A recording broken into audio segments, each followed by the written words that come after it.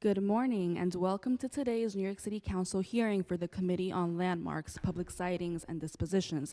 At this time, please silence all electronic devices. If you would like to testify, you must fill out a witness slip with one of the Sergeant at Arms. No one may approach the dais at any time during this hearing. Chair, we are ready to begin. Good morning. Good morning, everyone. I'm Councilmember Nurse. Welcome to a meeting of the Subcommittee on Landmarks, Public Sightings, and Dispositions. I am going to be chairing for a portion of this subcommittee, and we are not joined by anybody at this moment. Before we begin today's agenda, I will remind everyone that this meeting is being held in a hybrid format. For members of the public who wish to testify remotely, we ask that you first register online, and you may do so now by visiting www.council.nyc.gov/landuse to sign up, and then sign into the Zoom and remain signed in until you have testified. For anyone with us today in person and wishing to testify, if you have not done so already, please see one of our sergeants to fill out a speaker's card, and we will call your name at the appropriate time. For anyone wishing to submit written testimony on the items being heard today, we ask that you please send it via email to landusetestimony@council.nyc.gov, including the LU number and our project name in the subject line of your email. Video and audio testimony will not be accepted.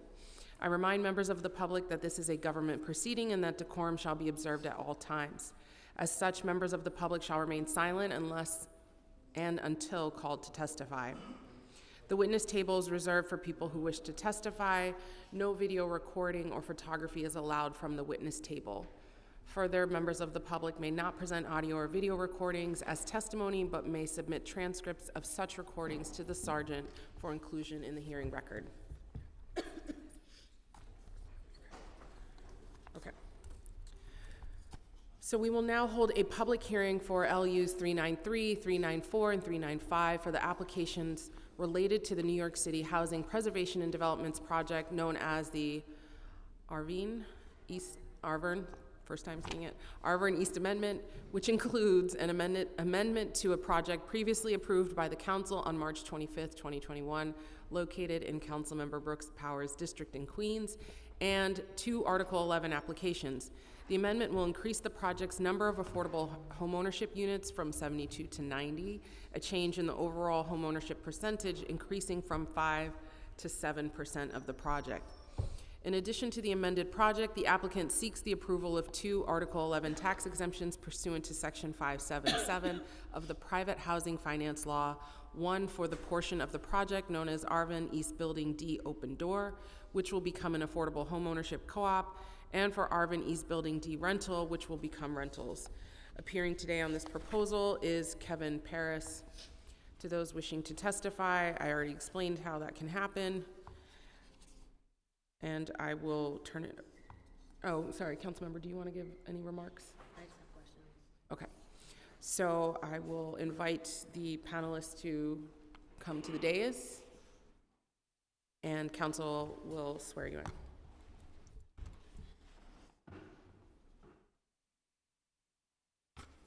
Would you please raise your right hand and state your name for the record? Kevin Paris. Do you affirm to tell the truth, the whole truth, and nothing but the truth in your testimony before this subcommittee and in answer to all council member questions? Yes, I do. Any opening remarks? Yeah, I have some prepared remarks. Okay, I'll read great, into you may this. begin. Thank you. Related to a previous council action on March 25th of 2021, HPD is requesting an amendment to the original project. The original project allowed for the construction of approximately 11 multifamily and/or mixed-use buildings and 190 one- and two-family homes totaling approximately 1,650 units, including 1,320 affordable units and 330 market-rate units.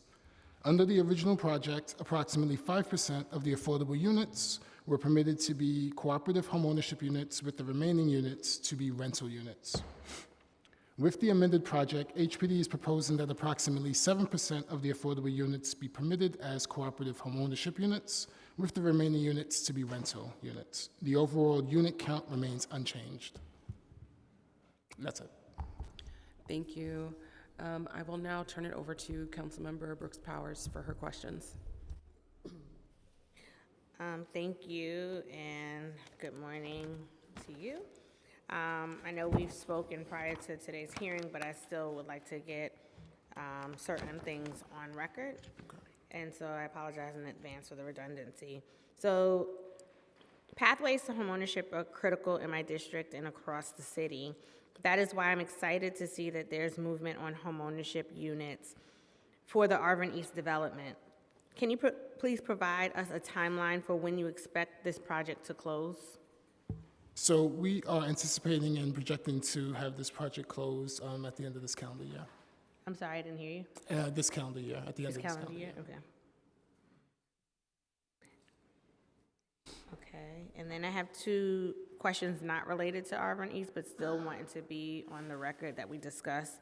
One is another homeownership project in my district, Ocean Crest, is also waiting to close. Can HPD provide an update on the timeline for that project?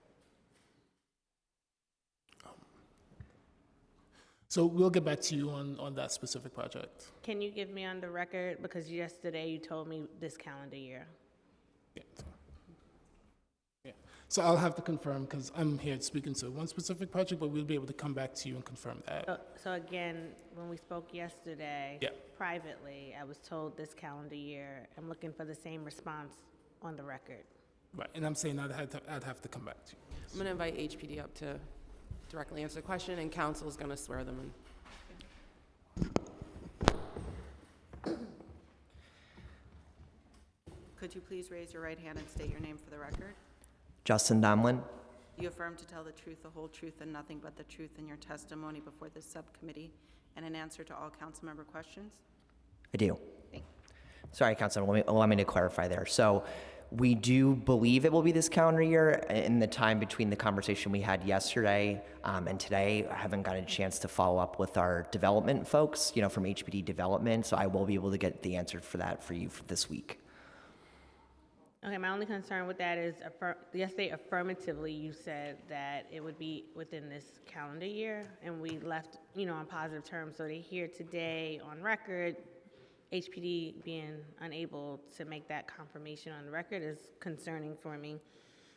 Moving on, we've also flagged in the past an interest in veteran housing in my district. We have identified a potential partner in VFW Post 5298 in Springfield Gardens. Can HPD work with these community partners to help identify potential sources of funding or tax credits to advance this project or idea? So your staff to give us that address yesterday, which we appreciate, so we can certainly move towards advancing conversations about that site. Thank you. And just going back to Ocean Crest, when will you be able to give me a confirmation in terms of this calendar year? This week. Okay, and can I get it in writing? Yes. Thank you. Thank you, Chair. Thank you, council member. I'd now like to recognize any colleagues if they have any questions. Got it. Thank you, gentlemen. Are there any members of the public who wish to testify on this item? We don't have anyone signed up. Okay. If there are any remote public participants who wish to testify and have not already done so, please press the raise hand button now. And if you are here with us in person, please see one of the Sergeant at Arms to fill out a speaker card. Seeing no one who wants to testify, we will now close this hearing on LUs 393, 394, and 395 for the project known as Arvin East Amendment. Arvin East Article 11, Open Door and Rental. The public hearing is now closed and the item is laid over.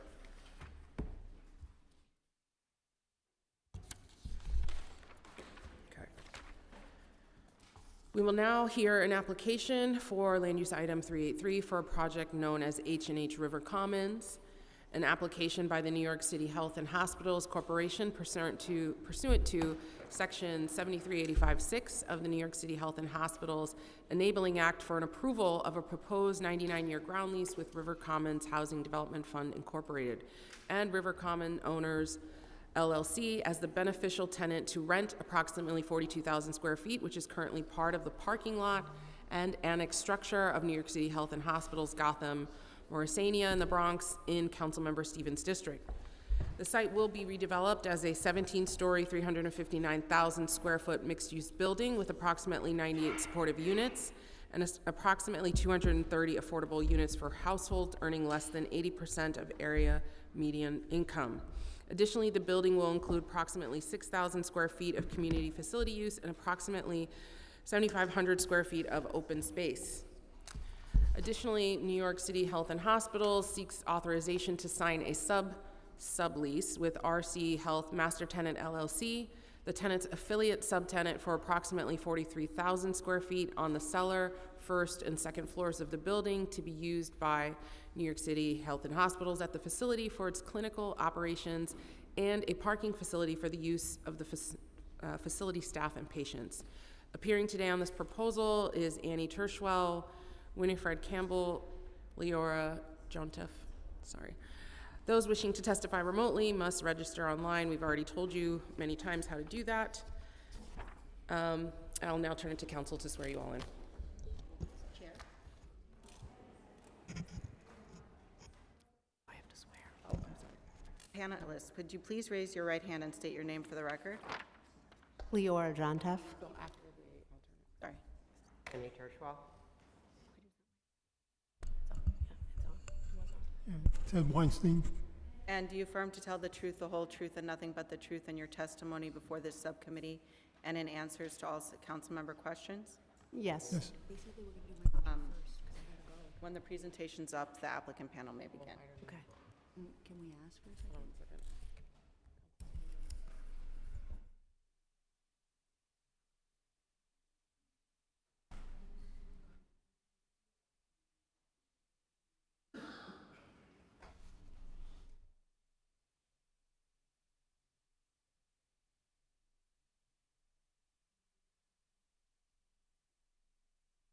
So let's just swap it out. I'm fine with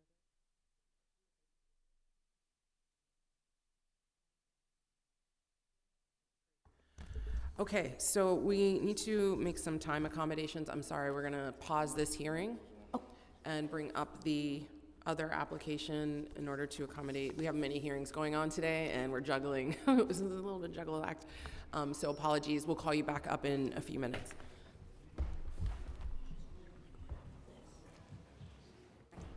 I don't know, this ain't my committee.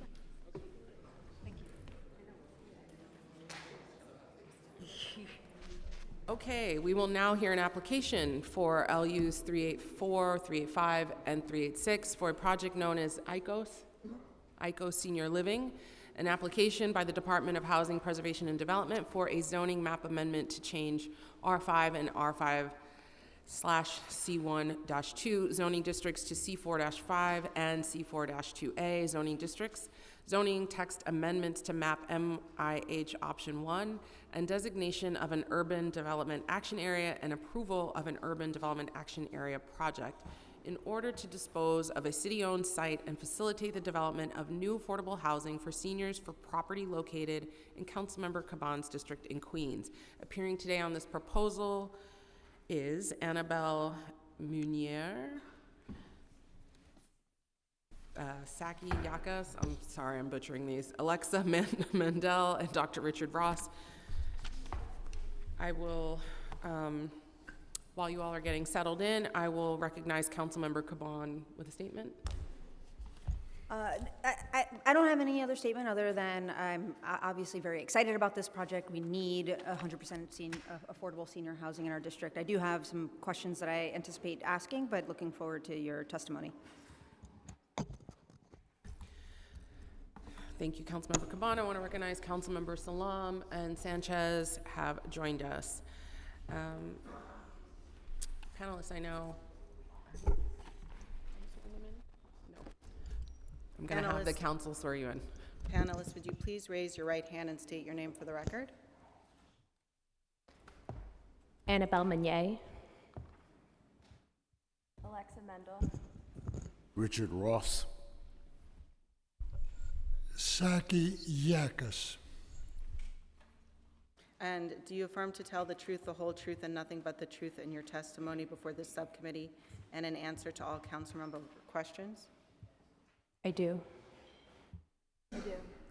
Yes. I do. Awesome. Let's get started. So go ahead and share your opening remarks. Thank you. Should I wait for the Is there a slideshow? presentation? Yeah. Sergeants? Okay. Thank you. Good morning, Councilmember Nurse, Councilmember Caban, and other members of the City Council Subcommittee. Thank you so much for the opportunity to present this project to you today. This project certified into ULURP on April 7th, and we presented at the Queens Community Board 1's public hearing on May 20th, the Borough President's public hearing on June 12th, and the City Planning Commission on July 30th. My name is Annabelle Meunier. I'm a senior planner with HPD's Queens and Staten Island planning team, and I'm joined today by my counterparts on the development team who will be presenting with me, as well as others from the team who are on and available to answer questions. So I believe we already introduced ourselves, so we can get started. Next slide, please. Today we'll review the purpose and background of the proposed project, some background on the development team, the proposed land use actions, and the development team will review the proposed development, and then we'll turn it over to you for questions. Next slide, please. Okay, so HPD issued this RFP for the site in 2019 under the Seniors First initiative, which addressed the need to provide 100% affordable housing for 30,000 senior households by 2026. The city identified underutilized city-owned public sites, including DOT municipal parking lots, as part of Housing 2.0 under the de Blasio administration. After a thorough review process of applications, Hannock and Mega Development LLC were designated for the RFP in January 2021. Next slide, please. A bit more about the development team. As you see here, Mega was founded in 1990, has built over 10,000 residential units throughout New York City, and throughout its time has worked with community-based and not-for-profit organizations to develop and construct quality residential projects that meet the needs of residents. Hannock was founded in 1972 and has served the Queens community for 50 years. Hannock owns and manages more than 650 units of affordable housing in Queens and serves multiple populations for social services and specializes in developing affordable housing for low-income seniors. And the Architects, SLCE Architects, was founded in New York City in 1941 and has a proud heritage of creating architecture in the world's most complex urban environments. SLCE has designed a total of 63 senior housing and assisted living buildings containing over 5,500 units. Next slide, please. The proposed land use actions as certified into ULURP on April 7th are noted on this slide. Number one, a zoning map amendment to rezone the project area from R5 and R5 with a C12 commercial overlay to C45 and C4-2A. Number two, a zoning text amendment to establish the project area as a mandatory inclusionary housing area, which requires that permanently affordable housing be provided within new residential developments, enlargements, and conversions from non-residential to residential use within the mapped MIHAs. And number three, the designation of an urban development action area and approval of an urban development action area project, or UDAP, and disposition of city-owned property. The development site is located at 31-07 31st Street, or Block 611, Lot 25 in Queens, and will be conveyed to the developer. I'll now pass it off to the development team, beginning with Saki, who will continue the presentation. Next slide, please. We are proposing a 13-story building for affordable senior housing, 94,000 square feet of residential floor area containing 167 affordable independent residents for seniors, plus one 2-bedroom unit for the superintendent, and quite a big area of programmatic space. 4,900 square feet of open space will be provided at the rear yard for tenants' use. 6,500 square feet of commercial space will face on the first floor the 31st Street facade. A 3-story community center will be built on 32nd Street. This has a 6,570 square feet area, and it has a 1-story connection to the main building. The community center will be independent or operate independently from the senior house for programs for the public. Next. Yep. Thank you. Next slide, please. Yep. Sorry. Okay. ECOS will incorporate the following items: Enterprise Green Community certification, solar panels on the roof. It'll be an all-electric heating and cooling and domestic hot water equipment, all-electric ranges, cooktops, ovens, and clothes dryers. Okay. Next slide, please. Okay, thank you. So 100% of the units in this facility will be for seniors earning up to 50% of the area median income. 30% of the units will be set aside for formerly homeless senior households. 5% of the units will be set aside for the mobility impaired, and 2% of the units will be set aside for the hearing and visually impaired. All of the households will benefit from Section 8 vouchers, which we applied for and received under the current unit mix, meaning that residents will only pay 30% of their income towards rent. Next slide, please. So preference will be given for up to 10% of the applicants who indicate that they must go up or down stairs to reach their current residence from the sidewalk. All units will be available through HPD's Housing Connect 2.0, and the website is on the screen. Just to address the needs of housing in this area, particularly for seniors, in Queens Community District 1, an estimated 60% of senior citizens are rent burdened, meaning they spend more than 30% of their income on housing costs. As of 2024, Queens CD District 1 experienced a housing vacancy rate of less than 1%, indicating a severe shortage of available housing for seniors.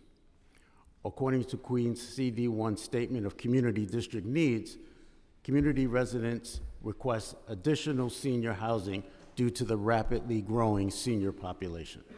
Next slide, please. Just to talk about our supportive and programmatic services, the second floor will have senior service offices and amenities, which include a gym, a computer room, and a game room. Services for all ECOS residents include workforce development for seniors, health and wellness programming, transportation services to senior centers and their appointments, including health appointments, and arts and educational workshops. There will be additional senior services for formerly homeless seniors, which is funded by HRA SARA program. Next slide, please. So a great feature of this project is that it will create 250 construction jobs and several long-term property management jobs, and all of those will be subject to prevailing wages. And Hannock and Mega are both Astoria-based, so we're very focused on local hiring here. And we also have long track records of exceeding MWB hiring goals, which we'll do on this project as well. I'll pass it off to Annabelle to wrap up. Thank you, Alexa. Next slide, please. This concludes our presentation. Thank you again for your time today. We're happy to answer any questions you have. Great, thank you so much. I'm Amanda Farias, and I'll be serving as acting chair for this committee hearing. I'd like to also recognize Councilmember Marte, who's joined us in person, and Councilmember Feliz, who has joined us online. I have a couple questions before I pass it over to the council member. You're proposing 2 different districts for this development site. What's the reason for choosing the 2 different districts? Thank you for the question, Councilmember Farias. So HPD worked closely with the Department of City Planning on the rezoning plan for this project. The 2 different districts are basically to the higher density district, the C45, well, they're about the same density, but the C45 is basically to allow the larger building with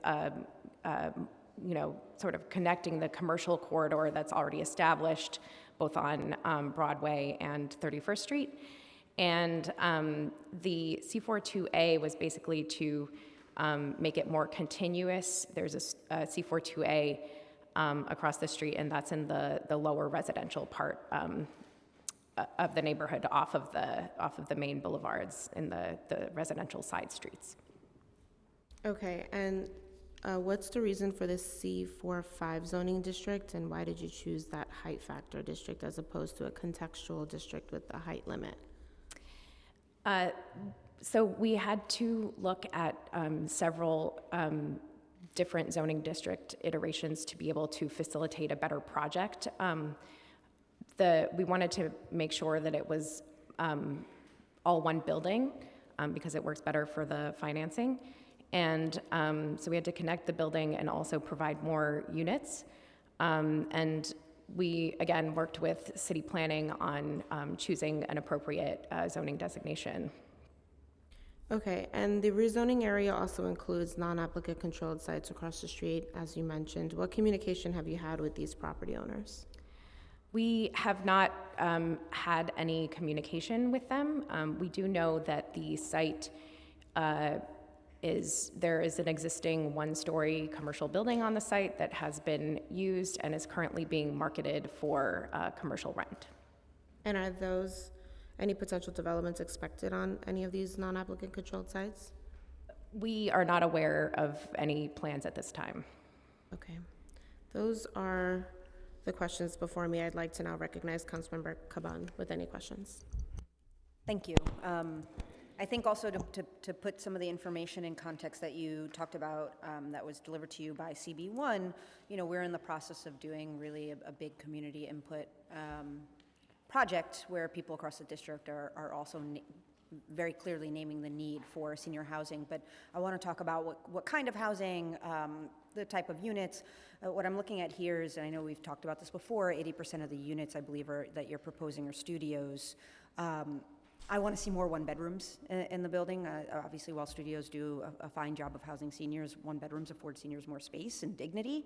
And so I want to know if you plan to change this mix and also the square footage of the units. Thank you, Councilmember Caban. We understand and the request for larger unit sizes and are. We've started looking into it a little bit and have come up with some challenges, especially at this juncture, in reducing the number of units. And I'll get to I think we'll have to get back to you on the square footage sizes of the units unless you're aware of them, Saki. And I really want to lean into this here, right?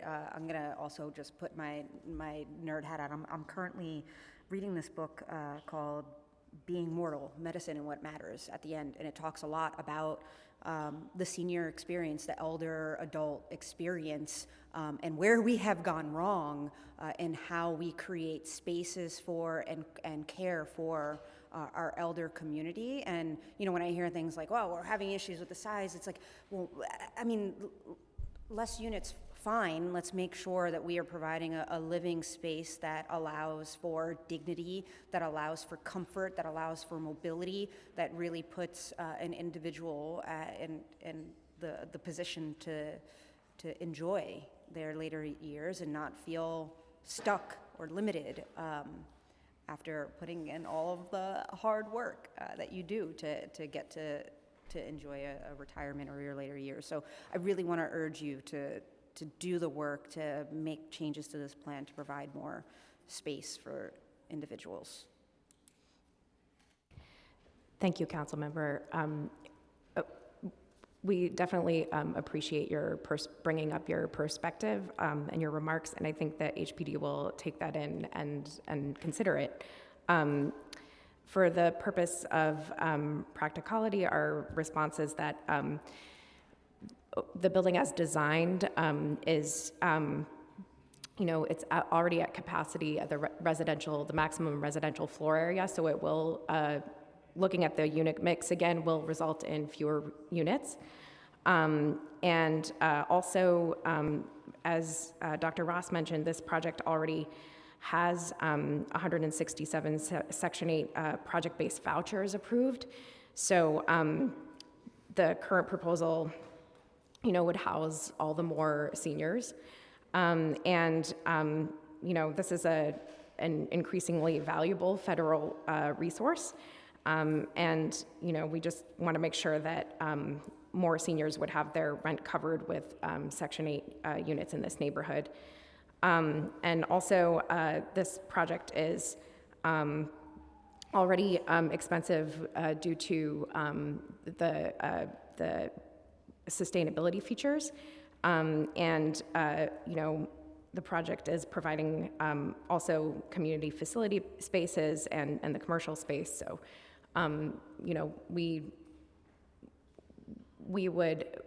we think that doing a wholesale redesign of the building would be challenging. That said, we are willing to look into the request. I think we should keep talking about it, and I want to make something clear for the record. This isn't just my perspective. This is also the science and the research around the aging experience. It's not just my opinion, and it is what we are being told by seniors about how they want to be able to age in place. I think, I will say I'm not moved sort of by the arguments of practicality when they come in tension with the experience of human beings. So I just want to leave that there. I know that that's probably not exactly what you were trying to communicate, but I want to be very clear about what my position is and where that information comes from. My next question is, so can you just state again what the unit mix requirement is according to today's available term sheet?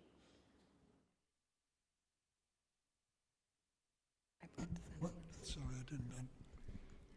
I believe it's comply with the term sheet. But yeah, it complies. It's is it 30%? Maximum. It just says a combination of studios and 1 bedrooms. It doesn't specify. Okay. Are 2-bedroom apartments allowed in senior buildings? Like, is that even an option? Yeah, that's an addition to the new term sheet. There's 2 options. One is a combination of studios and 1 bedrooms, and the other includes 2 bedrooms. And is that something that you have thought about, considered?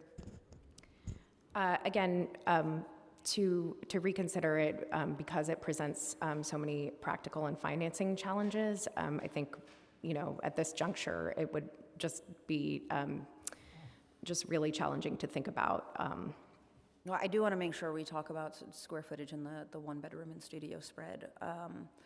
The Community Board asked for your team to explore turning the accessory ground floor open space into publicly accessible space for other seniors in the area. Wondering how you've addressed that request. And again, to put it into context, right, I think that there, while we do not have a lot of public space in my district, which is very, very true, I also understand that in a senior residence, like, there would be issues with just the wide public being able, and seniors, elder adults feeling safe and comfortable being able to access that space. But they specifically asked about it being an open space for other elder adults in our community. How have you addressed that?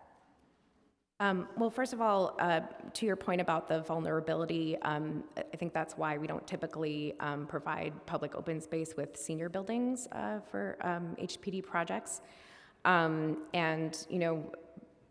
Again, having considered it a bit, it presents logistical and financing challenges. There would need to be higher security, a complete kind of redesign. But also, I think this project is providing, we'd like to point out some other amenities. There will be the community facility portion will be public facing, so anyone in the neighborhood would be able to come utilize those services. And there will be commercial space at the ground floor where there is none now. So you answered my second to last question, which was whether the services would be accessible to people outside, and you're saying yes, they would.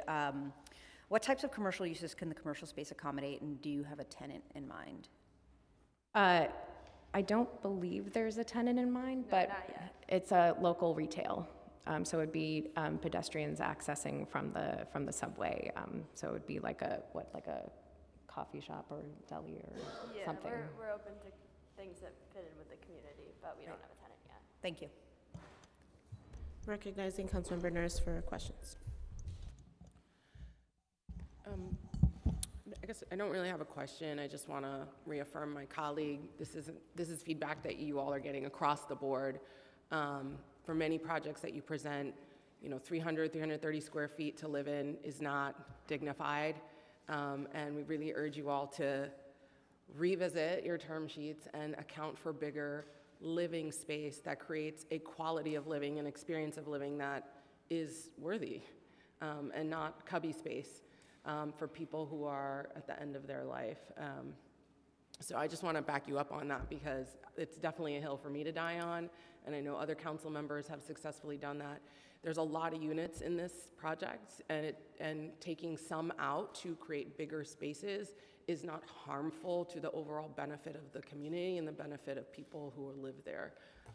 So that's it. Thank you, Chair. I'd like to recognize we've been joined by Councilmember Brannan in person, and seeing if any other colleagues have any questions. Seeing none. Council, are there any members of the public who wish to testify on this item? No. Okay. There being no more questions on this panel. Oh, okay. Here we go. Are there any virtual panelists? Thank you. There being no other members of the public or virtual who would like to testify regarding LUs 384, 385, 386 for a project known as ICOS Senior Living, this public hearing is now closed and the item is laid over. Thank you. Thank you, folks.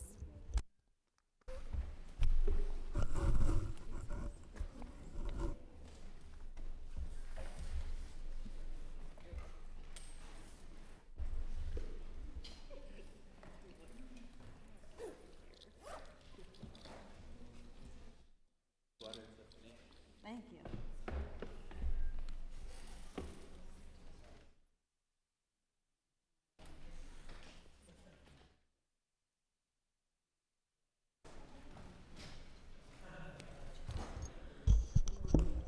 Okay, I am now reopening the hearing for H&H River Commons LU 383. Appearing today on this proposal, I'd like to call up to the dais Annie Tershwell, Winifred Campbell, and Leora Jontef.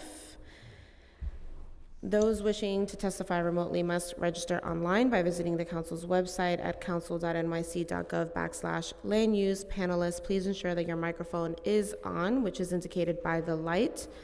And council, would you please administer the affirmation? And just a reminder for those still here waiting to testify to please silence your cell phones. Panelists, would you please raise your hand and state your name for the record? Leora Jontef. Ann Tershwell. And do you affirm to tell the truth, the whole truth, and nothing but the truth in your testimony before this subcommittee and in answer to all council member questions? I do. I do. Thank you. Is your light turning on? I'm doing, yeah, I'm sorry. Okay. Thank you. Applicant panelists, for the viewing public, if you need the accessible version of this presentation, please send an email request to landusetestimony@council.nyc.gov. And now the applicant team may begin. Good morning, Majority Leader Farias and members of the Subcommittee on Landmarks, Public Sightings, and Dispositions. My name is Leora Jontef. I serve as New York City Health and Hospitals Senior Assistant Vice President of Housing and Real Estate First, I want to thank you for your time today and your consideration for this exciting project. New York City Health and Hospitals is before you today to request your approval of the proposed ground lease for 1225 Girard Avenue, Block 2489, Lot 60, Bronx, New York. The parcel includes the parking lot at New York City Health and Hospitals Gotham Morrisania, as well as a structure at the rear of the clinic building at 1225 Girard Avenue.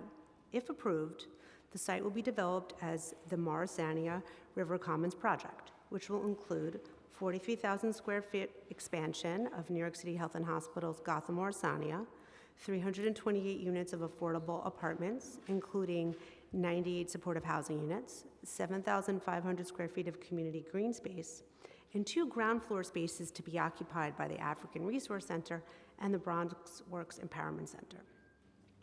Gotham Morrisania's clinical services will not be disrupted during construction, and staff parking will be provided throughout the duration of construction and after the completion of the project. I'm proud to hand the presentation over to Annie Tirschwell, partner at Type A Projects, who will provide an overview of River Commons. We will be happy to answer any questions after the presentation. Can you advance to the project overview slide, please? Oh, wait, no, I guess, yeah, okay, fine. If you could just skip to slide 6, please. Did you want to do the site? Just very quick, the genesis of this project in the 20-teens, in an initiative led by the Department of City Planning, did what was called the Jerome Avenue Area Study in terms of an interagency initiative. One of the things that came out of that was an interest in creating affordable residential development along that corridor in the Bronx. There were not many city-owned properties in that area, but this was one of them. The parking lot, as was said, the parking lot of the neighborhood health clinic, and the joint decision was made between Health and Hospitals and HPD that we would issue an RFP for the development on that parking lot. The RFP was issued in 2019, and the winning selection was the project that was called at the time River Commons, and that will be discussed with you today. But that's the genesis of this project. Great, so if you can hit the next slide, please.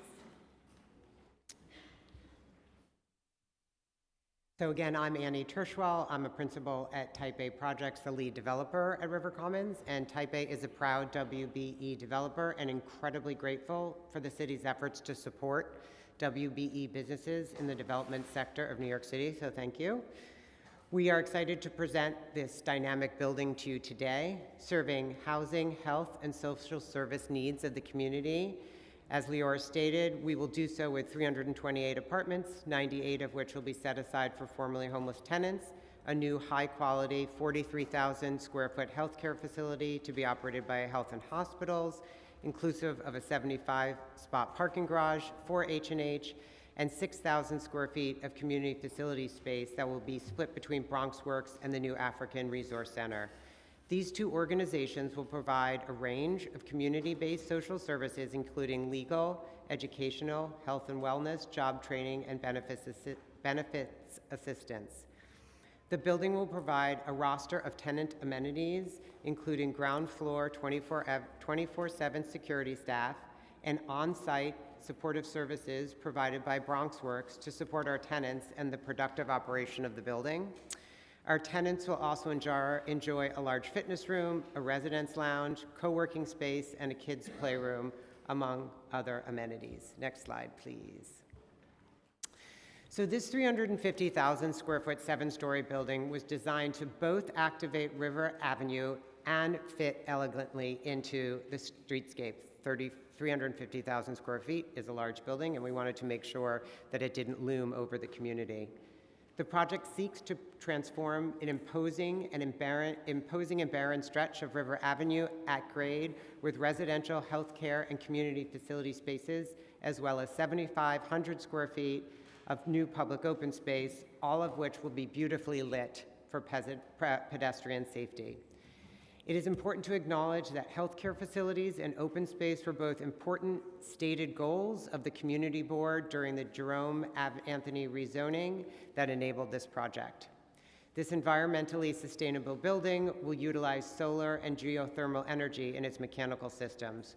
We are also leaving space for a future MTA elevator for the adjacent 4-train subway platform. Next slide, please. A majority brick building, the folding and articulated facades softens its presence in the community. Glazing, stone, and metal panels at the street level will allow for an exciting and dynamic pedestrian experience. We also want to thank the council member for being part of the design process. The building looked differently before we met with her, and as you can see on the screen, it went from a all-red building that didn't have a tremendous amount of brick articulation to a facade that utilizes multiple brick colors and patterning to again break up the mass for the community, as seen from far away and from the street. So we want to thank the council member for her guidance there. Next slide, please. In coordination with BronxWorks and WEDCO, a host of other community organizations, our elected officials, and the community board, the development team held a 5-month-long community design charrette program that informed the programming and design of our 7,500 square foot open space along River Avenue. This type of community-focused design engagement is a hallmark of the development team's work, as evidenced by the open space around Bronx Point, our last joint venture on Harlem River and 149th Street. So if you haven't seen that award-winning space, I encourage you to do so, because our work supports the belief that the Bronx deserves the same world-class open space as found in other boroughs. Next slide, please. This slide provides a unit mix breakdown for the building. It is important to note that over 30% of the units are 2 and 3 bedrooms. This breakdown represents a substantial increase in the number of 3 bedrooms originally planned for the project, also as a result of conversations with our elected officials. So we appreciate their guidance there as well. Next slide, please. The overall income distribution for the building aligns with the ELA option of HPD's new construction term sheet. The breakdowns are on the slide. Next slide, please. I'm excited about this slide because it references the previous conversation. We are especially proud of the design of our family-size units, where we have created differentiated kitchens to allow for maximal use of unit common areas and safer cooking environments. We believe in the importance and power of the dining room table and ensure families have well-designed living spaces. Last slide of mine, please. Our closing and construction schedule anticipates a December closing, construction commencement in January of 2026, and a fully occupied building by the end of 2029. And we're now excited to answer any questions you may have. Thank you so much. I have some questions for the panel on behalf of Councilmember Stevens, and I appreciate the schedule and timeline in front of me. What steps are you folks planning to take to minimize the impact of construction on the community, since we're going to be with a projected timeline from 25 to 29? Yeah. So one of the things we did in working with the elected officials and the surrounding community, including the 44th precinct across the street, was create a construction logistic plan that keeps River Avenue and 168th Street open to construction throughout the process. I think there's a few days where we take deliveries in the whole 3-year process. And so we worked with our construction team and our neighbors to ensure that no street closures will occur during construction. Okay, and on River Avenue, which fronts most of the proposed development, sits under the train line with limited lighting, posing several public safety concerns for both the new residents of this development and all the users and commuters who pass through there today. What measures does your team have in preparation to address the current conditions? Is the question, what will we be doing to design the site such that it's During hospitable? construction. Oh, during Yeah. construction. During construction and post. Well, okay, so post-construction, we were taking this, as you know, very Herculean chunk of rock, bringing it down to grade and activating the streetscape with both our entrance to the building, the residential entrance, the entrance to H&H is healthcare facility, and Bronx Works will have an empowerment center, and the African Resource Center will also be located in the ground floor adjacent to the 7,500 square foot open space. In doing so, we tried to create an incredibly vibrant streetscape so that the coming home experience for folks going to the building would be elevated, and so that the broader community would benefit from not just a giant pile of rock, but social services and community spaces that will benefit the broader community. Our site logistics is, obviously we, both Type A and of course our builder, L&M Development, Builders Group, has built numerous projects adjacent to train tracks and sensitive community members like H&H, who is our partner here. And so we will have a rigorous site safety plan to ensure that whether it's deliveries or construction has as little impact to the neighborhood, particularly where the emphasis on site safety. And how is the development going to impact parking and traffic along River Avenue?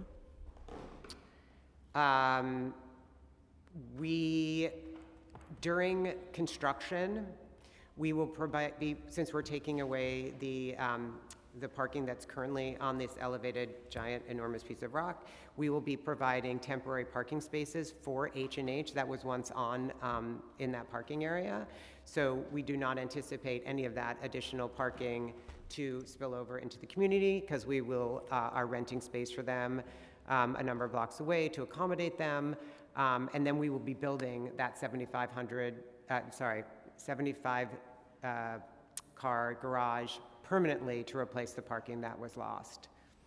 During construction, we make it really clear to our contractors and their subcontractors and the men and women who are building this building that they may not take up parking for the community. They understand fully that they are visitors in the community and need to act as such. And are you working with the NYPD's 44th Precinct to ensure there's a plan in place to stop improper street parking or any storage and construction issues? Yeah, absolutely. I don't know, Ted, if you want to talk about NYPD for a sec. Yeah, last month at the request of Councilmember Stevens, there was a walking tour with her and her staff, an interagency walking tour. So with the people from the 44th Precinct and from the PD downtown, from DCAS, from DOT and HPD, to look at all the issues there, where the problems are and where DOT has some plans and what else might be done. And we urge the police department, the precinct, to work with their people to see where they might be able to shift some of the function from that location someplace else, so that there'd be less cars coming into that immediate area. And that's all being worked on. Thank you. My last question. The proposed development is located within a relatively short distance of 4 public schools. What added construction measures will the team put in place to ensure students can pass through the area safely? Yeah, it's important to note, we do not plan on having any street closures on Girard, which is where our closest public school is. And again, we are fully aware, thanks to the council member, that pickup and drop off are incredibly busy moments in the day cycle of the community. And so again, by working with DOT and making sure that there are no street closures at all during construction, we think that'll provide a much safer, fluid environment for drop-offs, deliveries, and general construction. Again, we also have a very comprehensive site safety plan that includes some sidewalk closures so that people aren't walking adjacent to the construction, and that those plans have been and will be approved by DOT. Okay, great. I'd like to now recognize any colleagues if anyone has questions or remarks. Okay. Council, are there any members of the public who wish to testify on this item? No, there are not. If there are any remote participants who wish to testify and have not already done so, please press the raise hand button now. And if you are here with us in person, please see one of the sergeants at arms to first fill out a speaker card. Seeing none, and there being no other members of the public who wish to testify regarding LU 383 for a project known as H&H River Commons, the public hearing is now closed and the item is laid over. Thank you folks for coming in to testify. Thank you.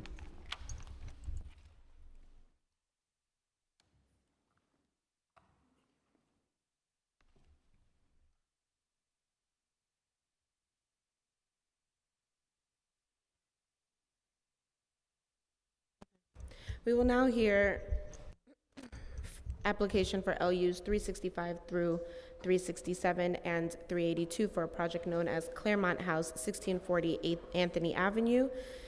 An application by New York City Housing Preservation and Development for the designation of an urban development action area, the approval of an urban action development area project, and the disposition of the vacant city-owned development site to a developer to be selected by HPD, as well as a zoning map amendment to rezone the R71 district within the project area to an R8A zoning district, and a zoning text amendment to establish the rezoning area as a mandatory inclusionary housing area, and an Article 11 tax exemption pursuant to Section 577 of the Private Housing Finance Law to facilitate the development of a new 13-story building with 65 affordable homeownership units at 1640 Anthony Avenue, located in Councilmember Felice's district in the Bronx.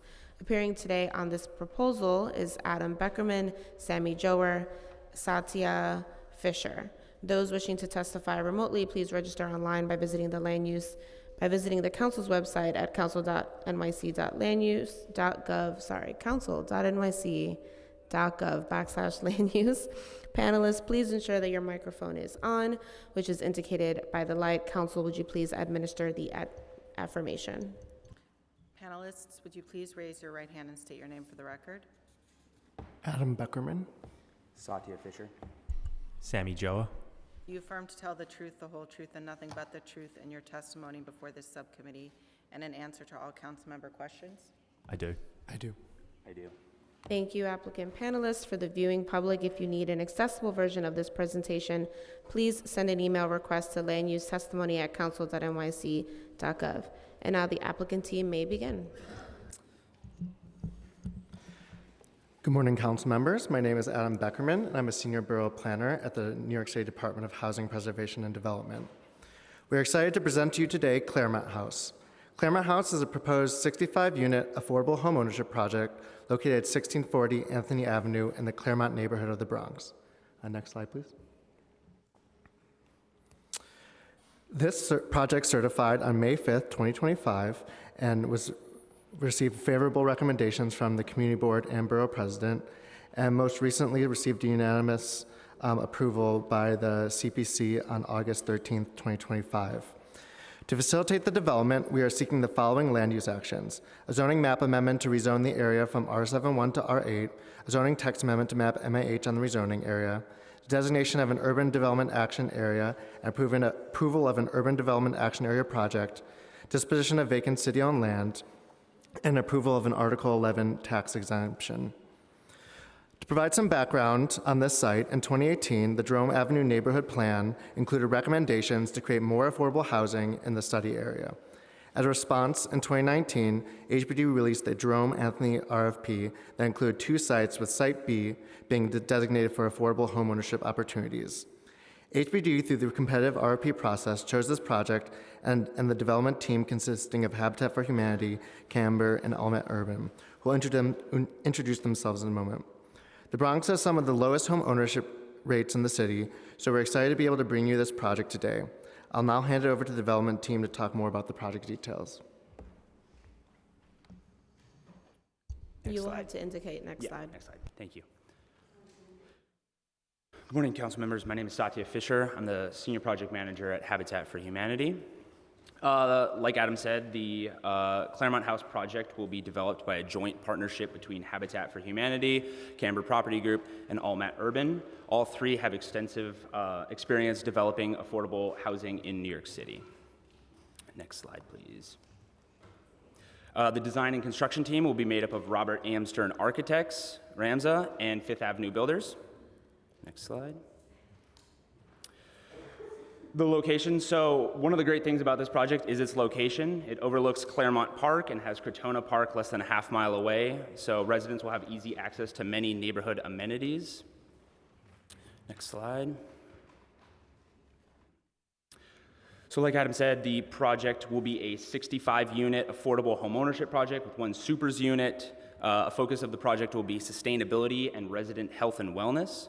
We will be pursuing Enterprise Green Communities certification and designing with Passive House principles. Another great piece of this project is the Community Land Trust. So upon project completion, the land will be transferred to the Community Land Trust, and through a ground lease, the CLT will be able to manage affordability, ensuring that the units stay affordable in perpetuity. Next slide. So we're requesting a zoning change map from R7-1 to R8. This will allow an additional 26 units of affordable homeownership to be developed. Next slide, please. So this is a homeownership project, so there was an emphasis on building larger units. So half of the units are 2 and 3 bedrooms. All of the units are built towards the higher end of HPD's design guidelines. In addition to the neighborhood amenities I mentioned, residents will have access to building amenities such as a wellness room, a community room, a bicycle storage, a landscaped rear yard, and all of the units will have in-unit laundry. Next slide. So this project is targeting 60 to 90% of area median income. You can see what that breaks down to as a maximum income for a family of 3. You can also see what the unit price ranges that we're currently targeting are, as well as the down payment required for those. Next slide, please. So at Habitat, we pride ourselves not only in developing affordable homeownership, but also in the homeownership support that we provide. So pre-purchase, all of our home buyers take a HUD-certified first-time homebuyer course. They then come to Habitat, where we develop a customized curriculum that covers a wide range of topics that will impact our home buyers. Post-purchase, the homeowners can expect support not only from Habitat, but also from the Community Land Trust, should anything come up. In addition to that kind of on-demand help, we offer quarterly homeowner help desk sessions that cover a wide range of topics. Next slide. And with that, I will turn it over to the design team. Good morning. So the site is currently 10,200 square feet and it is vacant land. As Sacha mentioned, it is situated along Anthony Avenue between Belmont Street to the south and East 173rd Street to the north. The proposed building footprint is 99 feet along the street face by 60 feet deep. Claremont Park is directly opposite to the west. Next slide. So this slide shows the existing conditions. The site is located between a 5-story residential building to the north and a 2-story daycare to the south. The adjacent properties have no lot line windows. Next slide. The proposed development is 13 floors in height with an 8-foot setback at the street level and a further 7-foot setback at the 10th floor. The total height is 130 feet above grade. The significant grade difference between Anthony Avenue and the top of Claremont Park and the streets above. The proposed building would be visually similar in height to the 5 and 6-story buildings that are located at the top of the hill. The front door of the proposed building is located on axis with the public stair that leads down from Claremont Park to Anthony Avenue. Next slide. So looking at the floor plan, this is the entry floor plan. There is an 8-foot planting buffer providing privacy for the ground level apartments. The entry will have a window on axis to provide a view of the garden on the floor below. This floor shows 3 apartments and 1 superintendent's apartment on this level. Next slide. So moving down to the cellar level, this level houses all of the residential amenities, including the wellness space and the resident lounge, both with direct access to the garden. The garden is comprised of large trees for shade, built-in and loose furniture for all the residents to enjoy. Bicycle storage and mechanical spaces are also located on this level. Next slide. Just looking at a typical floor plan, this is showing 4 one-bedroom units along the west street side and 2 two-bedroom units along the east garden side of the building. Next slide. And finally, just looking at a view of the building from Clay Avenue on the Claremont Park side of the street looking south. The facade will be in brick, in keeping with the general architectural character of the Bronx, which has a rich history of brick buildings. And that is all. I'll pass that back to Adam. Yep, I will take any questions at this point. Thank you. I have some questions. The proposed project is located in an R7-1 zoning district on the border of an M1-4 manufacturing district. How did you arrive at the proposed R8 zoning district, and what measures are you folks taking into consideration to make sure nearby industrial uses aren't negatively impacting future residents? Yeah, so actually the R8 zoning district came about with collaboration with the community. We recognize that this is a home ownership project and it's desperately needed in this community. So in conversations with them, we increased to an R8 to include 20 more units in this project. And so that's kind of how we came across the R8 zoning district. And the manufacturing impact? Do we know what manufacturing businesses are there? I don't believe there's any currently on this. It's a vacant site and next door is a daycare, so I don't think there'll be impact. Okay, I'll pass that over for the council member to follow up with you folks. What is the proposed percentage of family-sized units, 2 or more bedrooms in the proposed development again? It's approximately 50%. I'd now like to ask some questions on behalf of Councilmember Feliz. He is virtual, but due to our quorum rules, he's unable to ask them himself. We already received the breakdown of the affordability ranges on the proposed units. Can you speak about, I know you folks gave us an overview of some of the benefits that the Community Land Trust option offers residents. How does that differ from any typical ownership structure? I can answer that, but does actually... Someone new joining us? Yeah. Feel free to take a seat. You'll have to be sworn in before you can answer, okay?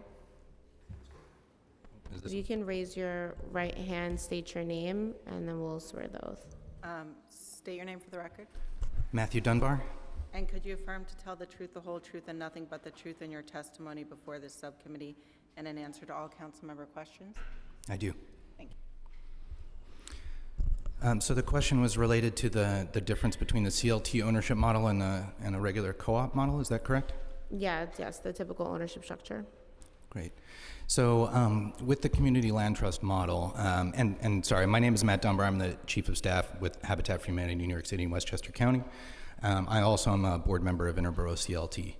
And so the model of the Community Land Trust in partnership with the co-op structure allows for, at construction completion, the land to be transferred to Interborough CLT for permanent ownership and stewardship of the land, and then the improvements, being the building, will be transferred the ownership to the co-operators and homeowners themselves. And there will be a ground lease that connects the two and ensures that the term of affordability and the ability to receive stewardship and future tax exemptions and that kind of partnership extends far beyond the term of the original regulatory agreement of 40 years with the 40-year tax exemption. So as the building approaches that tax exemption, the CLT will be able to work with the residents to come back to the City Council and to HPD to ensure that tax benefits are extended, update the regulatory agreement, and it ensures that there is stewardship and ownership and oversight for future home buyers and sales to ensure that the affordability and the income qualifications and the terms of the regulatory agreement are all adhered to over time. So it's an additional layer of stewardship and partnership in the long-term preservation of the affordability. Thank you for that response. What types of educational resources would be offered to the first-time home buyers? You want to come? We're going to be joined by our senior VP of the Housing Department, who oversees the educational courses. Sure, you will also have to be sworn in to answer this question. So, sergeants, can you grab her receipts, please?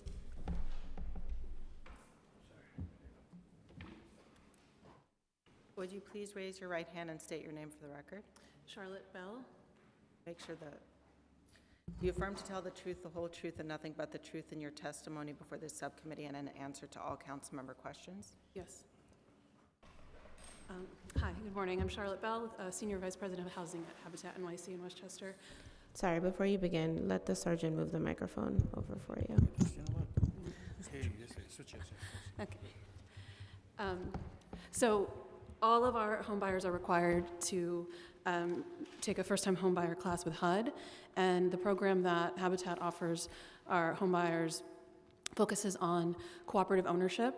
So they'll be training on collective budgeting for the co-op, specifying operations, and working with the management company, managing your manager. There's also training regarding the regulatory agreement, compliance, resale, and restrictions, along with how to be a good neighbor and community member, so people understand and begin to practice collective ownership and operations. And can you folks elaborate a little bit more on the building's amenities? What would the proposed private rear yard offer residents? The building's amenities will include a wellness space, which would be a gym with various equipment. There would also be a resident lounge with a kitchenette, couches, comfortable sitting areas, and then the garden space will be able to be used by the residents all times of day, with separate seating areas so families could gather and host parties and eat outside. There will also be bicycle storage, 36 spaces. Thank you. And then my last question, given that the site is vacant and overgrown now, can you outline how the sidewalk and streetscape would be improved for residents?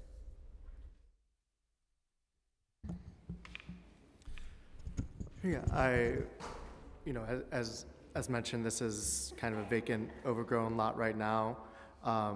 By taking on this project and building affordable home ownership here and activating the street and having families come in and out, access to Claremont Parkway or Claremont Park, it will do a lot to kind of fill in a blighted space, especially when you're coming off of Claremont Park. Thank you for that. I have no members that have questions or remarks. Council, are there any members of the public who wish to testify on this item? Oh, sorry, the panel is not, the panel is not dismissed. Thank you so much. Yes, we have Councilmember Feliz online, followed by one person in person. Councilmember Feliz, you can begin when unmuted. Thank you. Good morning, everyone. I'm Councilmember Oswald Feliz, proudly representing District 15 in the Bronx. I'm very proud to support the Claremont House Land Use Project, a homeownership project in District 15, for many reasons. All of us know the countless benefits that come with homeownership, including allowing residents to build equity, achieve stable housing, achieve economic stability. It allows them to build wealth. The benefits of homeownership are well documented, and unfortunately, too many families in the Bronx haven't been able to enjoy these benefits due to the lack of homeownership opportunities in the Bronx, a borough that has some of the lowest homeownership rates in the entire city. We can only tackle this problem through projects like this one, so I'm very proud to support it, and I want to thank everyone who worked hard to make this possible, including Habitat for Humanity and all the partners.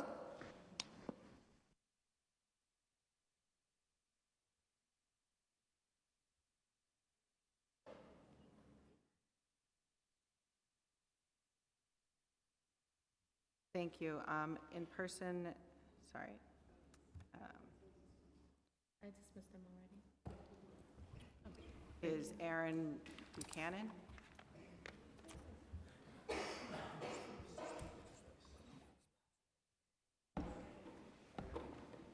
He's part of the development. Oh, okay. So there's no one else in public. Yeah. There being no other members of the public who wish to testify regarding LUs 365 through 367 and 382 for a project known as Claremont House, the public hearing is now closed and the item is laid over.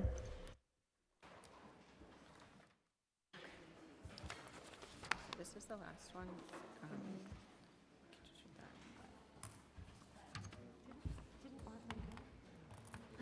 Yeah, we're doing Kingsbridge now. Right now.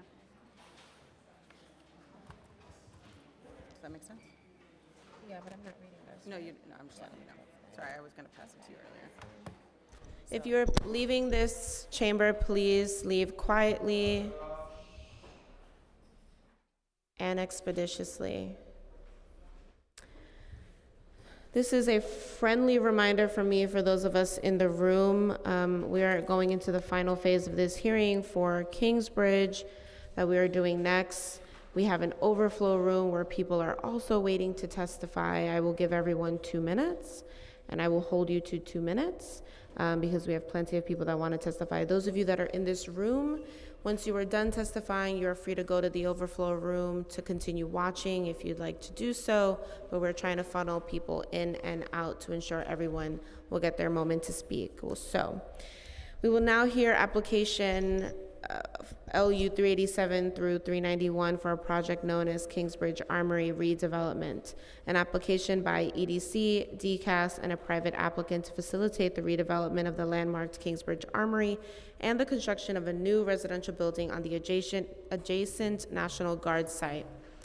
The proposed actions include disposition of city-owned plan pursuant to New York City Charter Section 197C, a zoning map amendment to rezone the project block from C44 to M14A/R72MX. Folks, I need silence in this room. A special permit pursuant to ZR Section 74-195 to allow a public parking garage with a capacity of greater than 150 parking spaces. Special permit pursuant to ZR Section 74-182B to allow an indoor arena with a capacity of up to 17,000 persons, and permit modification of signage requirements.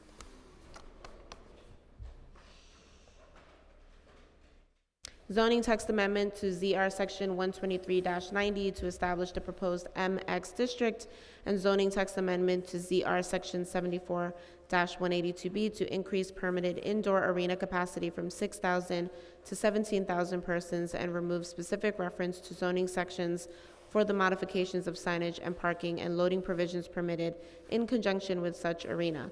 Appearing today on this proposal is Nora Martins, Austin Sakong, Nathan Gray, and Sandra Lobo. Those wishing to testify remotely must register online by visiting the council's website at council.nyc.gov/land use. I'll now recognize Councilmember Sanchez with some opening remarks.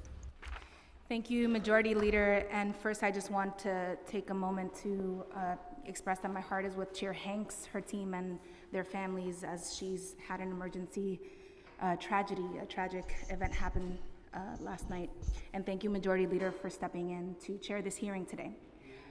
Colleagues, and especially Speaker Adams, the Land Use Division, thank you for your steadfast support. The members of the Bronx delegation and the Together for Kingsbridge Working Group, I want to just start off by thanking you for getting us to where we are today. I always start with gratitude, and I want to specifically call out my partners in government who have really given so much of their political capital to ensure that we got to this point with the Kingsbridge Armory redevelopment. Congressmember Adriano Espaillat, Bronx Borough President Vanessa Gibson, State Senators Gustavo Rivera, Robert Jackson, Assembly Members George Alvarez, Yudelka Tapia, and my neighbor next door, Councilmember Oswald Feliz. Thank you so much for your work. And of course to the entire Together for Kingsbridge Working Group, but especially to Sandra Lobo, my co-chair in the Together for Kingsbridge Working Group process. Today is a monumental day for the Kingsbridge Armory. After decades of vacancy and 2 failed redevelopment attempts, we are at a pivotal moment to determine the success or failure, we hope not, of this once-in-a-generation project. Let me ground us in the realities of the West Bronx. Our community is the embodiment of working class and immigrant New York. Our median income for a worker is around $25,000, lower than the citywide median. More than 70% of households are rent burdened, living paycheck to paycheck, and we face some of the highest asthma and diabetes rates in our city. 60% of our neighbors are immigrants or first-generation Americans like myself. We thrive in the West Bronx because we are resilient, but resilience alone is not enough. Government and private sector investments must support us, and local action is more important than ever as federal leadership holds us, communities like ours, in its crosshairs. This is why the redevelopment of the Kingsbridge Armory is so important. This proposal before us today reflects years of organizing from 4,000 Bronxites who helped to shape Together for Kingsbridge Vision Plan, the 40+ organizations that have continued to convene throughout ULURP, and I do want to recognize that all of this has brought fruit already. Community ownership opportunities are on the table, union labor commitments have been written into drafts, and there is strong recognition for a need in our Bronx-centered economy. As we entered the final stage of council review, we have before us a proposal that is full of possibility. But I want to be clear, this project cannot be complete unless the surrounding community is equipped to benefit, with robust city investments in the surrounding community. Too many residents, as I said, live in poverty and housing that has fallen into disrepair. Our smallest businesses struggle to secure a foothold in our commercial corridors. A revitalized armory would transform this neighborhood, and so our communities must be set up to thrive amidst this potential drastic, hopefully very positive change. Finally, a signed community benefits agreement will ensure that the armory is by and for the Bronx for generations to come.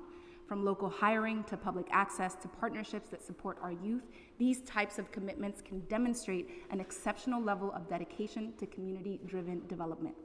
As a daughter of Kingsbridge who grew up looking at the height, I called it El Castillo, looking at the towers of the Kingsbridge Armory, I was raised in its shadows. My North Star has always been and will always be the community's vision. Today, I call on all stakeholders to rise to the challenge, to maximize the resilience of our community by pairing this historic investment and redevelopment with the investment in our neighborhood that our neighborhoods have long deserved. Let's get this right for today's Bronx families and for generations to come. Thank you, Madam Leader.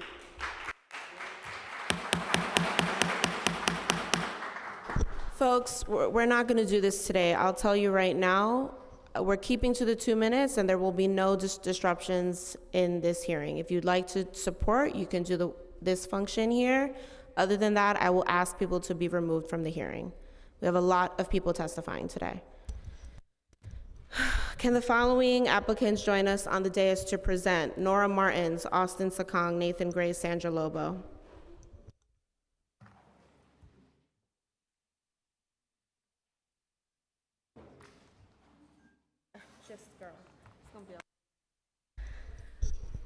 Panelists, if you have anything additional for the council members on our side, please hand to the sergeants so they can hand to us. As you folks begin, please make sure your microphone is on, which is indicated by the red light on the microphone. Council, would you please administer the affirmation? Panelists, would you please raise your right hand and state your name for the record? Please turn on your microphone, make sure the red light is on, and state your name for the record. Nathan Gray. Nora Martins. Sandra Lobo. Austin Sakong. Thank you, applicant panelists. Sorry, do you affirm to tell the truth, the whole truth, and nothing but the truth in your testimony before this subcommittee and in answer to all council member questions? I do. I do. Thank you. For the viewing public, if you need an accessible version of this presentation, please send an email request to landusetestimony@council.nyc.gov. And now the applicant team may begin. Great. Thank you. Good morning, Councilmember Farias, Councilmember Sanchez, and members of the committee. Thank you for having us here today. My name is Nathan Gray, Senior Vice President of the New York City Economic Development Corporation, and we're tremendously honored and excited to be here to talk about this transformational and historic project. The application before you, next slide please, reflects years of work from a broad team, including the New York City Economic Development Corporation, 8th Regiment Partners, FX Collaborative, Off-Gang, Ackerman LLP, Constantinople and Valone, and of course our community partner who is here with us at the table, the Northwest Bronx Community and Clergy Coalition. Together, this team has shaped a historic plan that balances financial feasibility with community priorities. I'll begin by talking about the planning effort and the history that led us to today. I'll be followed by Nora Martins of Ackerman and Austin Sakong, who will walk you through the details of this transformational mixed-use development, as well as Sandra Lobo. Next slide, please. The Kingsbridge Armory has been a community beacon serving many roles over its lifetime, from being a military facility to a venue for boxing matches, film shoots, and community events. In the last 2 decades, EDC has led 2 major efforts to redevelop the site, one in 2006, shown here on the left, and one in 2012 on the right, both of which ultimately stalled and failed. What set this effort apart is a sustained public engagement that resulted in a shared vision grounded in community priorities and the need for long-term investment in the Bronx. Next slide, please. The proposal before you builds directly off of the Together for Kingsbridge vision plan that the council member spoke about, which was a community-driven process led by the city and local stakeholders. Over 4,000 residents shared their ideas and their dreams across 45 workshops, surveys, and events, which together shaped the blueprint rooted in Bronx priorities: local jobs, youth programming, small business support, and community ownership. Next slide, please. Throughout our effort, we often heard the question, how will this project be different? And we believe that this one is fundamentally structured for success. Unlike the Kingsbridge National Ice Center's single anchor use, today's proposal takes a mixed-use approach, one guided by community input that includes a diverse set of commercial uses that each will generate stable revenue. The team has already executed letters of intent to pre-lease portions of the site, building early momentum and reducing risk. Financially, unlike previous proposals, the city and state have come together with over $200 million in grants, and strong lender relationships are already in place. Finally, this team brings proven experience.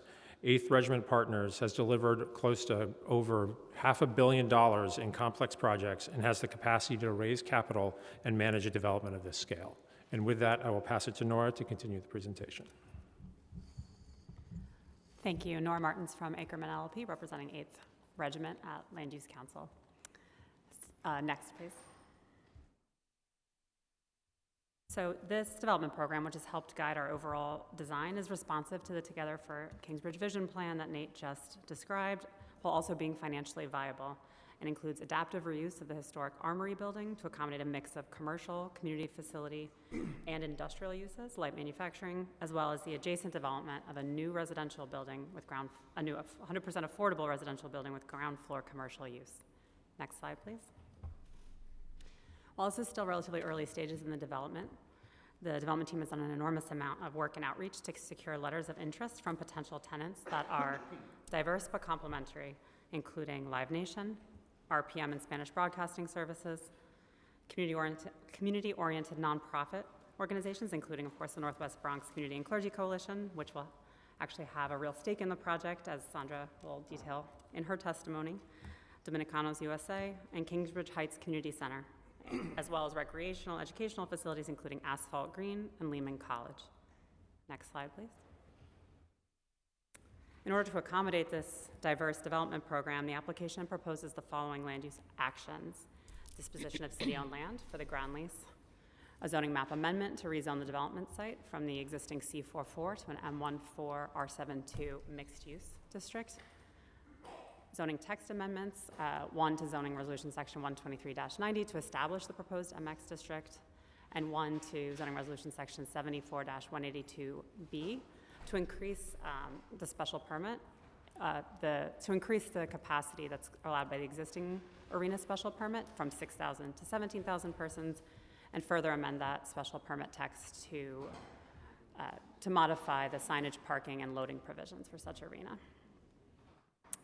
We're also seeking 2 special permits, one to allow this indoor arena with a capacity of up to 17,000 persons and modification of signage requirements, and a special permit to allow a public parking garage with a capacity of greater than 150 parking spaces. In addition, not subject to the ULURP process, but additionally, the site is subject to Landmarks Preservation Commission and Public Design Commission jurisdiction. We did receive approval from the Landmarks Preservation Commission in the form of a binding report, as well as approval from the Public Design Commission. Next slide. With regard to environmental review, the mayor's office, MOEC served as the lead agency. The FEIS was issued on September 5th, 2025, and identified potential significant adverse impacts with respect to noise, transportation, and construction noise. No other significant adverse impacts were identified, and mitigation measures are identified in the FEIS, and these and other mitigation measures are going to be part of a commitment agreement in the lease with EDC. Now I'll turn it over to Austin to go through the design. Good morning, Chair and committee members. Thank you for having us today. My name is Austin Sakong. I'm from FX Collaborative, and I will speak to the design. Next, please. There are three distinct components to this project. First is the reactivation of the historic armory. Second is the creation over 1.5 acres of new open space and landscape around the site. And third is the creation of up to 500 units of permanently affordable housing. And I'm going to touch on these three components one at a time in that order, starting with the armory. Next, please. Our design begins with a simple idea that no matter what we design, the most special thing about this armory will always be what's already there, and our job is simply not to mess it up. Next, please. So in that spirit, all we're doing is we're opening it up to a little bit more light and laying something down to make it a little bit more comfortable. Next, please. Something like a tapestry that weaves together all these different voices and traditions within the community. Next, please. So that's how we imagine it, the Kingsbridge Tapestry, revitalizing the armory from the inside by bringing together all these different functions and activities and cultures. Next, please. And making the city outside more sustainable and more resilient by enhancing biodiversity, reducing our dependence on fossil fuels, and managing stormwater. Next, please.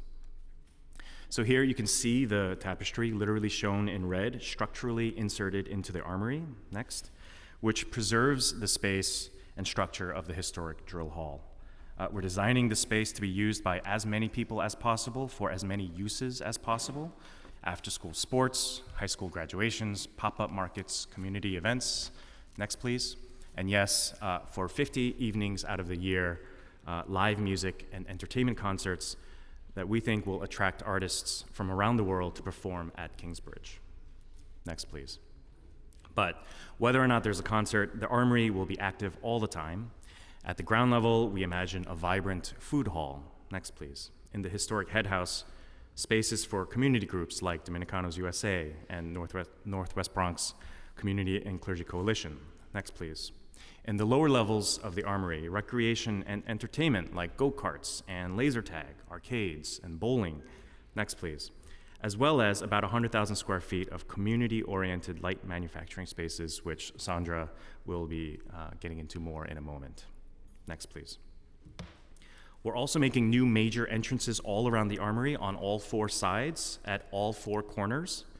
So this entry that you see here, next, are those openings that you see at that corner outside. And that's repeated all around the building, and to help make this building more accessible, we're also making the landscape around it more accessible. Next, please.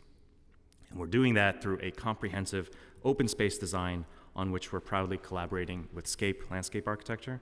And it includes a play plaza at Reservoir and 195th for kids coming over after school. It includes expanding the sidewalk along both 195th and Jerome Avenue to make it safer for pedestrians. Next, please. And it includes a new active plaza at Reservoir and Kingsbridge at the site's southwest corner with benches and plantings and movable furniture and a shade canopy that might host pop-up markets or concert-themed events. Next, please. And along Reservoir Avenue, it includes an urban grove. We call it the Kingsbridge Allée, a passive landscape where we're preserving up to 20 existing mature trees, and we're layering them with additional trees and shrubs and seating to create a shaded green corridor. Next, please. Finally, I'd like to conclude with the affordable housing that we're building as part of this project, on which we're proudly collaborating with Alfgang Architects. This will be a new ground-up building located along 195th Street on the north portion of the site. Next. The massing of this building has been shaped to celebrate and enhance access to and find inspiration from the historic armory. Next. There are some subtle cues that it picks up from the historic structure. It picks up on the red brick. It evokes the 2 turrets of the historic head house. It recalls the rhythm of the roof structure. But by and large, this is very much designed to be a background building. Next, please. That's activated at the street with retail and residential entrances and a human-scale entry into the Armory itself under a bridge of residential amenity spaces. Next, please. So this is a lot of new housing that we are proposing, but as you can see from that rendering and hopefully from the model that you may have seen downstairs on the way in, it very much differs to the scale and the quality and the visibility of the historic Armory. Next, please. The proposed levels of affordability, I'm sorry that the text is so small. The proposed levels of affordability are based on the ELA term sheet, which is the deepest affordability term sheet that the city provides. 50% of the units, which is up to 250 units, are affordable for families at 30 to 50% AMI level. Next. For one person, that's an income as low as $34,000. And of course, one of the benefits of providing up to 500 units is that the project can include a significant number of units at a diverse range of incomes. Next, please. So that's the design. It's a design that prioritizes sustainability by leveraging its proximity to mass transit, by reducing greenhouse gas emissions and drawing on renewable energy, by improving the site's relationship to its watershed and ecosystem, and by setting a new bar for adaptive reuse projects, by demonstrating how we can all be better stewards of our history, our planet, and our communities. Sandra. Good morning. Next slide, please. So as mentioned, in the 4,000 folks engaged in the Kingsbridge community, a couple of things were identified as priorities to be integrated into the project. And one of which was included for the first time in an EDC vision document was community ownership. So we are happy to share that Northwest Bronx will own, manage, and operate 2 99-year lease sublease condos, one of which is a 25,000 square foot community hub that will focus on workforce development, cooperative business incubation, and local entrepreneurship. The second is up to 100,000 square feet of light manufacturing. That's space reserved for Bronx-based businesses, and I'll speak more about that in a future slide. In addition, community governance was a really important item that is going to be implemented through a community council that will have input on a tenant mix, programming, and other kinds of long-term use of the public space, as well as a community fund that will be solely focused on community ownership. In addition, there are economic opportunities that we want to elevate that were really critical in this process. The project projects over 600 jobs that will be created through this redevelopment. There's a commitment to a project labor agreement with the building trades for the Armory construction, and a commitment to work with 32BJ and local laborers 79 on the residential building. Youth workforce development and apprenticeships were highlighted that will be pursued and implemented in this project, and there are community hiring and MWBE goals as well. Next slide. I want to briefly elevate a couple of additional components that were integrated into the project and were named as priorities, and that includes community accessible programming. And so what was listed is the number of tenants that will be in the project that will be providing accessible programming, including youth sports, cultural events. We even heard from local high schools and colleges they have no place to hold their graduations. They will now be able to not have to go downtown, but stay in the Bronx to celebrate these graduations. There'll be esports partnerships and tech-based programming organizations in this as well. And then, as already mentioned, there's a affordable housing component as well as support for local small businesses. We know that the Kingsbridge corridor has already been struggling, and so we're happy to see that there are proposed 500 affordable units at the most deepest affordability levels, and there's a commitment for 20,000 square feet of below market commercial space, which is really, really critical as businesses are losing their leases and being priced out of the area. Next slide.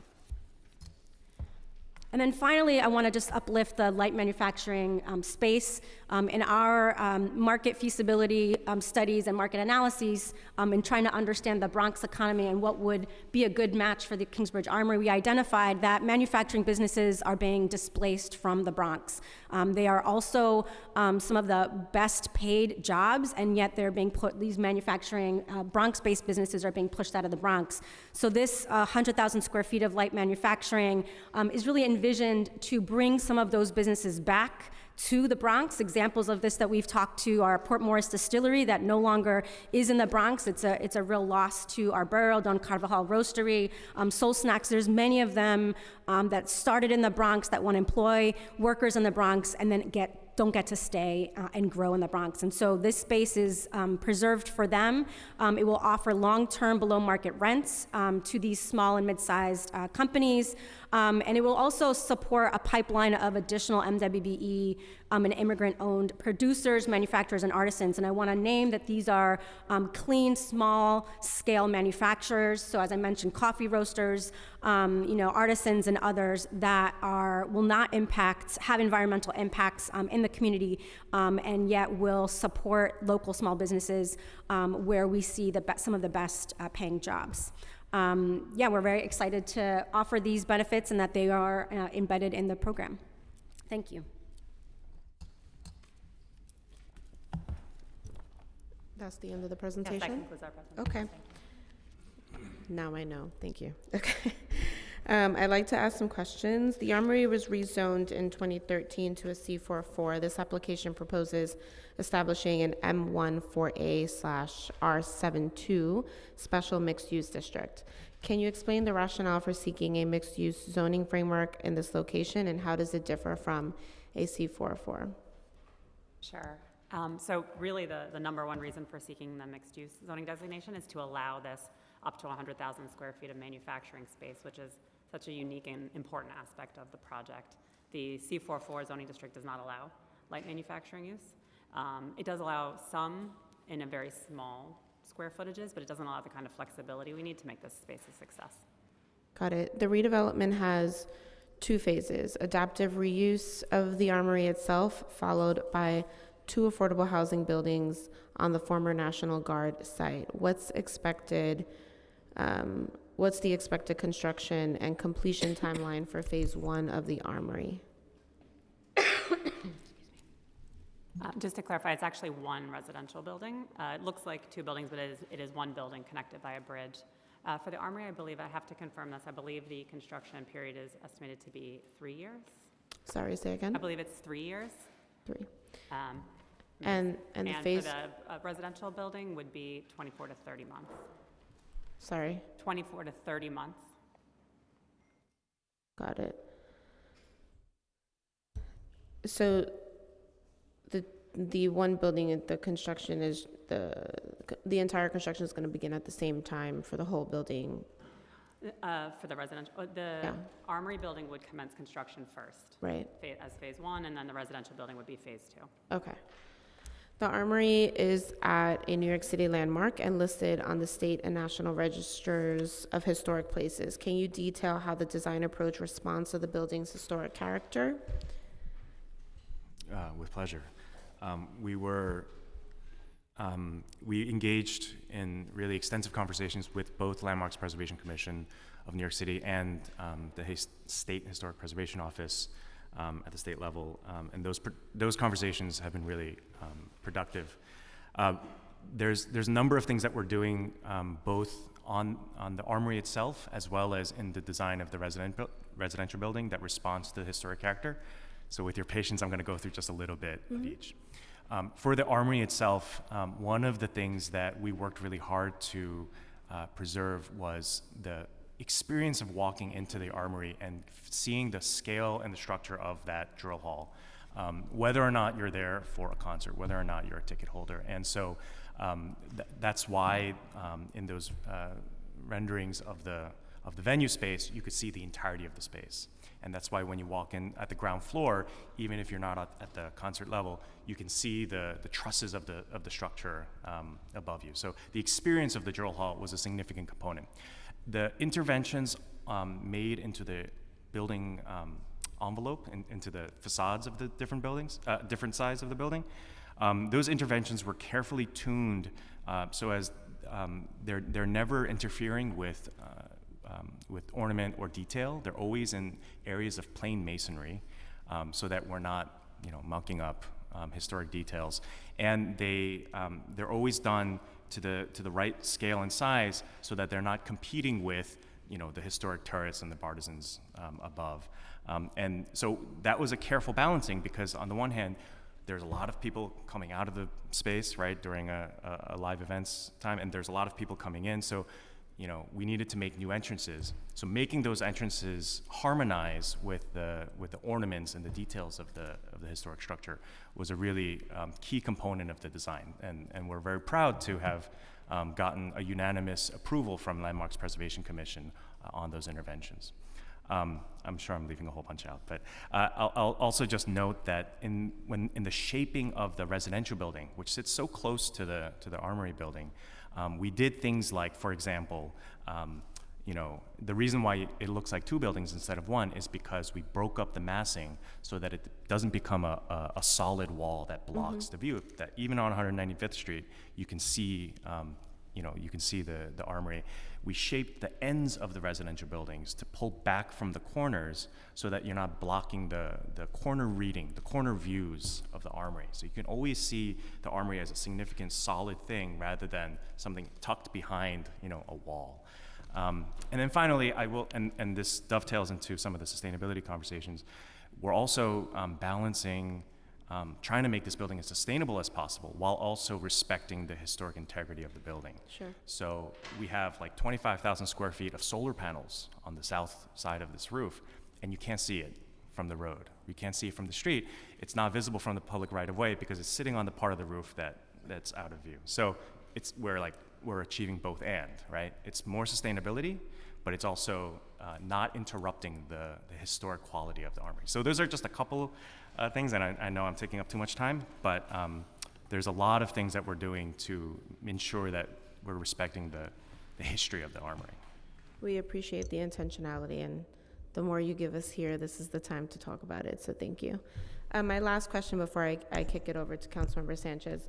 The proposal includes a 17,000-seat arena at its centerpiece. Can you walk us through the anticipated programming schedule, how often you expect to hold large capacity events?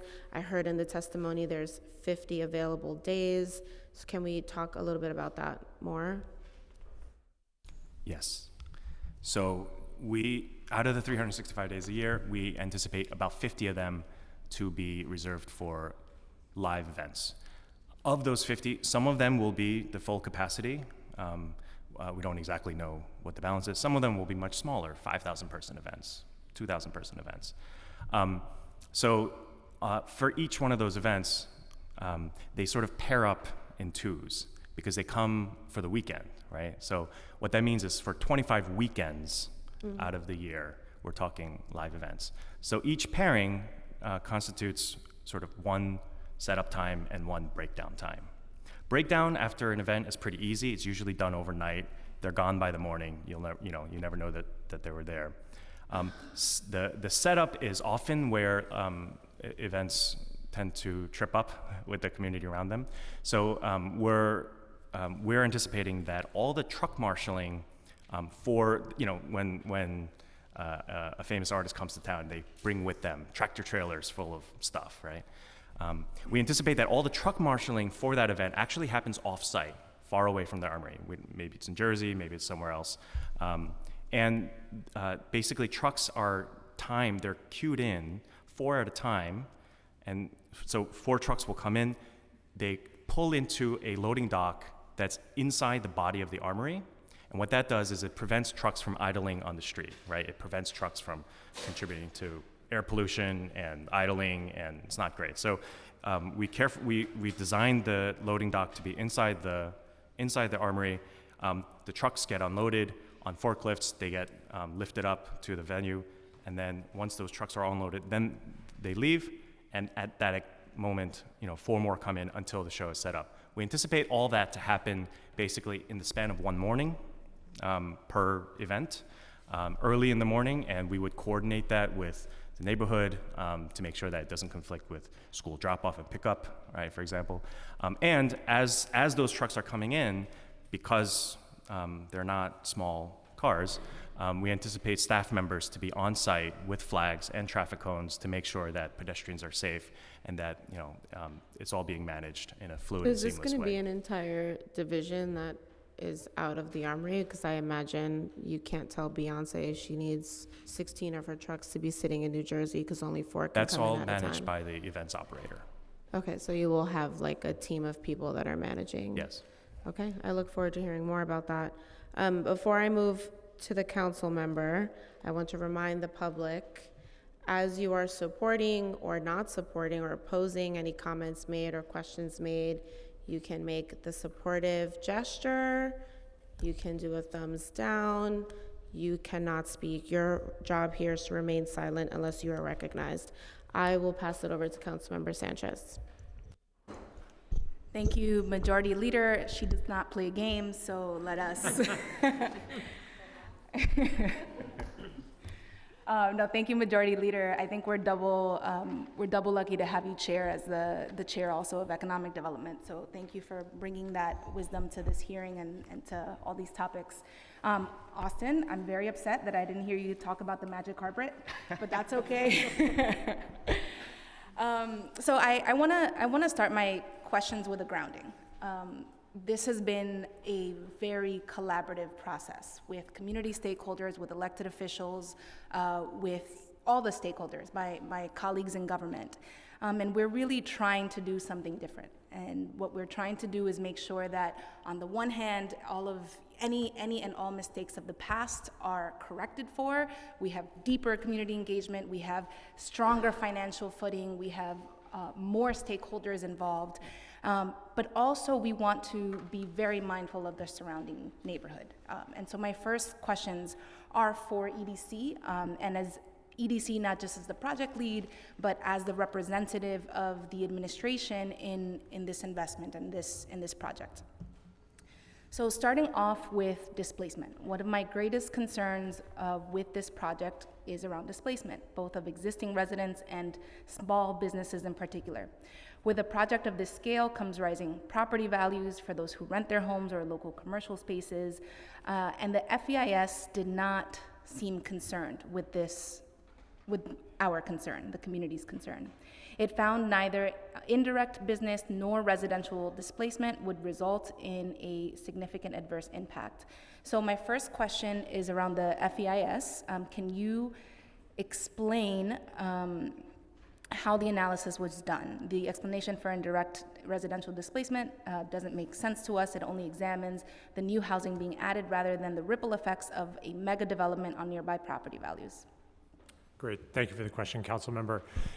So I know a little bit about an FEIS, maybe not enough to be able to answer your question in full, so I'll try now and then we'll follow up appropriately afterwards. So a socioeconomic analysis is going to look at the potential for an indirect displacement as a result of commercial uses that are coming to this site.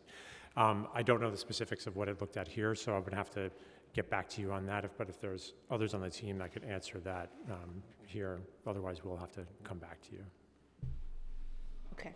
Well, you might have a similar answer on the second question. Indirect business displacement seems to make the same mistake, failing to account for rising property values. Do you have information on how the small business impact was determined? Again, I don't want to misstate something, so we'll have to come back to you with that. Okay. Thank you. So speaking specifically about the housing component, Phase 2 depends on the relocation of the National Guard. Can EDC and the development team provide an update on the status of conversations with the National Guard? Have you been in coordination with the governor's office to support these relocation efforts? Yes, thank you. We've been working, the team has been working closely with the National Guard. They've been very engaged with this relocation effort, been touring potential sites, and hopeful that we will find one that is agreeable to the National Guard and to the state. So you might not have the specific addresses that are being considered, but can you tell us how many sites are on the table in the discussions with the governor's office? I believe I'm not sure how many have been actually discussed with the governor's office, but I believe there are at least 2 or 3 sites that have been presented to the National Guard and are being reviewed. Got it. Thank you. Continuing on the housing piece, based on your financial model for Phase 2, the Phase 2 housing, what is the number of 2 and 3 bedroom units that the city is requiring via the ELA option? that the city is requiring. So the ELA term sheet, I believe, requires 30% two plus. It doesn't actually require 3 bedrooms.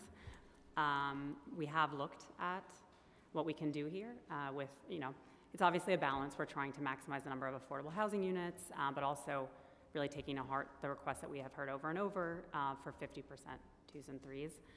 So that's something we think we can do and actually minimize a loss of units. It's, of course, requires more subsidy per unit, which goes beyond the current ELA term sheet, so it would require HPD approval, but that's something the development team is very happy to push for and coordinate with HPD on. Can you commit that the phase 2 housing will set at least 50% of units to be 2 or 3 bedroom? We would commit with the caveat that it is subject, since this is a publicly subsidized, fully affordable housing project, we do have agency approval, and it is a few years in the future, so the term sheets are what they are now. They may change, actually, to be more supportive of that, but we are, to the extent we can commit to it, then yes. Thank you. May I add a little bit of context to that as well? The other pressure here is, of course, the feedback that we're receiving from SHPO, because they're very concerned about the height of the buildings relative to the Armory. They've stated in the FEIS that they don't see an adverse impact, based on the height of the buildings relative to the Armory. But of course, when we try to have more units and bigger units, right, that increases the volume of the residential building. So it's just to note that in addition to balancing number and type, we're also balancing considerations from SHPO. Thank you. I'll ask a third question, and then I want to respect my colleagues if I can come back around. That is helpful. So on the small business anti-displacement efforts, for years, small businesses on Kingsbridge Road and commercial corridors throughout the neighborhood have struggled to obtain lease renewals. They face skyrocketing rent prices, and they struggle to keep their doors open. Of course, all of that was exacerbated during the COVID-19 pandemic. The Kingsbridge Armory redevelopment will only exacerbate these pressures, as the promise of higher pedestrian traffic, potential customers that would attract more businesses, potential customer increases attract more businesses and higher potential payers. The city must protect these small businesses. We've started conversations about this amongst ourselves with what I'm calling the negotiating table of community organizations and elected officials. And so on the record, can I get a response to whether the city will create and capitalize a small business anti-displacement fund for the Armory impact area?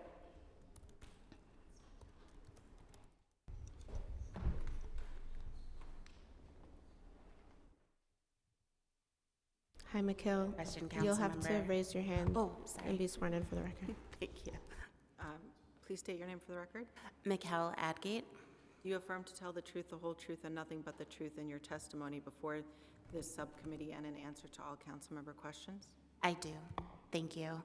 And thank you for the question, Councilmember, both for how you opened your question and for this follow-up. I think that it has been very clear to us that protection of small businesses, particularly on Kingsbridge Road, has been a priority for this community. We heard it over and over again, even when we launched Together for Kingsbridge. And so I can say that we are committed to working with you, working with the community to identify different measures and opportunities to support small businesses that go even beyond what we have seen in previous rezonings. We've had very good partnership with small business services as well as the deputy mayor's team to think creatively about what some of those mechanisms can be. I think part of that is the marketing and awareness of some of the programs and strategies that SBS does already have, but might not necessarily be deployed in the community at the rate that would be appropriate for what we're considering. I do also want to highlight the work that Northwest Bronx Community Clergy Coalition has done in terms of really understanding at the ground level of what the needs are. And so we want to make sure that we are coming alongside the stakeholders that have been doing this work for a long time as we think about future resources and future needs. So I can absolutely say that that's a commitment, and looking forward to working with you on how we operationalize it. Thank you. Just two quick follow-ups here. So one, I heard yes. But in 2018, as part of the Jerome Avenue rezoning, the city made nearly $2 million in commitments to support small businesses. The city's rezoning's commitment tracker today states that these funds were repurposed by OMB and subsequently expired. Will the administration recommit to these past promises, which I shouldn't have to ask this question, but will you ensure that these are fulfilled? Otherwise, how can we trust anything that you're saying today if the promises of the past have not been met? Yeah, it's a very fair question, council member, and as you know, I'm not able to speak on behalf of SBS or OMB. That said, as you know, we have been working with the deputy mayor's team to better understand what those commitments were and to identify what, I don't think mitigations is the right word, but to identify what the opportunities are now in terms of fulfilling the goals and the values. So while I can't say, explicitly like those particular funds will be restored, I can say that we are, as the EDC team and, our engagement with the deputy mayor's team are really working to identify how we can be responsive to those outstanding promises. Thank you. I want to take this chance to thank the speaker, thank the majority leader, thank my colleagues. This is a hard line for us. If the promises of the past are not kept, then we're not going to be able to have a productive conversation moving forward. So please take that back. I know that there's folks from the mayor's office, the deputy mayor's office. That is a non-starter. We have to receive the funding that we were promised in the past. And then lastly, just on this small business piece, the FEIS vaguely says that the developer will seek to preserve legal vending opportunities and provide new opportunities within the open space. We have a street vending crisis in the city of New York. Our system is completely broken, and nowhere is that more clear and painful than on Kingsbridge Road, where our street vendors are swept on a constant basis, losing their rent money for the month, losing their food. At the same time that the brick and mortar businesses' complaints are through the roof, and pedestrians have concerns as well.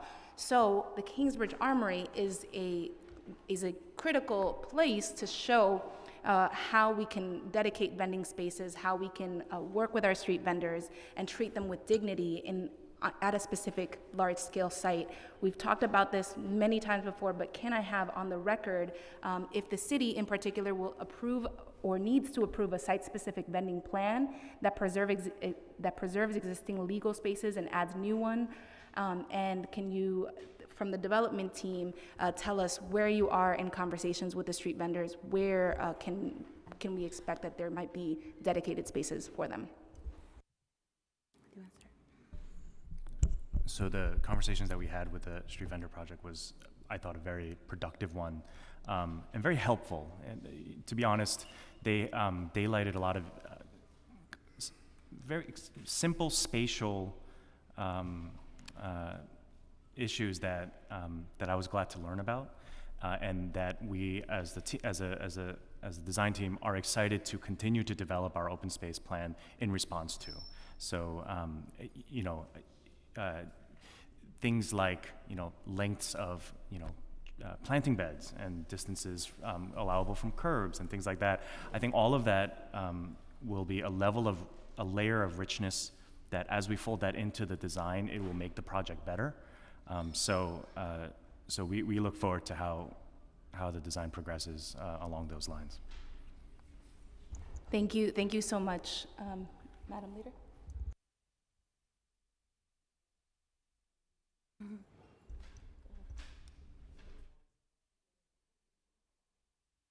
Okay, just an announcement. We have several people online who have not signed up to testify, so those wishing to testify, please register online by visiting the council's website at council.nyc.gov/land use. Thank you to the panel.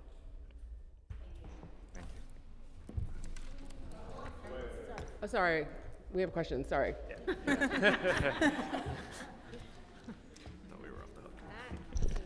Sorry, we're trying to make it work today, y'all.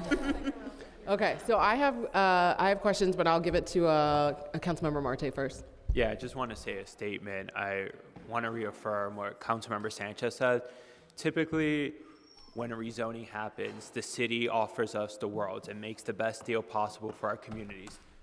8 years later, 10 years later, there's a new council member, there's a new administration, and a lot of those commitments fall through the cracks. And so I agree with Councilmember Sanchez that this is where we draw the line. If that money is not given to this community that was supposed to be in agreement of supporting the most vulnerable businesses, that's what we need to do first to make sure that any deal moves forward after that. And this happens citywide, especially with projects with EDC, where you use short-term memory loss to achieve, what the city or what private developers want instead of the communities. And so just wanted to state that for the record. Thank you for the comment, Councilmember. Just one point of clarification that I know Councilmember Sanchez has been very deep in the weeds on, but the POA that she's referring to in that particular commitment was an SBS program with OMB, so not EDC. That said, I think it is an important point that you're making about the challenges that can occur between administration changes. In this particular situation, there was also the COVID pandemic, and as you know, there were a lot of different financial challenges that the city faced at that time. That said, where EDC and the deputy mayor's team have been involved is talking directly with SBS about those commitments, so that we can understand what went wrong, so to speak, at that time, or why the funds were not deployed in that way, so that we can better understand how we at this moment can be supportive of the goals and the values that the council member and the community have been very clear about. Thank you. I'm now going to call on Councilmember Feliz Oswald to make a statement. Thank you so much. Good afternoon, everyone. I'm Councilmember Oswald Feliz. Just want to congratulate the Kingsbridge community on all the good work related to the Kingsbridge Armory. Especially want to congratulate everyone, but especially my neighboring colleague, Councilmember Pirina Sanchez, who has been working around the clock on this topic and subject and project. The Kingsbridge Armory has so much potential to economically transform a disadvantaged part of the Bronx, bringing jobs, bringing economic activity, and bringing foot traffic to the region to the benefit of small businesses and everyone who lives there. We can only achieve this promise, though, if we do this right. So I just want to reiterate some of the points mentioned by Councilmember Sanchez. There's a lot of things that we need to get done, including we must invest in small business and housing anti-displacement programs to make sure that the people from that community can enjoy these many benefits. We also need to make sure that we take steps to mitigate the traffic complications, which are foreseeable. And last but not least, as Councilmember Sanchez and Marte mentioned, we have to deliver on the promises that were made, including funding promises. Have to deliver on that. Thank you so much. Thank you, Councilmember Feliz. I just have a few questions, and then we're going to close out the section and turn it over for testimony. Oh, and then there's a second round from Councilmember Sanchez. Just kidding. Okay, I have some questions on sustainability measures. The CPC noted that the landmark status of the Armory and the scale of the live event venue poses impediments to achieving a net zero design standard. I apologize if I missed this. We had a mandatory training downstairs. What exactly, maybe you could elaborate on those impediments? So a couple things. The development team is committing to a LEED Gold standard for this project, which is I think a significant step and a significant commitment. The challenge with sustainability measures especially on old buildings, and most acutely on old big buildings that are 100 years old, is essentially that you have a large volume with a big envelope that's leaky, that has all sorts of porous yeah, surfaces. it's a leaky old building, right?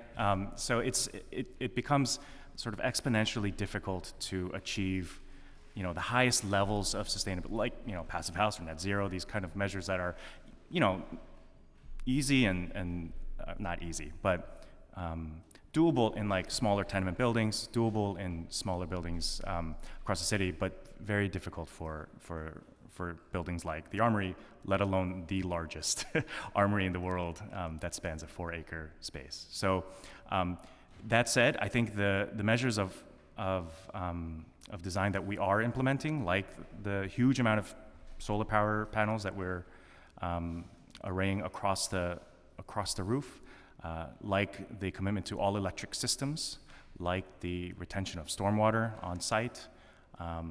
All of these things, I think, will contribute to a vastly improved benchmark for sustainability for this kind of building. So yeah, I just wanted to make clear that that the project is doing an enormous amount towards sustainability, given the scale and structure of this building. Great, I appreciate that. And you mentioned solar panels, which was one of my questions. How many will be on there, and what is the wattage that you expect to produce? Oh, we don't know. To be just completely frank, we are very early in the design stages, and there's a lot of additional design and work and engineering that has to be done. But for the for quantifiable measures like that, it's difficult to be able to predict right now what that might be. Okay. I will just say, just to add Sure, go quickly, I ahead. think we did include the solar array, as many as we could fit, and we believed Landmarks would approve as minimally visible on the roof to make sure that we could maximize our solar output, given the other design considerations and, of course, the historic designation, which does control what we can do there. Okay, great. I'm glad that. Sorry, did you indicate that you have spoken with Landmarks Preservation Commission, or that you just think they would be? Yes, they amenable? actually, LPC issued a binding report approving both the adaptive reuse of the Armory and the new residential building on this site. Okay, great. Excellent. I think you answered all of my questions. Obviously, we'd love to see this be as sustainable as possible, given the challenges we're facing and the opportunity that renovations of a building like this can present. So we'd love to stay up to date on how that's going, and appreciate you elaborating on that. I'm going to turn it over to Councilmember Sanchez for our second round of questions. Thank you so much, Councilmember Nurse. And shout out to Councilmember Feliz, who has a 3-day-old baby, and he's on this hearing. So thank you for joining. And just to echo on the Councilmember Nurse's questions on sustainability, I think we're just focused on the Bronx's high heat vulnerability and our asthma rates, and so we just want to make sure that we have the highest environmental standards in the project. Just to quickly follow up on some items there. On stormwater resiliency, can you specify what is being proposed to manage stormwater and ensure that the Armory site is resilient during cloudburst events and other extreme weather? We've heard a lot about leaks and flooding in the basement, so just wondering what you're going to do there. And then also on the energy matrix, during the CPC hearing, Commissioner Osorio inquired about the project's envisioned energy matrix, how much energy is going to be created and consumed on site. To the extent that you have it now, or when it becomes available, can you commit to provide a breakdown of energy created on site, broken down by source, energy consumed on site, broken down by source, and additional potential sources of renewable energy for the project? Councilmember, I can start on the stormwater side before handing over the team on the energy side. I think one thing to keep in mind from a sort of city regulatory standpoint is that the Unified Stormwater Rule that the Department of Environmental Protection put out a few years ago now really hones in on the opportunity to manage stormwater from a variety of mechanisms, primarily prioritizing infiltration first. It can be challenging to infiltrate in the Bronx given the high bedrock there, but thinking about, bioswales, green infrastructure, detention, all of that can be used in a variety of ways on the site to dramatically reduce the amount of stormwater that's going into the combined sewer system. That has benefits from a water quality standpoint and from a sewer capacity standpoint. So as Austin noted, there's still a long way to go in terms of a design here, but you can be rest assured that even compliance with the stormwater rule means that there will be dramatically more stormwater managed on the site than what happens currently today. On the energy matrix question, I appreciate the specificity of the question, and wish I had as specific of an answer. But really, it's a question that really needs to be answered as the design process bears out. What I can say is that literally every single person on this team is interested and committed to making sure that this is as sustainable a building as possible, and that means drawing on as many renewable resources as possible, like solar power. We're exploring a whole number of things. What's commercially viable, what's not, what's feasible given the civil site civil conditions on the ground. There's a lot of question marks that we're still working through, and frankly, will take the rest of the design process to answer. So I don't have an energy matrix for you, but want to assure you that we are as interested in tackling that as you all are as well. Thank you. I'm not going anywhere for at least a few years. It seems like, so I will be around to keep asking. Okay, so moving to adverse impacts identified for traffic. The FEIS mentions a proposed event day transportation management plan. Can you first share the details of that plan? Can you provide the council a draft? The FEIS also notes that 8th Regiment has committed to conduct transportation monitoring efforts for the event venue, including weekday and weekend peak event hours. Can you share if this will be included as a condition of the ground lease or how this will be enforced? And third, the FEIS notes recommendations from DOT to modify signal timing in response to significant adverse impacts on traffic. Can the city commit to implementing the proposed signal changes from the EIS? And for the intersections that do have significant adverse traffic impacts, but no proposed mitigation in the FEIS, which is many of them, can the city commit to mitigation actions here too? I can speak on what is going to be committed to that was required as mitigation in the FEIS and also will be further committed to as part of the lease with EDC. So yes, the EIS does require a transportation monitoring program, again, because obviously the site is not operational and is going to have several different uses. It makes the most sense to actually reevaluate the transportation once it's operational. And work closely with DOT at that time to ensure appropriate mitigation and such as sidewalk widening, signal timing, implementation, and yes, that will be part of the agreement with EDC. With the event management plan, it is something that we have also committed to as part of the FEIS and will be committed to in the lease with EDC, and that's something that we will work on, and we will of course share that with the council member once it's ready. Ready to be shared. Great. And signal timing? The signal timing is part of the ongoing, transportation monitoring program, which the developer is committed to fund and will work with DOT closely on implementing anything that is required as a result. Thank you. Madam Acting Chair, may I just ask a few more? Thank you.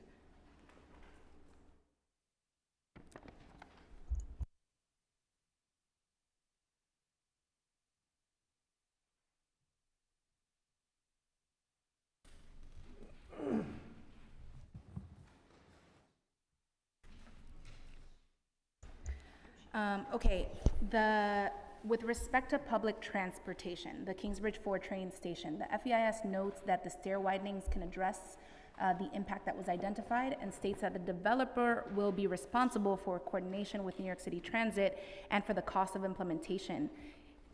What guarantees, what can you commit to regarding the implementation of this mitigation?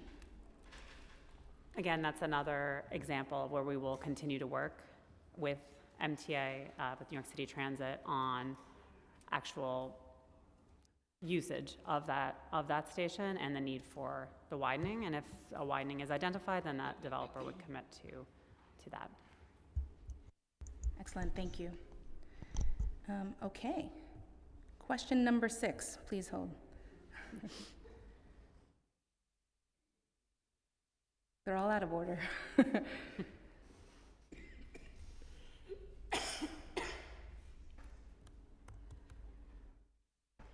There is no 6. Question number 7.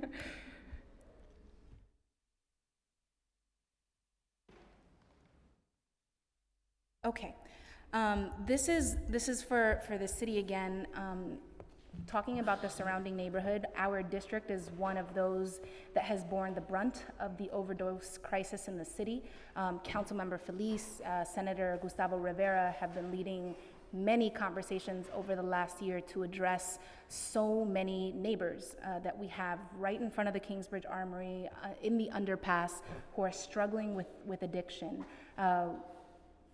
So I wanna draw our attention to the state's opioid settlement fund and ask very directly if the administration can commit to pushing the state to allocate a defined amount of opioid settlement funds to a local harm reduction and youth wellness package tied to the Armory opening. We can't forget that the city has its own opioid settlement funds, and as a locality, we need to allocate those, and we need them in Kingsbridge, but we also have to draw down state funds. So to be specific, this would include on-site naloxone access, mobile care, treatment navigation, youth workforce and recreation programs, and to just echo my colleague, Senator Rivera, a brick and mortar harm reduction facility. Can you commit to advocate for those funds? Thank you for the question, Council Member. This is something that we think about in relationship to a variety of EDC assets and programs. I live in East Harlem and have very, similar experiences right outside of La Marqueta. So we, as EDC, only recently learned about this state program and want to thank you and your office for raising it to our attention. I think one of the real strengths of the collaborative spirit that we have for this project, as you noted at the top of your questions, is that the state is a real partner here for Kingsbridge Armory and the redevelopment. They've already committed $100 million towards the capital needs for the Armory. And we have already begun the conversations with the city's Department of Health and Mental Hygiene, as well as the Department of Social Services, to better understand the relationship between that particular fund and city programs. So while at this particular moment, I don't have like a clear sort of next steps, I can say that we have started those discussions. And, we look forward to talking with our city agency partners and our state partners so that we can, be responsive to this very specific and very important ask. Thank you so much. So just to clarify and confirm, you have begun these conversations with the state? We've begun those conversations with our city partners. So have not started a specific conversation with the state about the specific opioid settlement fund that you identified. But we are starting with the folks who, do this work day in, day out. They obviously have a ton of expertise and important relationships that we can learn from.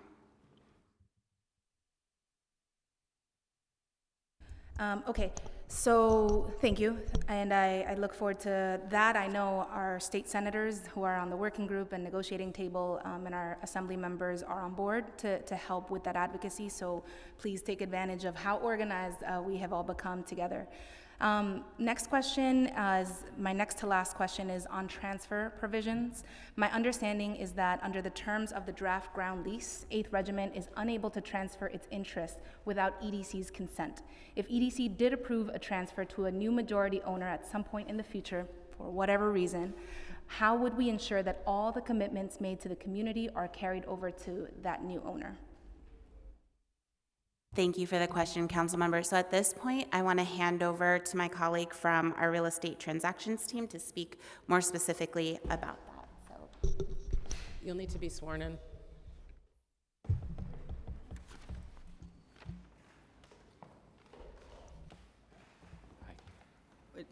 Thank you. State your name for the record. Matthew Furlong.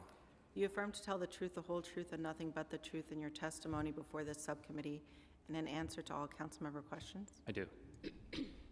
Thank you, Councilmember, for the question, and committee members. Any transfer that would be permitted under the lease would transfer all of the requirements of that lease. That's the programmatic requirements, the financial commitments, insurance, et cetera. So that new party would not only inherit all of those responsibilities, but they would also have to evidence a competency and an operating experience of being able to operate an asset of this complexity. Thank you for clarifying that. When will EDC and 8th Regiment execute the ground lease? What potential changes could be made between now and closing on the ground lease? And what happens if Armory construction does not begin within the agreed upon timeline? What happens if construction takes longer than agreed upon? Yep. So as you pointed out, we are living under the pre-development agreement that was executed with 8th Regiment and EDC, and that governs not just the Phase 1, but also the Phase 2 housing component.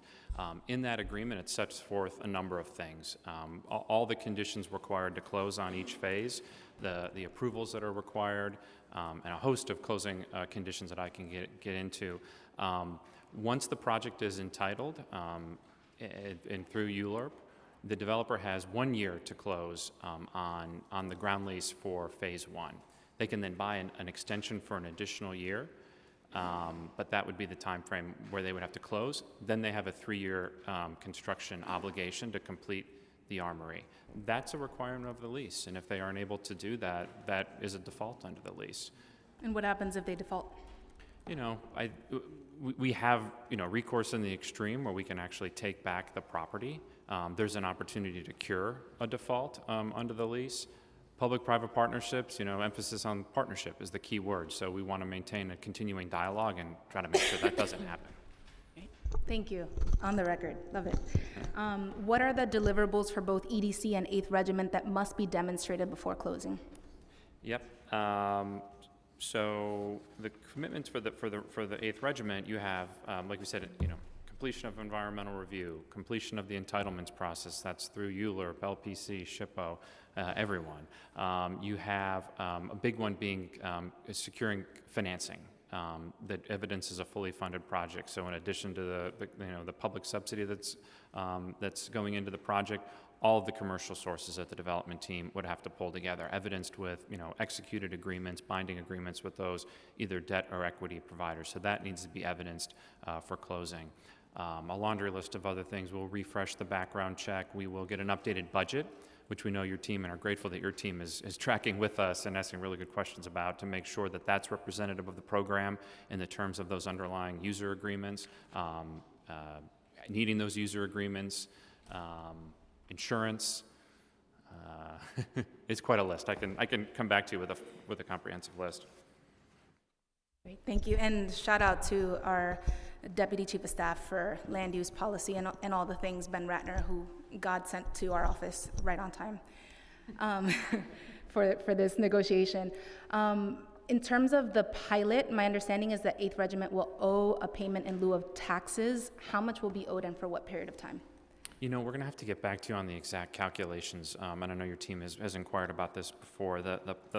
The ground lease is a living document until we execute on it, and so that it's carrying us through this entitlement period. It'll be trued up based on the requirements that come out of this process, and that also includes setting the pilot schedule. So with our ground leases, we require tenants to pay full taxes, and then those taxes can be abated with any as-of-right abatements that the users would have had if they had owned the property. The city being in title, doesn't pay taxes, but we extend those as of right abatements to the tenants. Those will be written into the ground leases.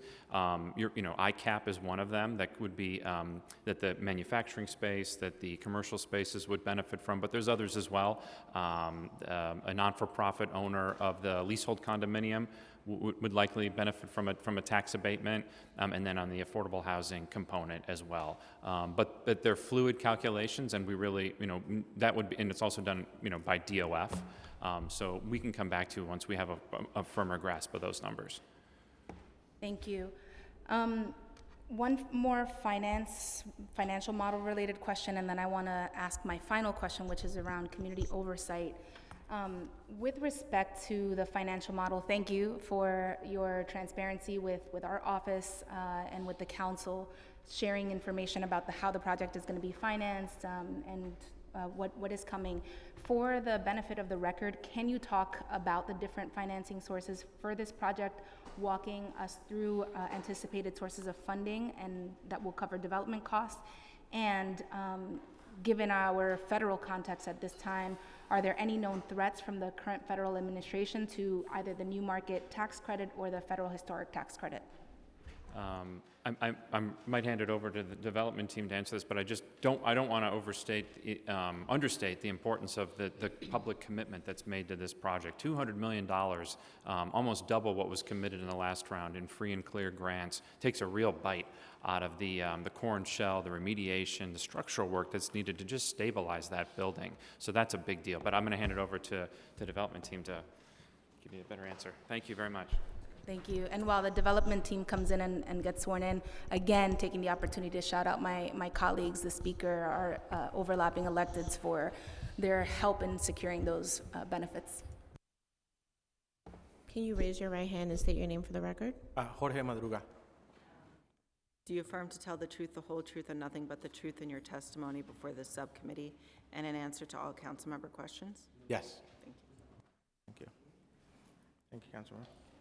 So I just want to say thank you for all the help here and all the questions, Councilmember.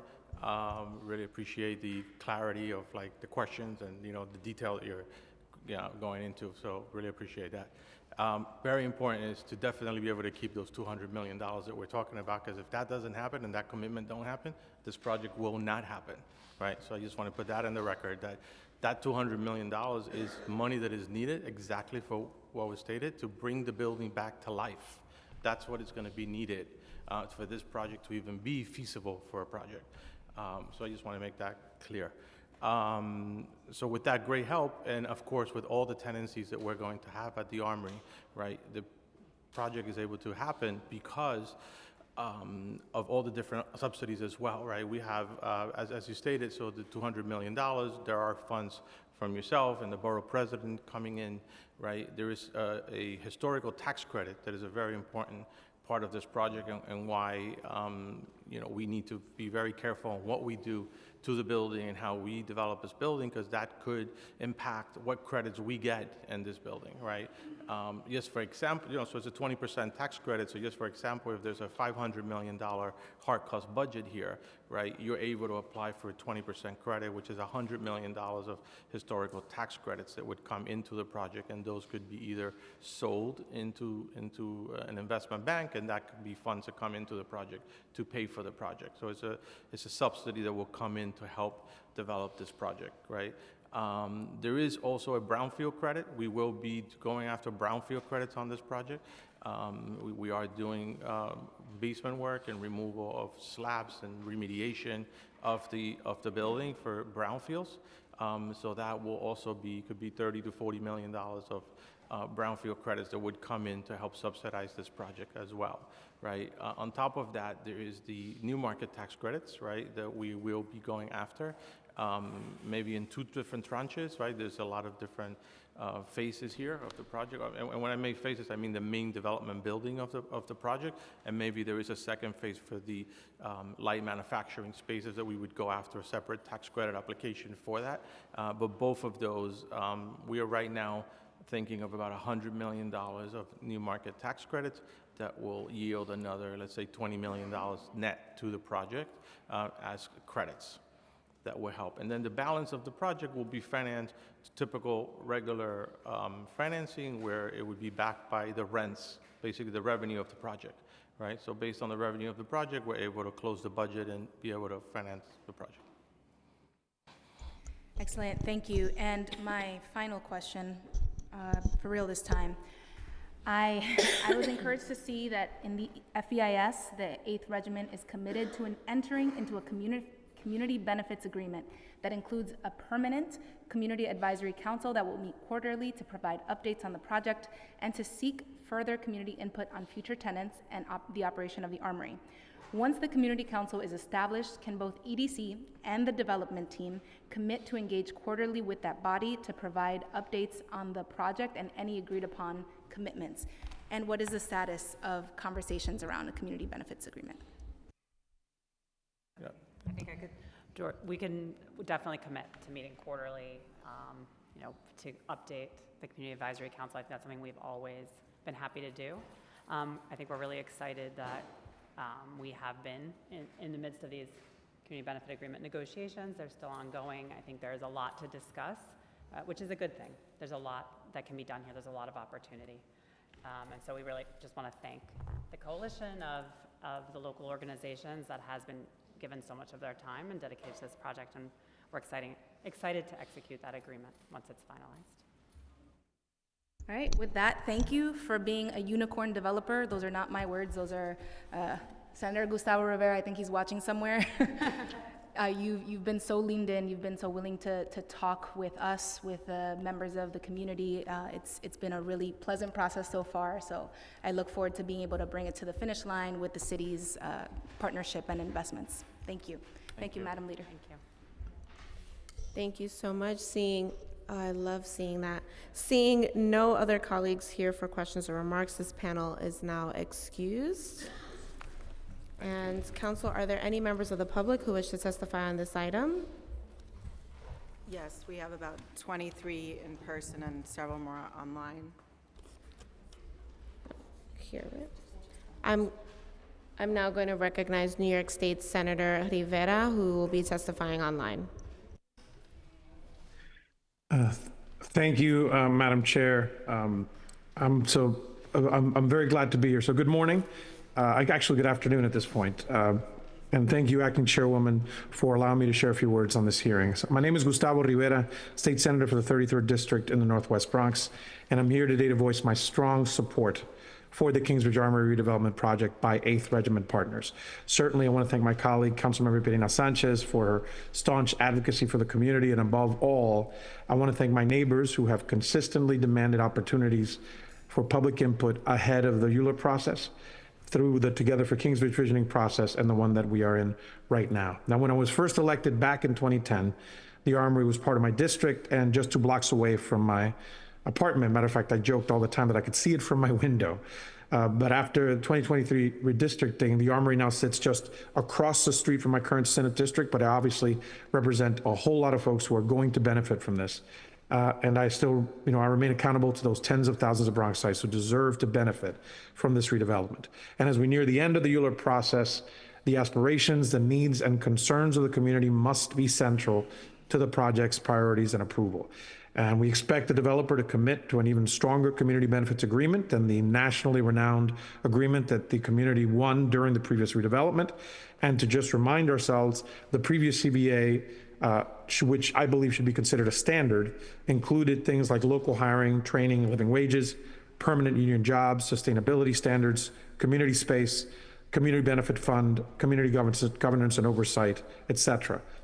But from this development, they actually, as we've talked about today, the community expecting more as well. There is hopefully going to be a true community ownership component, and certainly I should thank the Northwest Bronx Community Clergy Coalition for their consistent fighting to make sure that this is a space that has community involvement in it, and for securing the memorandum of understanding related to the manufacturing space that will be owned and operated by community forces, as well as local procurement for small businesses, union jobs for the construction of the armory, ensuring local street vendors can continue to make a living, and as well as the multi-bedroom units as part of the affordable housing plan, even if that means less units overall, and that will be in the conversations.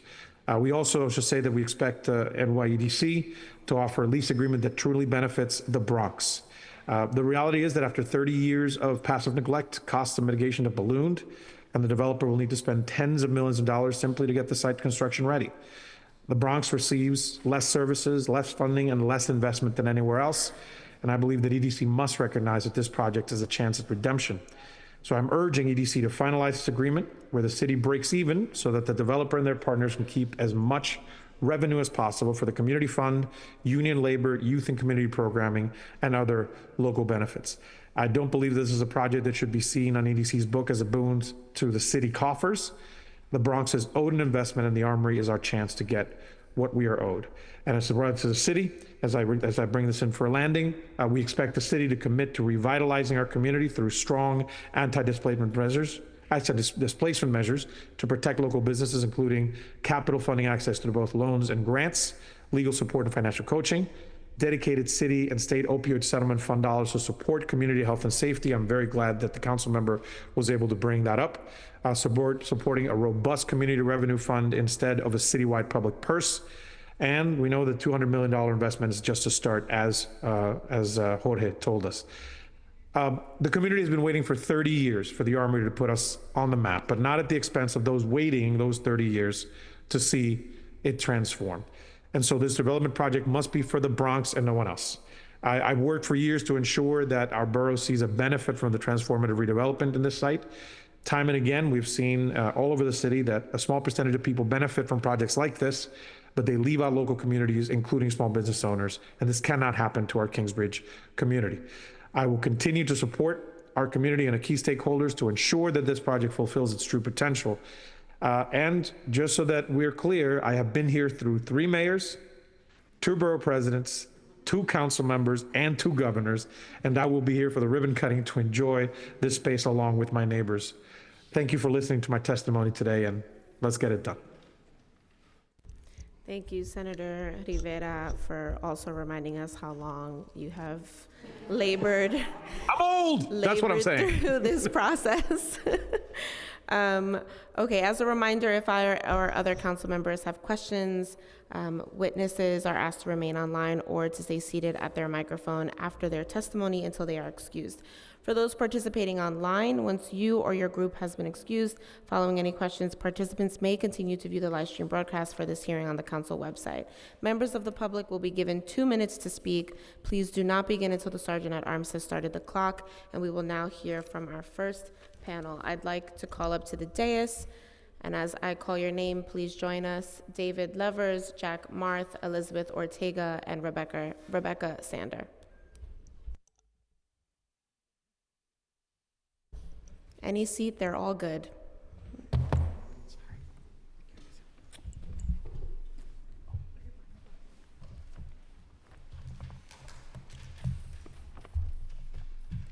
Great.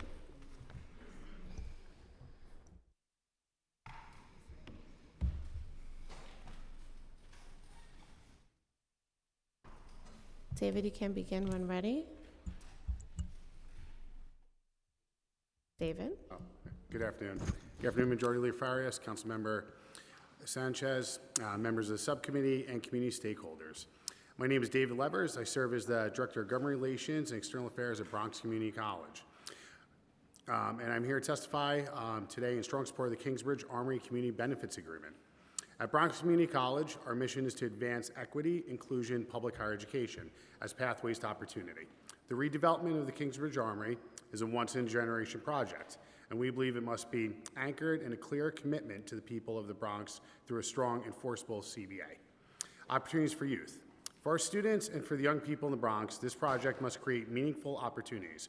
We're encouraged that the CBA includes youth internships connected to Armory tenants and vendors, job training, workforce development, certification programs, and apprenticeships that prepare Bronx residents for lasting careers.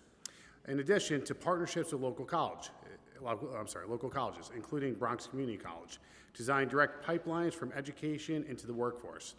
These commitments should be legally binding within the Community Benefits Agreement to ensure accountability. Bronx Community College is ready to partner with the Armory and its tenants to shape these programs and deliver real results for Bronx families. Investments in the surrounding neighborhood. The reality is that the Bronx continues to live with the effects of decades of disinvestment. A project of this magnitude has the power to reverse that history, but only if the surrounding neighborhoods are also given the resources that they need to succeed. This means supporting small businesses facing the risk of displacement, investing in public parks that are still waiting for long overdue improvements, and rehabilitating housing that remains in urgent need of repair.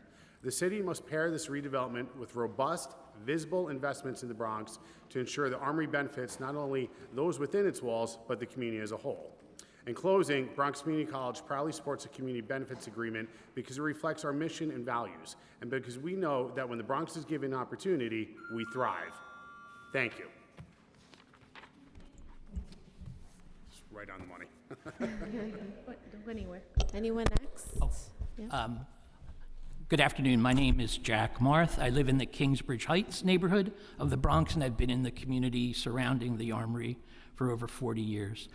I am the director of programs at Part of the Solution, POTS, a multi-service organization that offers a variety of services to fight poverty and hunger in the Bronx. Free food, showers, haircuts, mailing address, guidance in applying for public benefits, legal services, and many other services. POTS operates out of 2 locations, both of which are within 9 blocks of the Armory. The vast majority of the over 30,000 people our program serve live in the neighborhoods immediately surrounding the Armory. Over 50% of the adults POTS serves have no earned income, and the majority of people with earned income earn minimum or barely above minimum wage. The Bronx consistently has the highest unemployment rate in all of New York City. As someone involved in the work of negotiating a community benefits agreement, I am pleased to see evidence that 8th Regiment will be committed to a robust local hiring plan that will provide real opportunity for the clients at POTS to move to greater stability through employment. I look forward to seeing continued movement and commitment on those fronts.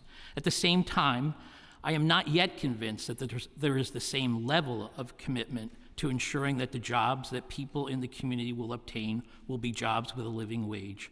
I applaud the commitment to the project labor agreement for construction and a commitment to working with 32BJ for building operations and services. We cannot allow such a heavily subsidized project to end up being filled with tenants offering only minimum wage jobs.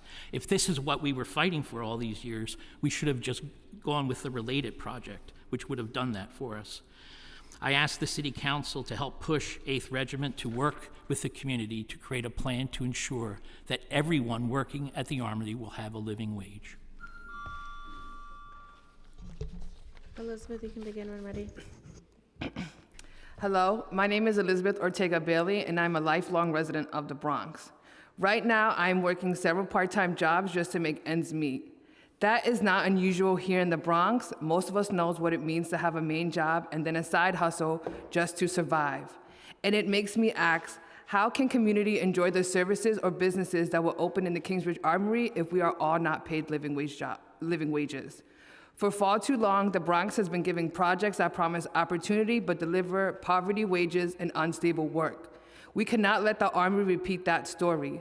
While I am excited to hear about what is being proposed, in it would be vain if every tenant didn't commit to a full-time employment and living wages. We cannot talk about the project as bringing economic development to our community and not guarantee good jobs. Living wage jobs are more than just paychecks. They are stability, dignity, and health. They allow parents to raise their children without constant stress, keep families rooted here instead of being pushed out, and give workers the ability to actually support the very businesses inside the Armory. When people earn enough to live, they invest right back into this community. The Kingsbridge Armory is a once-in-a-generation opportunity. It cannot just create jobs, it must create good, sustainable jobs. This is how we ensure this project builds Bronx pride and not exploitation. Thank you. Good afternoon. My name is Rebecca Sander, and I have lived 5 houses down from the Armory for over 7 years. I'm a member of St. James Episcopal Church on Jerome and a proud member of Northwest Bronx Clergy and Community Coalition and a voter. My block has residents who have lived in their homes over 40 years. Other residents who grew up in the neighborhood and have returned there to stay. It has a group home. It has housing for faith leaders. However, in the last year, 3 single-family homes have been bought by a developer who gutted them and created 10 studio apartments in each house. So I am here today to testify about the affordable housing phase of this project. Specifically, I urge you to require the following: that 50% of the planned affordable homes be family supporting homes of 2 and 3 bedroom apartments. That the planned affordable housing be truly affordable for Bronx resident incomes that we've been hearing about already.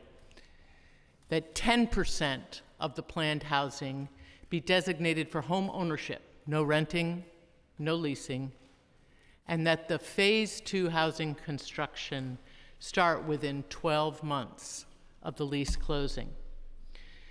We all want the community around the Armory to be stabilized, not gentrified, to offer opportunity, not exclusion, to be a place where families can have a stake, have a say, and can choose to stay.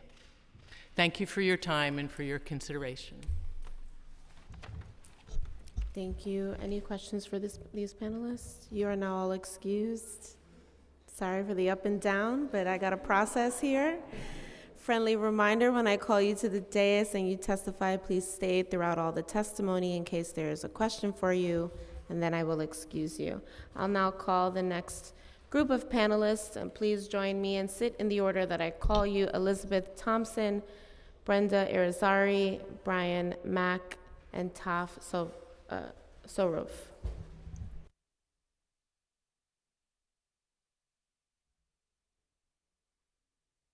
Once again, Elizabeth Thompson, Brenda Irizarry, Brian Mack. I see Taf is already coming up.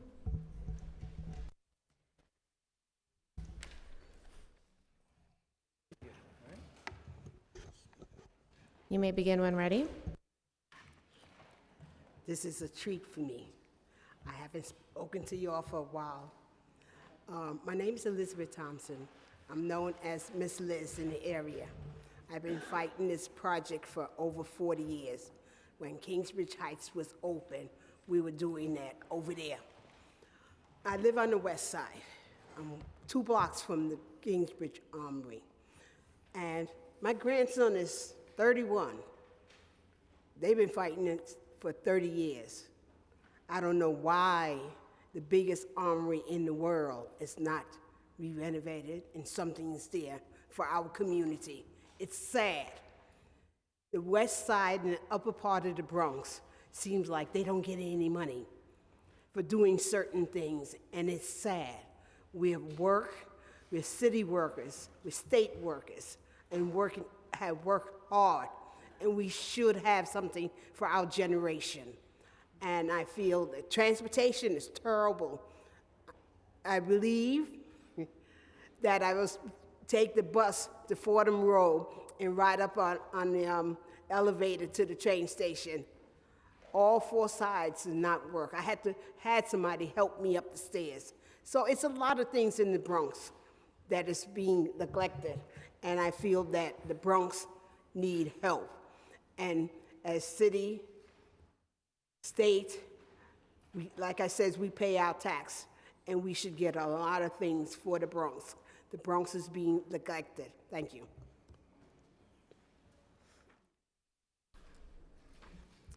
Good afternoon. My name is Brenda Irizarry, and I live in the Norwood section of the Bronx. The Kingsbridge Armory project will bring economic development to the Bronx. However, our residents and small businesses need more.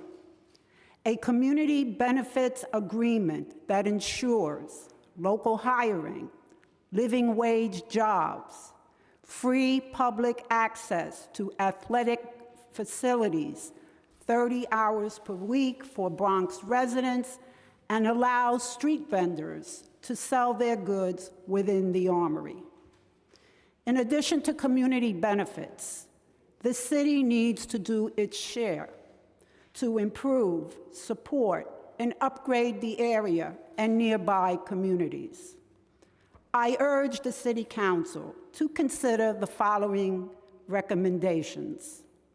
Create a stabilization fund for local small businesses that will provide legal services and other anti-displacement measures. Create a local harm reduction plan to support persons that are experiencing homelessness, addiction, and mental health issues. Designate the Armory as a resilience hub for extreme weather events. Increase subway service on the B, D, and 4 trains, as well as buses along Kingsbridge Road. Upgrades to the Aqueduct Walkway and improvement to other local parks. In closing, a community benefits agreement and commitments by the city are essential to the Armory project. Therefore, I urge the City Council not to compromise our communities, but strengthen them. Thank you for your time and consideration. Thank you. Brian, you may begin. Good afternoon. My name is Brian Mack.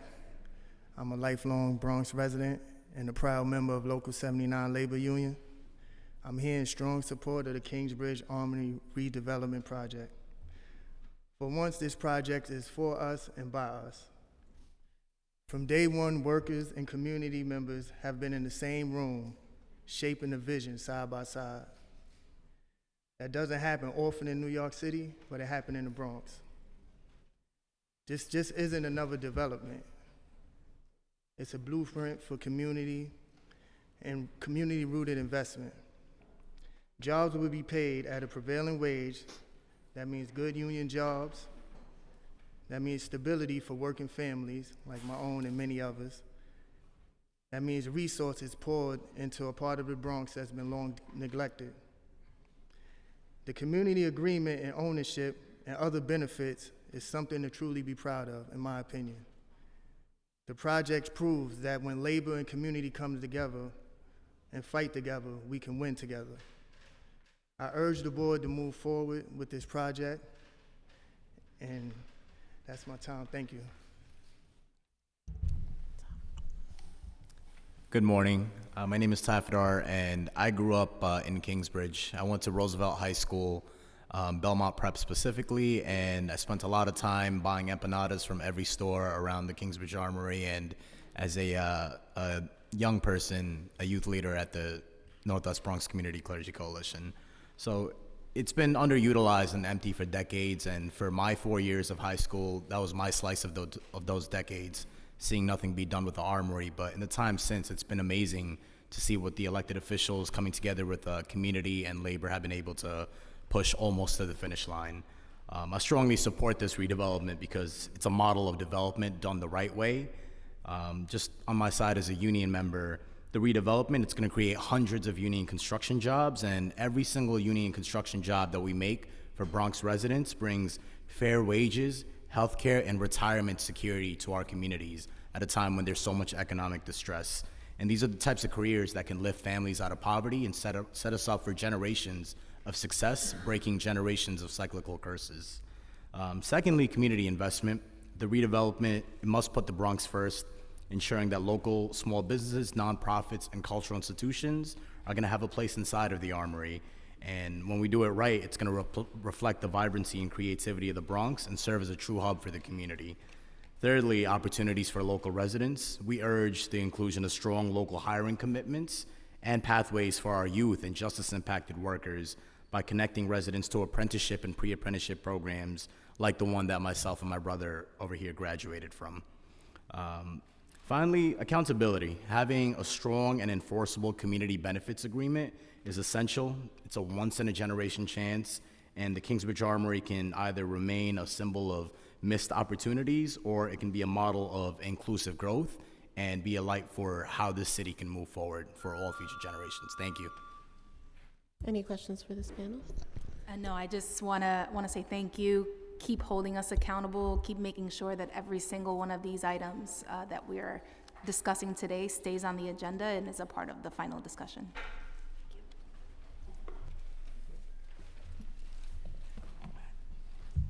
Thank you. This panel is now excused. I'll now call up Sarah Remenberg, Christopher Leon Johnson, Juan Nunez, and Stefan Martinez.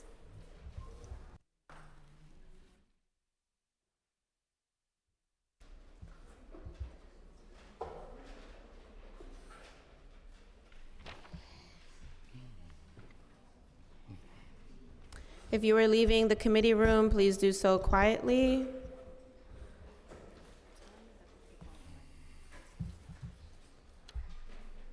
One last call for Christopher Leon Johnson. Okay, can I call up Jennifer Salgado to fill the empty seat? Thank you. And before the folks testifying begin, I want to reiterate for the folks online that you must register online in order to testify by visiting the council's website, council.nyc.gov/land use. Please make sure you do that in order to be called remotely to testify. And Sarah, you may begin. Please turn the microphone on. My name is Sarah Pennenberg, and I'm here today representing SEIU Local 32BJ. 32BJ is the largest property service workers union in the country, representing over 175,000 members across 13 states, including tens of thousands of commercial property service workers, security guards, and workers in residential buildings in New York.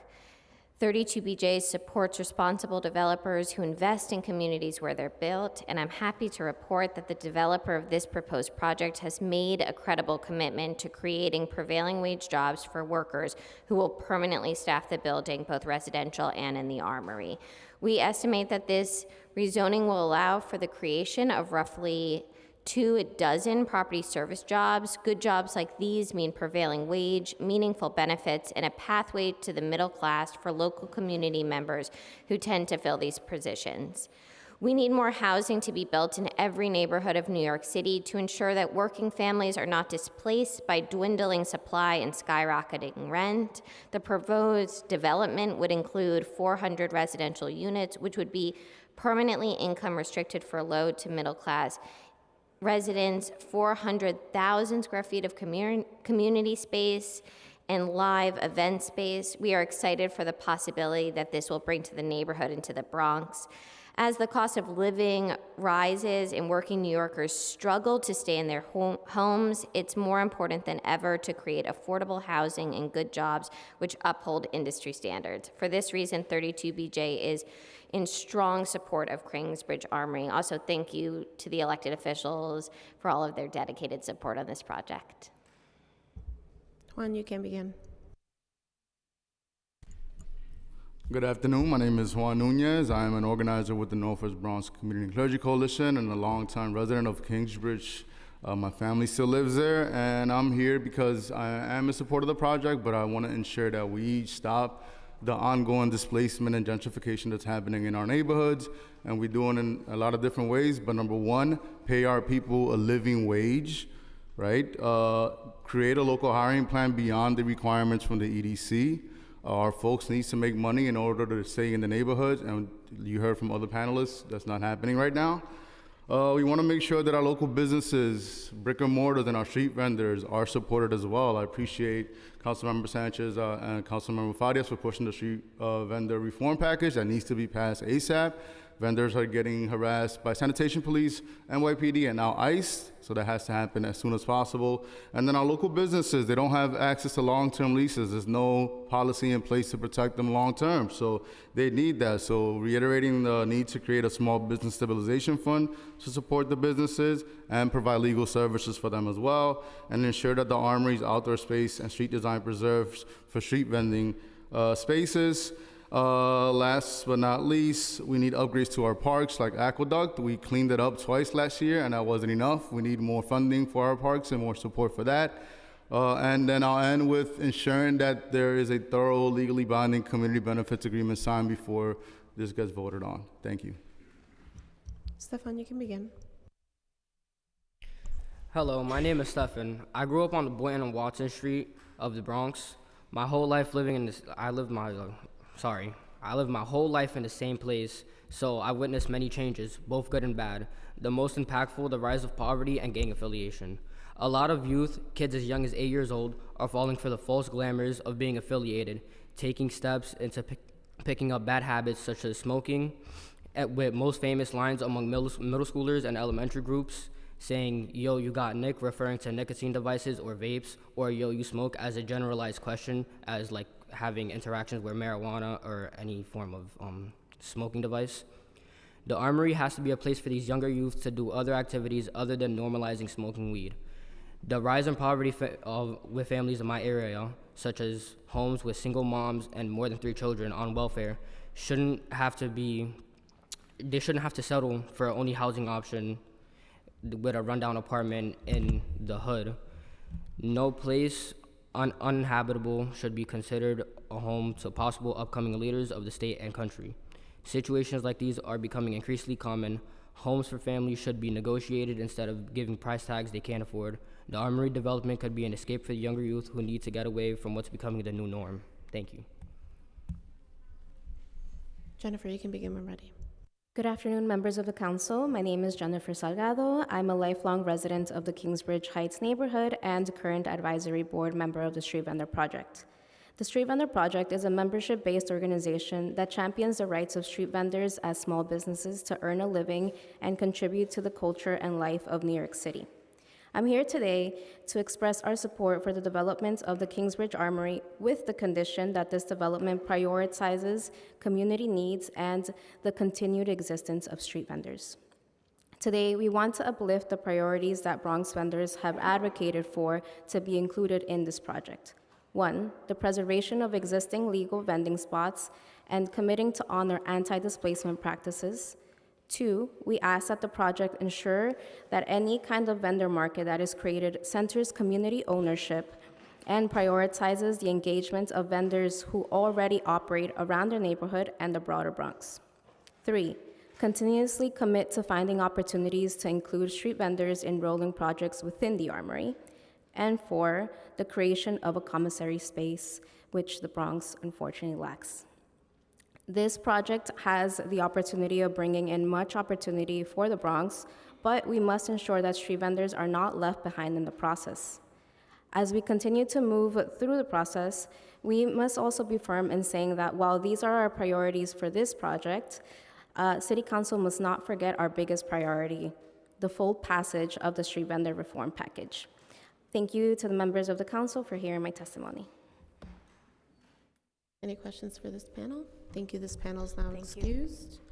I'd now like to call on our Bronx Borough President, Vanessa Gibson, who is virtual for her testimony.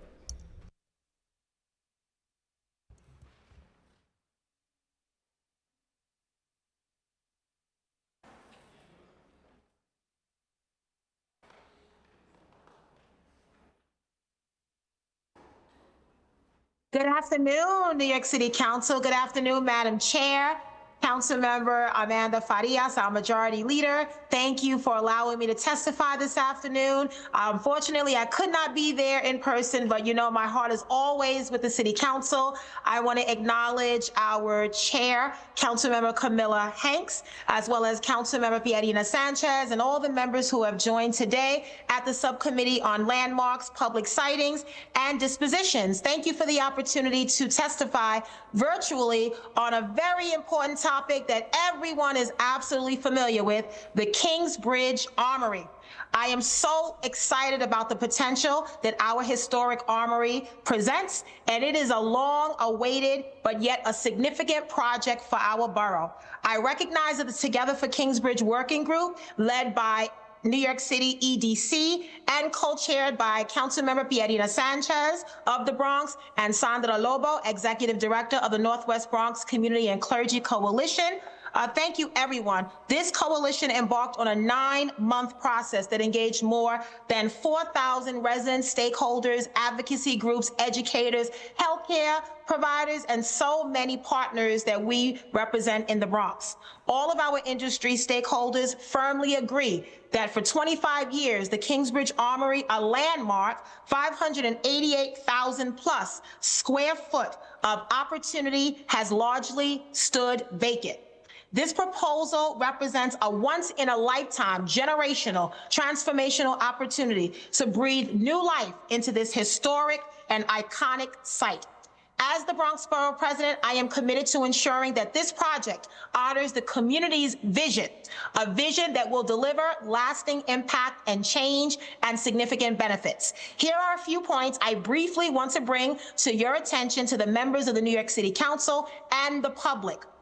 Based on my recommendations that I submitted to the New York City Planning Commission, land use and economic opportunity, the requested ULURP actions are critical to unlocking our Armory's potential. These actions will permit uses such as multi-purpose arena, helping to transform the Kingsbridge Heights community into a premier retail, commercial, cultural, educational, and tourist destination, serving as a catalyst for good-paying union jobs, small business growth, economic development, and boosting tourism.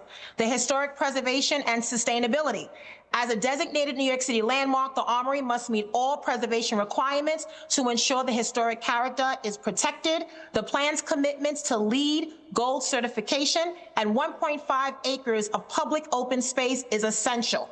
Modernizing must also be a critical part of this work as we address climate justice by remediating hazardous materials and improving local air quality to produce public health outcomes that are improved in a real way that makes a difference. Youth development, we all love our young people, and we know that this project must serve youth in a real way with opportunities, dedicated space for youth serving, non-for-profit organizations, internships, volunteer opportunities, training pipelines linked to union jobs, apprenticeship jobs, hospitality, and so many emerging industries that we want young people to tie into, like tech, robotics, coding, and so many other important opportunities. The transportation and infrastructure work between the new arena that will host large-scale events to the additional housing that we will see in Phase 2. Proactive planning is needed to manage the traffic and transit demand.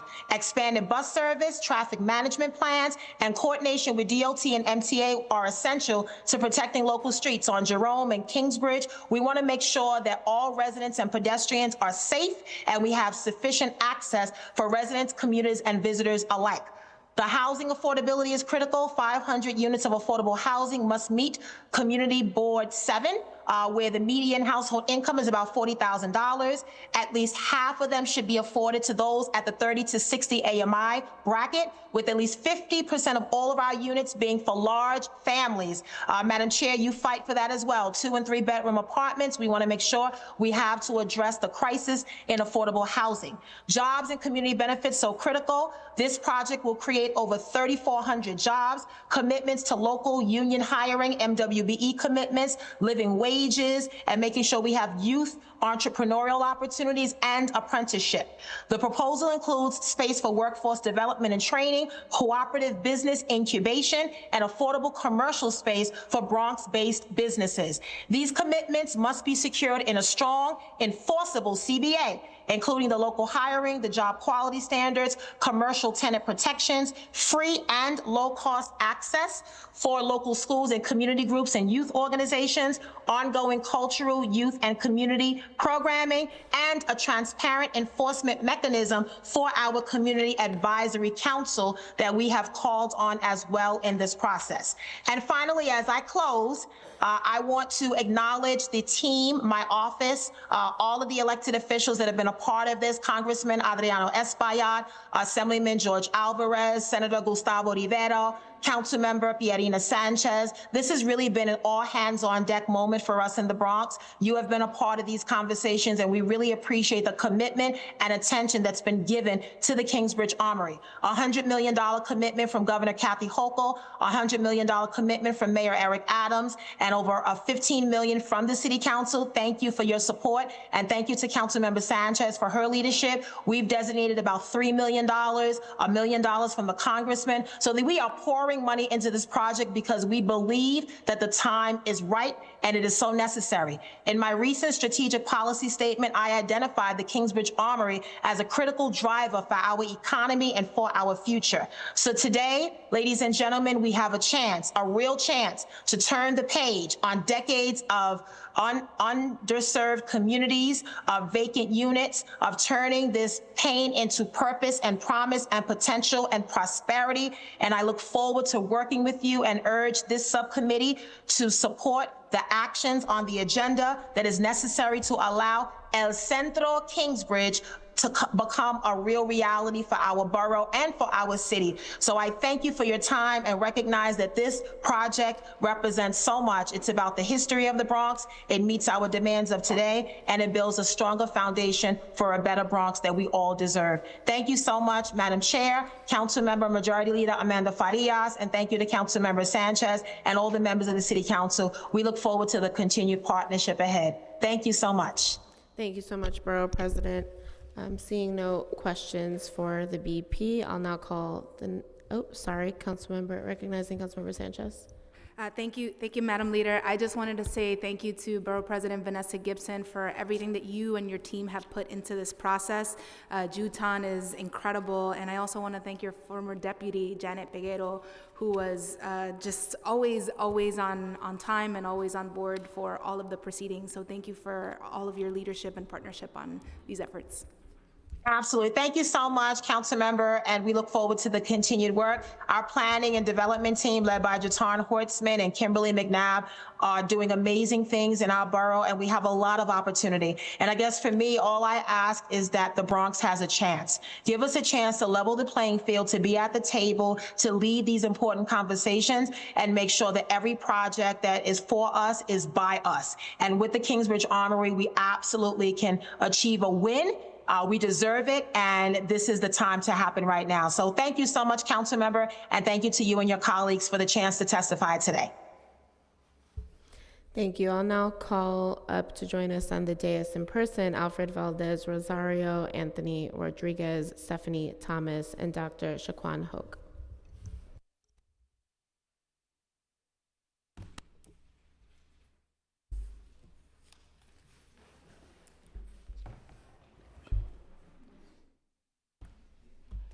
Hit that button.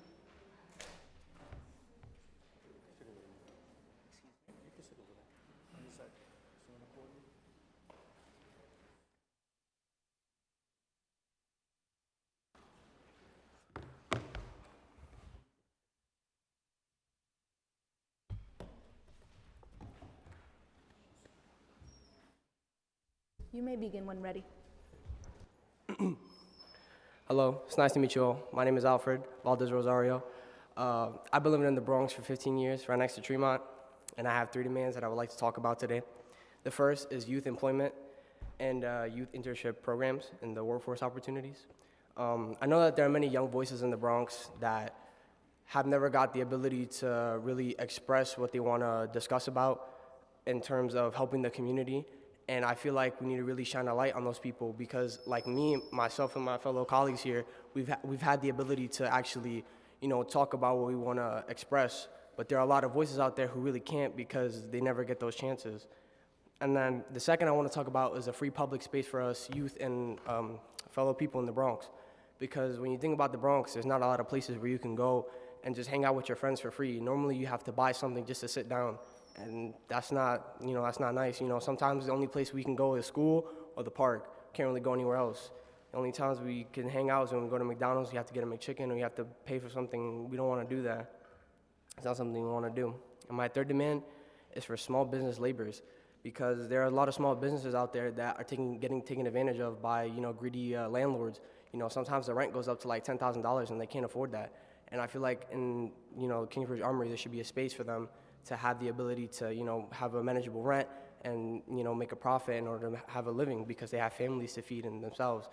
And also there's a lot of people out there in the Bronx who want to teach for free. Sometimes I feel like we should have a space for them in the Kingsbridge Armory as well to really talk and teach. Sometimes it's not just a teacher, it's just them, and they need a space for that, but they don't have one. So I feel like, they should have a space for that. Thank you for your time. These are my 3 demands. I hope you really consider them.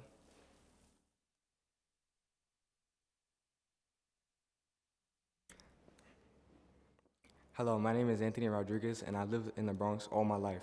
It's what I live and breathe. Today, I'm here to address what the Armory should benefit. Affordable housing, in my opinion, is the top priority. From my personal and my family's experience, rent is high and unaffordable.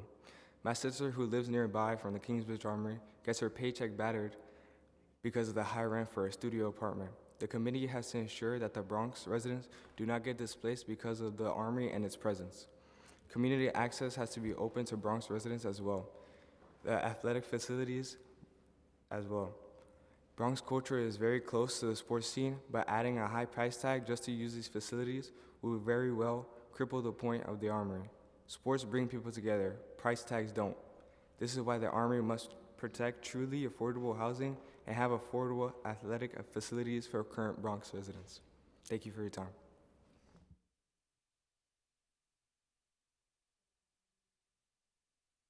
This one? Okay. Good afternoon, everyone.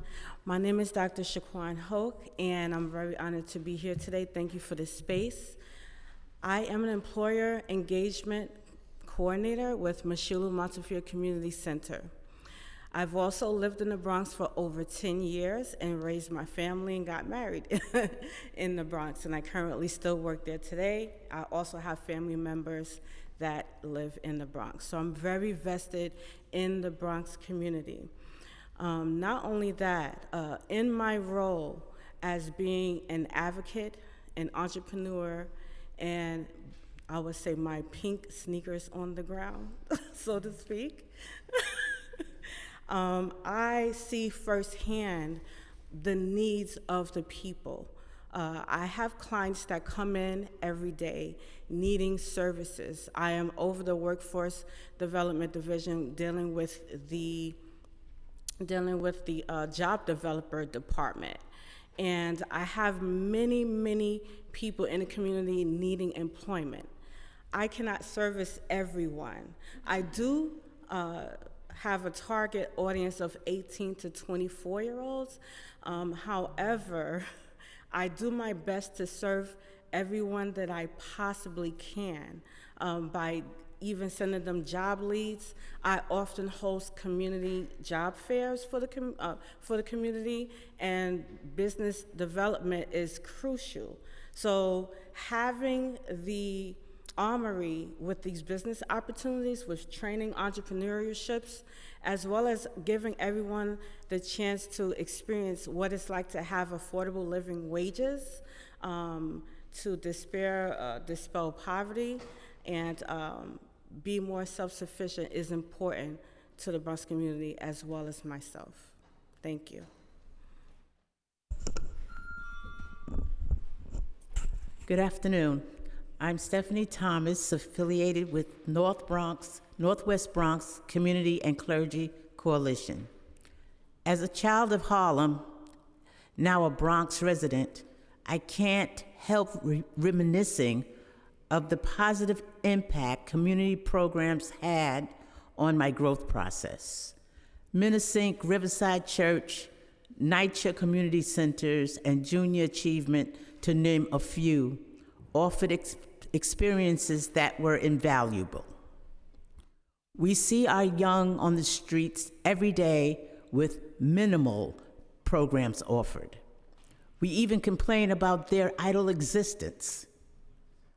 With the proposed development plan, let's be mindful and dedicated to the inclusion of programs that will assist in the positive development of our young adults. Thank you.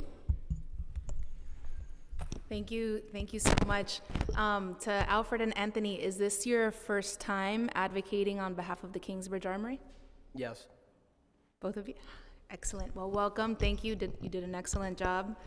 And thank you to this panel for your testimony. Thank you.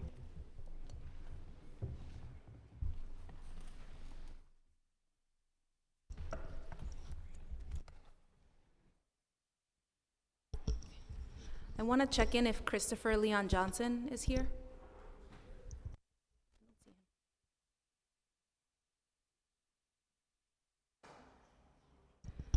The next panel will be, excuse me if I mispronounce your name, Shmira Royhem, Alyssa McCall, Martha Bryant, and Edgar Ramos.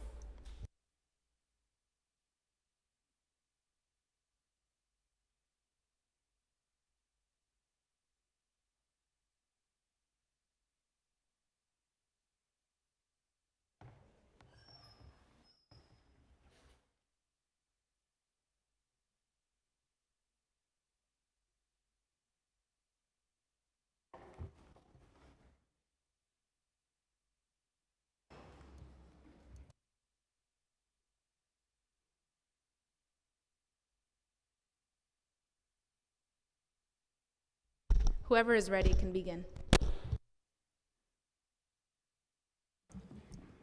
Okay, my name is Martha Bryant, and I don't have any comments or concerns. I really have a lot of questions. So I want to say I fully support the Armory, and I would like to know who will own the Armory once it's developed, who will have the power and control of its resources. And I want to know, does this project include all the industries and uses called for in the NYC EDC 2022 Kingsbridge Armory Community Vision Report? Does it include the priority industries of film and TV, emerging technologies, and urban agriculture? Does it prioritize uses for recreation and health, sustainable food systems, Bronx arts and cultural spaces, and spaces for community gathering and organizing? Does the project include a path to home ownership for 6-member families with one stream of income? Does the project include permanent full-time jobs with benefits and a living wage for our reentry citizens, our disaffected youth, our neurodivergent Bronxites, our returning veterans, and our differently abled? How does this project plan align with the goals and mission of the Bronx Tourism Council, the Bronx Economic Development Corporation, Bronx's various business improvement districts, the New York City parks and various Bronx Park Alliances, and Lehman College? Thank you for your time and for all your hard work, Councilmember Sanchez.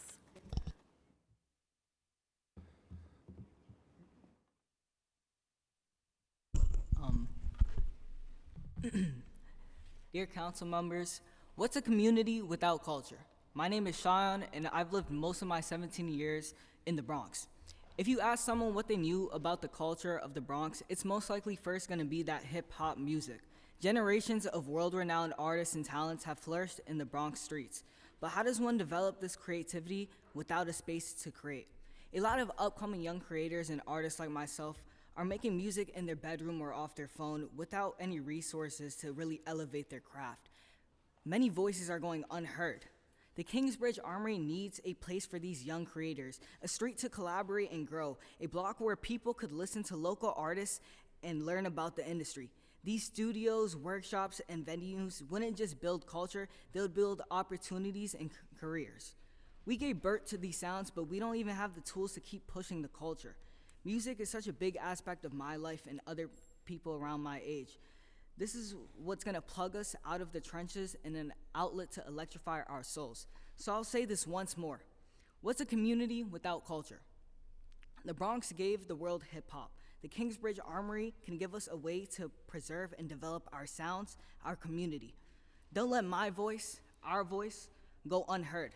Let the speakers of this borough keep shaking the bass of New York. Sincerely, Shayan. Thank you. Hello, My name is Elijah McCall, not Eliza, sorry. And I have been a part of the Northwest Bronx Community Clergy Coalition since 2022. I was born and raised in the Bronx and have been involved in the fight for the community-driven redevelopment of the Kingsbridge Armory since I was a senior in high school, not far from the Armory. To me and many others, this project is more than just a project. It should be a space that celebrates Bronx culture and history without the threat of erasing our community. I urge the city to approve this project. The Kingsbridge Armory redevelopment represents an amazing opportunity to support the Bronx. While I support the goals of this project, I want to make sure it truly invests in our community and uplifts our people and not harms us. The project must prioritize workforce development for young people, ensure that services and resources are accessible and affordable for all, and guarantee that any jobs created are unionized and pay a living wage. This project should reflect the Bronx's diverse identity and serve as a gathering place for generations to come. Thank you.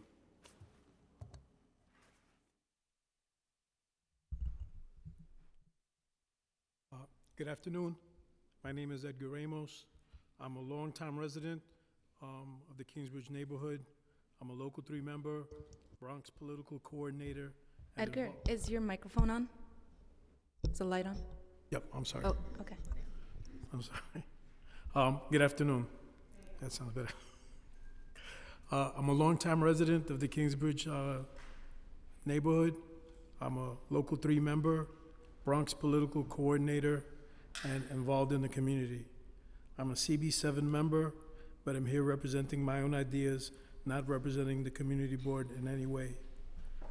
I used the Armory when I was a young cadet many years ago in the early 80s, when I was trained there and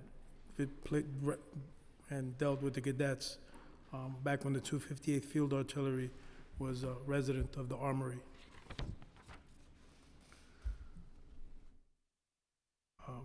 I'm hoping that it creates an environment that will be good for the community, including engagement for the youth and the elderly. Thankful for the project to be moving forward in a positive manner. I'm hoping that the city will look to improve the infrastructure, like accessible subways and improvements to support the additional riders. Although schools are across the street, appropriate amount of seats have to be added to this neighborhood because we've always been under where we need to be. We're thankful that this building is being done with a PLA that will include state accredited unions, hoping for the use of local hiring. I've benefited from local hiring, working to help improve our local infrastructure in schools and hospitals. We need to have the city help vendors with an availability of licenses for those looking to proceed legally and sell in the area. I appreciate the developer's use of the term of a tapestry. The magic carpet. Yep. I'm gonna use that, an outlet to electrify our souls. I'm gonna get it printed and put on the wall in the office somewhere. But thank you so much to this panel. The questions that you've asked are exactly what we all need to be asking as I approach the vote with my fellow council members. So please do not let those questions fall by the wayside, because if you are unhappy, if the community is not seeing what we need to see, then that is indicative of what I need to do and convince my colleagues to do. So thank you.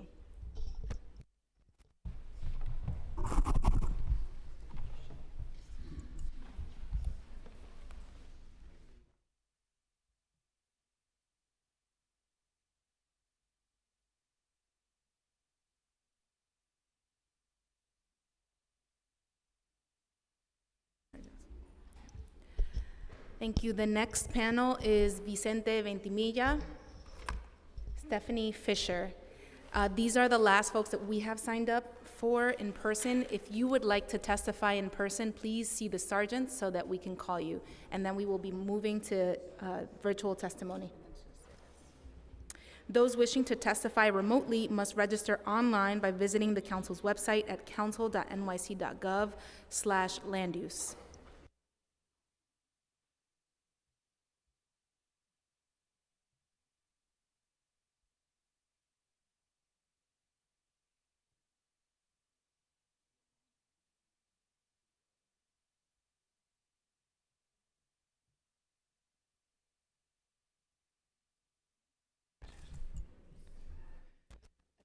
Gracias, buenas tardes. Mi nombre es Vicente Ventimilla. He venido a esta audiencia como parte de la comunidad. Soy un vendedor ambulante del Bronx y en los actuales momentos estamos viviendo una persecución sin precedentes. Los permisos y las licencias que tanto necesitamos aún se encuentran sujetos a una reforma que estamos impulsando. El megaproyecto del Kingsbridge Armory ha sido una utopía a lo largo de estos años. Sin embargo, gracias a este valeroso grupo de concejales que ha luchado incansablemente, hoy podemos decir que todo su esfuerzo ha valido la pena. En estas instancias, nuestro compromiso sigue firme hasta consolidar nuestro objetivo. Nosotros, vendedores ambulantes, pedimos que como acto de justicia se nos asigne un espacio en su interior, ya que somos el grupo más vulnerable y estamos permanentemente expuestos a climas extremos y a los peligros de la calle. De nuestro trabajo dependen nuestras familias. Primero, queremos preservar los existentes puestos de venta legales y comprometerse a respetar las prácticas contra el desplazamiento de los vendedores. Segundo, garantizar que exista un mercado, uno que tenga la prioridad, la propiedad comunitaria. Tercero, comprometerse continuamente a buscar oportunidades para incluir a los vendedores ambulantes en los proyectos dentro de la armería. Cuarto, crear un espacio de comisariato para vendedores ambulantes. Lo que fue construido en tiempos de guerra hoy servirá para promover la unidad y la paz de nuestro pueblo. Gracias. Gracias. I will be interpreting. Good morning, Honorable Council. My name is Vicente Ventimilla, and I am a leader of Bronx Street Vendors. I have come to this hearing as a part of the community. I'm a street vendor in the Bronx, and at this time, we are experiencing unprecedented persecution. The permits and licenses we so desperately need are still subject to a reform we are pushing for. The Kingsbridge Armory's mega project has been a utopia over the years. However, thanks to this courageous group of council members, we have fought tirelessly. Today, we can say that all their efforts have been worth it. In these instances, our commitment remains steadfast until we consolidate our goal.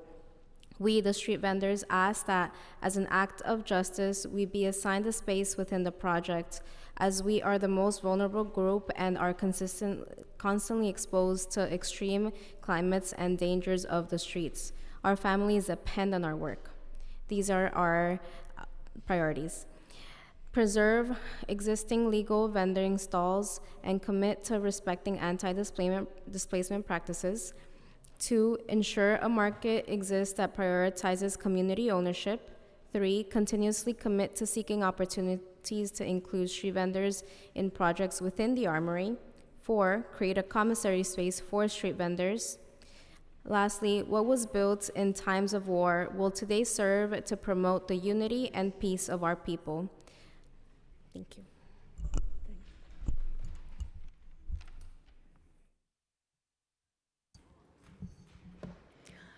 Good afternoon, Council. My name is Stefina Fisher, and I've been a social studies teacher in the Bronx for 18 years. And my students, some of them are here today, and they have been to all the Together for Kingsbridge working groups. And today I'm here to ensure that the Armory is a place where young people become decision makers and owners of the Bronx. When it comes to youth decision making, we hear about supporting youth voices, so we need to create systems and create space for youth voices to have real decision making power. The community council seats that are promised in the Armory and the community fund should have designated seats for Bronx youth. Voting power, the youth should have voting power on high-level decisions so that reinvestment goes into things that the youth believe have value and represents their interests. Youth leadership, the city and developers should invest in youth leadership so they know how to join these councils, how to effectively represent their peers, and analyze the needs. When it comes to youth economic power, we hear a lot about work-based learning, internships, SYEP, and beyond the internships, the Armory should create apprenticeship programs that funnel into living wage and full-time employment at the Armory and beyond. And beyond internships, the community ownership and wealth sharing models do require a reframe from just getting jobs toward collective decision making and community wealth sharing. And we need training for this. We need to learn about conflict resolution, collaborative decision making, and how to share wealth. And finally, when it comes to youth access, youth should have vending licenses and small business licenses so that they can have youth-run small businesses and cooperatives in the Armory. So I thank you. I really believe the community benefits agreement should have these things. Thank you. Thank you for bringing in the youth. A question for Vicente. I will say it in Spanish and then in English. Vicente, usted como líder de los vendedores ambulantes en Forum, pero en tantas de las partes del Bronx como el área de Kingsbridge, ¿nos puede notar hoy día lo que ustedes han estado experimentando las últimas semanas? ¿Cómo se sienten los vendedores ambulantes y otra vez qué quisieran ver en el arsenal? And so in English, that was, as a leader of street vendors in the West Bronx, on Fordham Road and in the Kingsbridge area, can you just tell us about the way that merchants, that street vendors have been treated in the past few weeks and what their hopes are for the Armory? Gracias, Pierina. Es lamentable esta situación que está pasando. Creemos que es innecesaria. Este hostigamiento por parte de Sanidad no tiene precedente alguno. Esta persecución creemos que es injustificada porque nosotros los vendedores ambulantes somos trabajadores esenciales de esta ciudad. Nosotros contribuimos al desarrollo de esta ciudad. Can you translate? Thank you, Pierina. What vendors are facing right now is unprecedented persecution and harassment by sanitation. Híjoles, was not fully prepared for that. Acoso, persecución. Yes. That was great. You're always ready. Bueno, muchas gracias por su abogacía, por los vendedores ambulantes y vamos a tratar de lograr un proyecto bueno para los vendedores ambulantes aquí, pero necesitamos, como ustedes han dicho, la reforma en la ciudad. So we're going to do our best. Thank you for your advocacy. We're going to do our best for street vendors in this project, but we know we need citywide reform. Thank you. Gracias. Gracias, Pierina. Muy amables. For members of the public who are waiting to testify online, we ask you again that each person completes their own individual registration, and please do not share registration or Zoom links publicly. We have a lot of people signed up to testify, and we want to make sure that we hear from everyone. And we also want to remind speakers that each speaker may appear once and testify for 2 minutes. If you have additional testimony you would like the subcommittee to consider, you may submit that to via email by emailing landusetestimony@council.nyc.gov.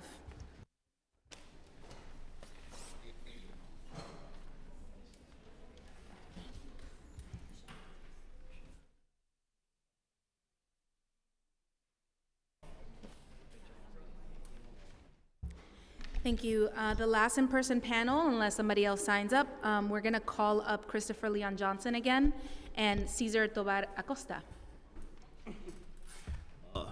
Yeah, hello, my name is Christopher Johnson. Thank you, Sanchez, for saving me for last. I was busy at the other side talking for the Nitro Development cameras. It's a long, busy day, but thank you for having this hearing. But I'm here to show in support of this land use application for Kingsbridge. I believe that I know about the Armory. I believe that this Armory needs to be saved to where that is needs to be used for community space. I support the jobs that's going to be there, especially for my construction workers. Shout out to my union, Dr. BJ, for supporting this. I support this. I'm calling on you, Sanchez. I hope I don't get cut off, that you dedicate a certain amount of space for the deliveristas. And the reason I'm saying that because I know that you got a donation from Lygia Galapa, $50 donations. I'm not here to disparage you, but I'm saying that if she donated to your campaign for re-election, you should pay her back with that amount of space. You should give her the space for the Cambridge Armory, because I know that it's hard to find space in the Bronx, especially for deliveristas, but you should do her a favor and give her, the Worker Justice Project, a space inside that armory. I believe that the armory should be not used as no more for shelter. It should be not used for shelter. It should be used completely for community housing unless there's a dire emergency. And I'm not talking about an emergency for migrants. I'm talking about, let's say there's an emergency for fire or flood. That should be the real emergencies. It should not be used for emergency for people that just come from the other side of the country based on an executive order, and because there's no place to stay, they have to live, they have to be, that's the only way you can find it. I have an armory that's in my community board district, Community Board 8, Brooklyn, it's an armory on Atlantic Avenue, and it's a disaster. And I hope that this Cambridge land use plan will be the example of what happens to the other armories all over the city, where we stop making these armories used for shelter and make these for real community-based organizations and resources and real jobs. Because why are we like I said, I'm not here to be rude, but why we're pushing for more shelters in the city instead of saying, like, look, we need to push more jobs in the cities and more workforce housing. And I believe that, look, even if like this land use application don't go through and you want to take it back to the drawing table, turn the Cambridge Armory to workforce housing. So thank you so much and enjoy your day. Thank you, Christopher. Thank you, thank you.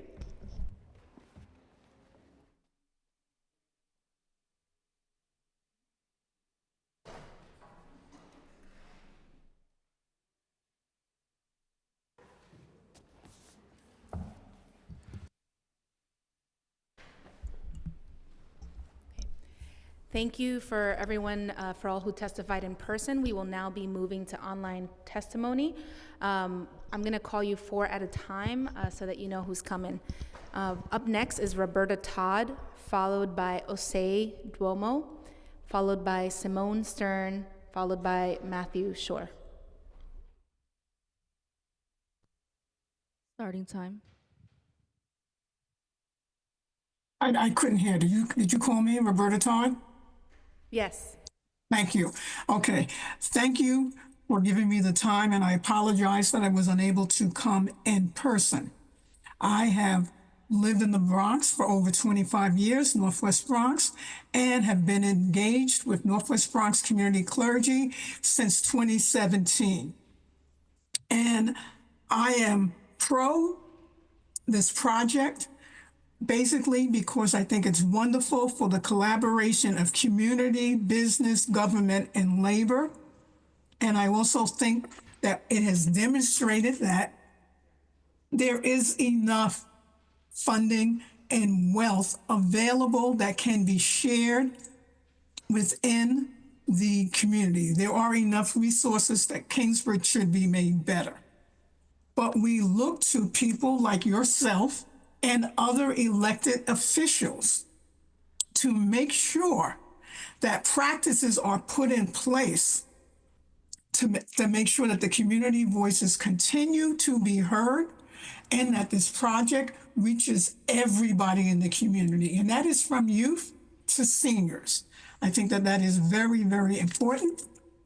In addition, I think it's important that, and we've been hearing through this hearing, that the community around the Armory is addressed, all of its needs are met. So again, having sat through this hearing, I wish I could say I disagree with anything that has been said, but I don't. And I know it's a tall order, but I feel we have this opportunity to make history with the Kingsbridge Armory in terms of development within our city, within our country. This can be a model, and I'm looking forward to seeing that. Thank you. Thank you, Roberta. Osei Duomo. Starting time.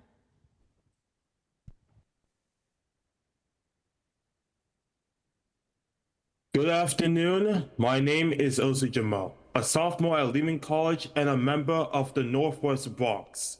As a native Bronx resident for almost 20 years, I've seen changes in my area, like how Fordham Road stores are closing, like my nearby Best Buy, Walgreens, and Macy's.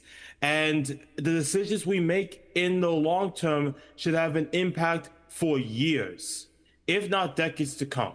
Right now, our community needs help economically and mentally to give them a place that can let them shop, let them grow, and let them build stability. And this builds stability. If the nearby Bay Plaza Mall provides these possibilities with just a bus ride away, we could do the same thing here.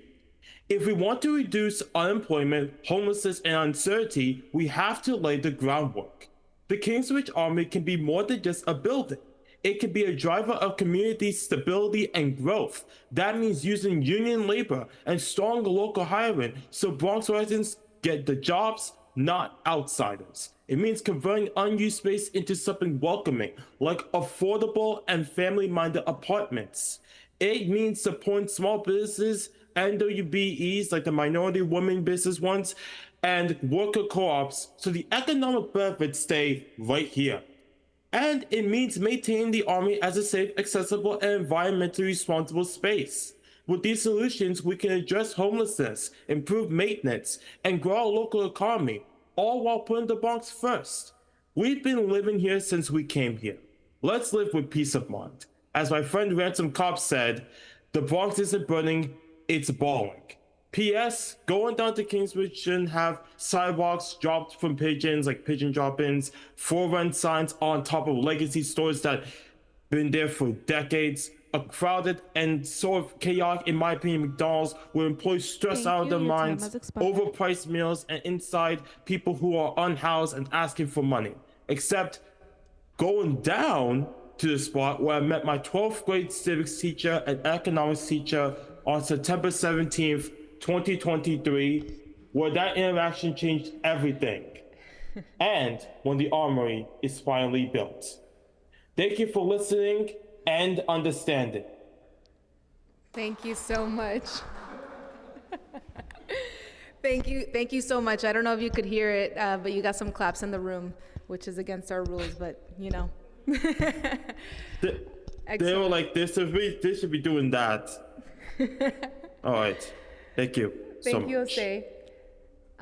Next, I'd like to call Simone Stern, followed by Matthew Shore.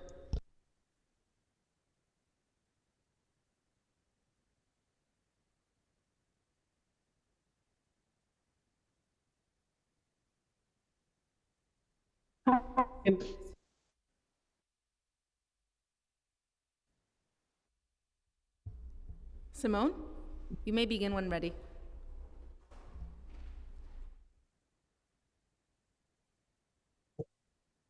Hello?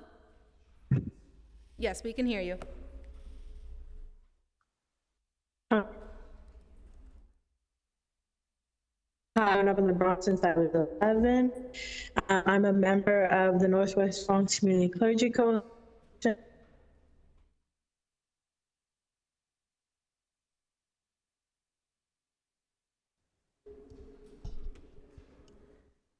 Simone, you've broken up. We're gonna move to the next panelist and then call you back to see if your connection is better.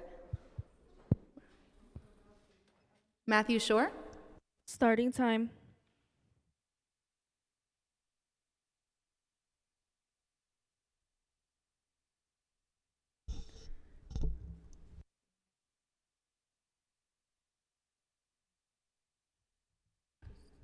Okay, I'm going to call the next 4 panelists, and then we'll circle back to Simone. Stephen Martinez, followed by Toby Buford, followed by Gregory Hernandez, followed by Mohammed Atia. Stephen Martinez. Starting time.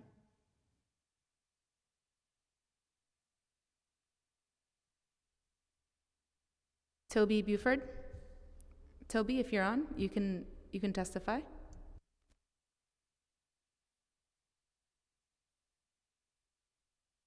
Hello, can you hear me? Yes, ma'am. Okay, great.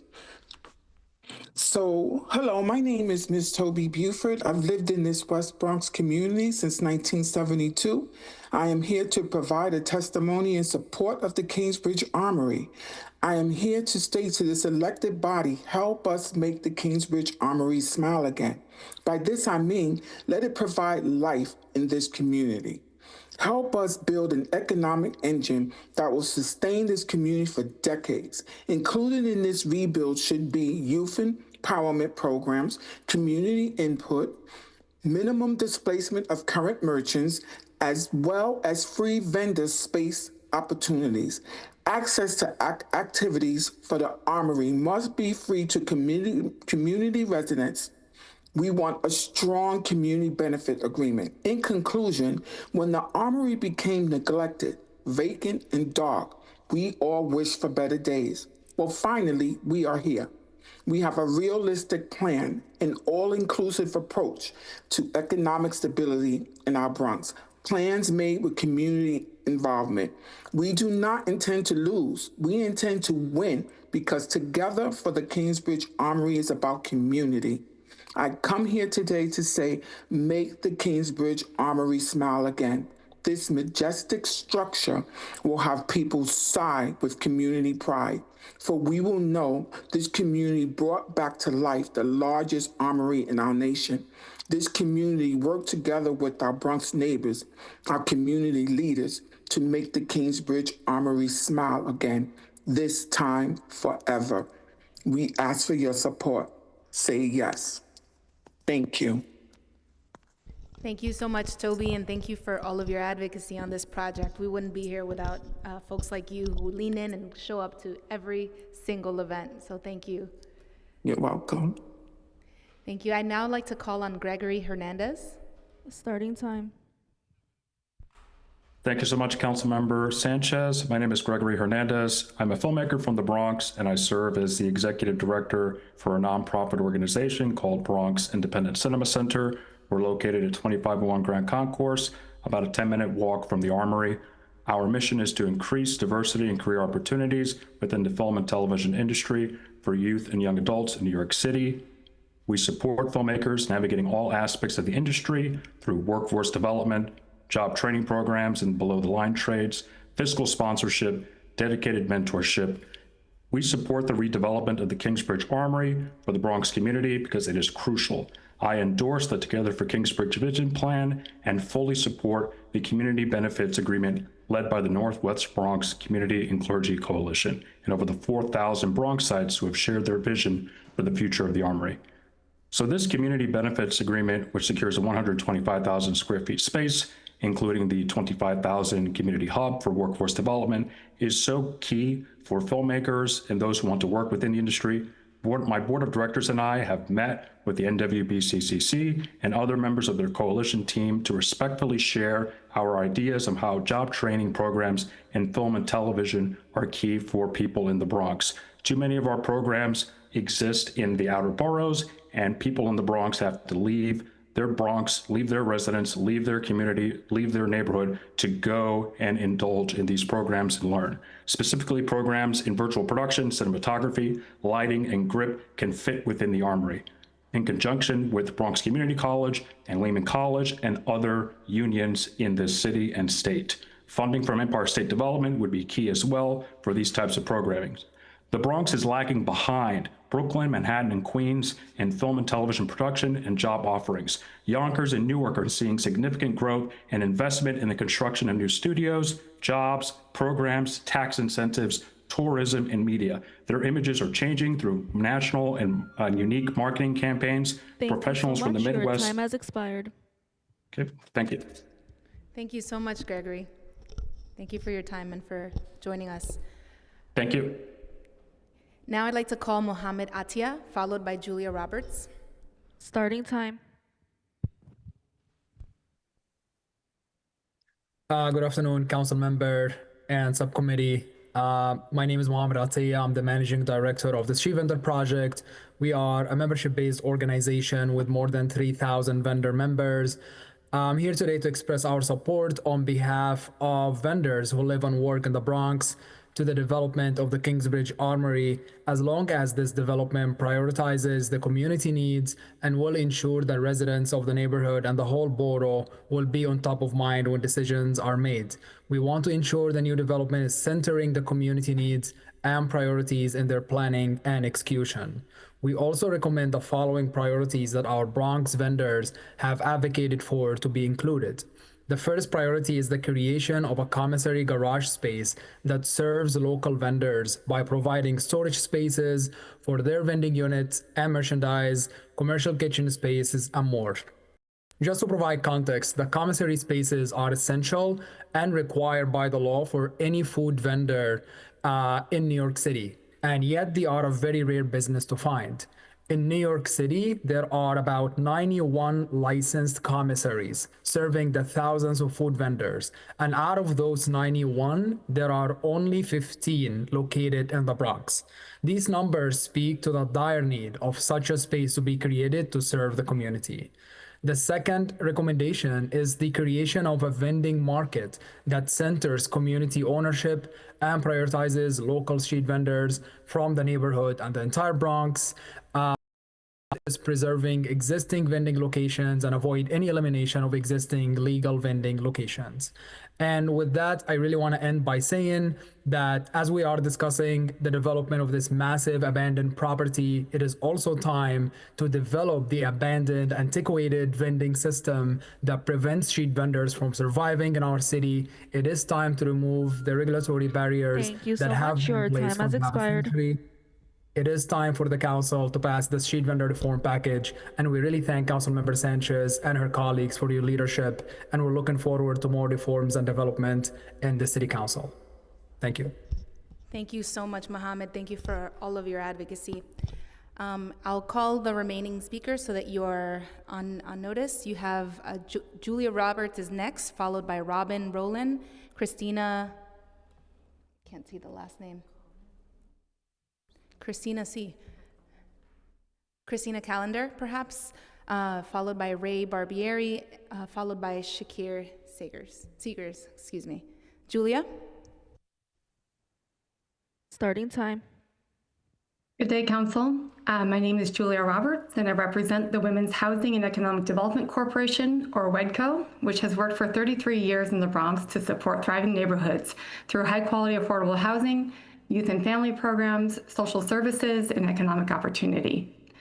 WEDCO lauds the Kingsbridge Armory's team's commitment to community engagement and strongly support its overarching goals. To realize its full potential, however, this project must center Bronx residents, workers, and small businesses. On housing, we support the inclusion of deeply affordable units and urge that at least 50% of units consist of 2- and 3-bedroom apartments to meet local family needs and to advance the city's broader affordability objectives. On workforce, we recommend a robust local hiring plan for construction and permanent employment that links Armory partners with local schools, higher education institutions, job training, certifications, and apprenticeships. On small businesses, we urge prioritizing Bronx-based businesses for ground floor retail tenancy, technical assistance, including digital literacy to ensure local businesses can access contracts and procurement opportunities, and a small business stabilization fund, including legal services, lease negotiation, training, grants, loans, and other anti-displacement services, serving a 1.5-mile radius from the Armory. The Kingsbridge Armory project can serve as a platform for a more cooperative local economy. WEDCO encourages establishing a partnership with Bronx peoples Federal Credit Union, a branch of the financial cooperative, the Lower East Side People's Credit Union, to bring affordable financial services directly to residents and workers. Finally, we support cultural programming and linkages with the Bronx Music Hall and other Bronx cultural organizations and venues to leverage and foment the Bronx's creative economy. Transit improvements, including increased subway service at the Kingsbridge Road stations and improvements to other Jerome Avenue transportation infrastructure, will support the Armory and the surrounding community. WEDCO stands ready to collaborate to achieve Time has these. expired. Thank you. Thank you so much for joining today and for your support of this project. I want to quickly call back, just take a moment to call back Senator Gustavo Rivera. I'm taking a point of privilege because they let me chair this thing. But I just wanted to ask you a follow-up question since I wasn't able to do it earlier. Senator, are you here? I am indeed, council member, or I should say, Madam Chair. Thank you, Senator. Well, I just wanted to highlight, people always say, we always say hindsight is 20/20, and on the Kingsbridge Armory, we have the benefit of actually having a lot of hindsight because there have been 2 redevelopment attempts in the past. Given how closely you were involved in the last attempt in the negotiation for the community benefits, and just holding the city accountable, and also you were deeply informed and around for the first redevelopment attempt. I'm wondering if you could share from your perspective, what the differences are here, but most importantly, what are you still concerned about that you think should guide this council in our decision-making process over the next few weeks? Thank you for that question, council member. The process that we're undergoing right now could not possibly be more different than the one that we saw before. And in particular, on the side of the community, that has not changed, which I'm very thankful for. The community has always been very present in the entire process, demanding to be included in the development process. The difference has been, in all honesty, that the developer is a completely different entity than we had last time. What we found, what happened last time, we'll talk about the second part because that was for most of my tenure, the Kingsbridge National Ice Center. I've said it often, I'm Puerto Rican. For me, ice is something you put in a rum drink. I don't know anything about ice skating, but the reason I was always supportive of it was precisely because the community ultimately got a community benefits agreement, and if the lease was actually handed over, it was going to go into effect. But the unfortunate reality about that one was a developer who was, for the most part, missing in action. It took over a month for me to even be able to get him on the phone. It would take a long time to be able to have any type of meetings with him, with the community. There were constant promises about what was possible and what was not possible, or what had already been secured, and there was just never any certainty. There's many of us that held on for dear life because it was the only thing available to us at the time. But unfortunately, as we've already seen, right, the funding could not be secured. There wasn't any real experience from that group of folks, as well-meaning as they might have been. They had no real experience in putting anything as complex like this together, and it went away. And I think that was ultimately the correct decision to actually snatch it from them because they could not secure the funding. This is night and day. In this case, there was actually one. I was texting my staff. There was a in the presentation that was done by the developer, by the city, I think, or maybe the developers. But there was one slide that had like the difference between this project and the other project, and it was just like night and day. You can see right there. There's actually so to go back to the community real quickly, the community is not in opposition. In this case, we're not in opposition to the developer, which was kind of the way that it operated last time. The developer always acted like, why are you all asking for so much? I already gave you a CBA, like stop fretting.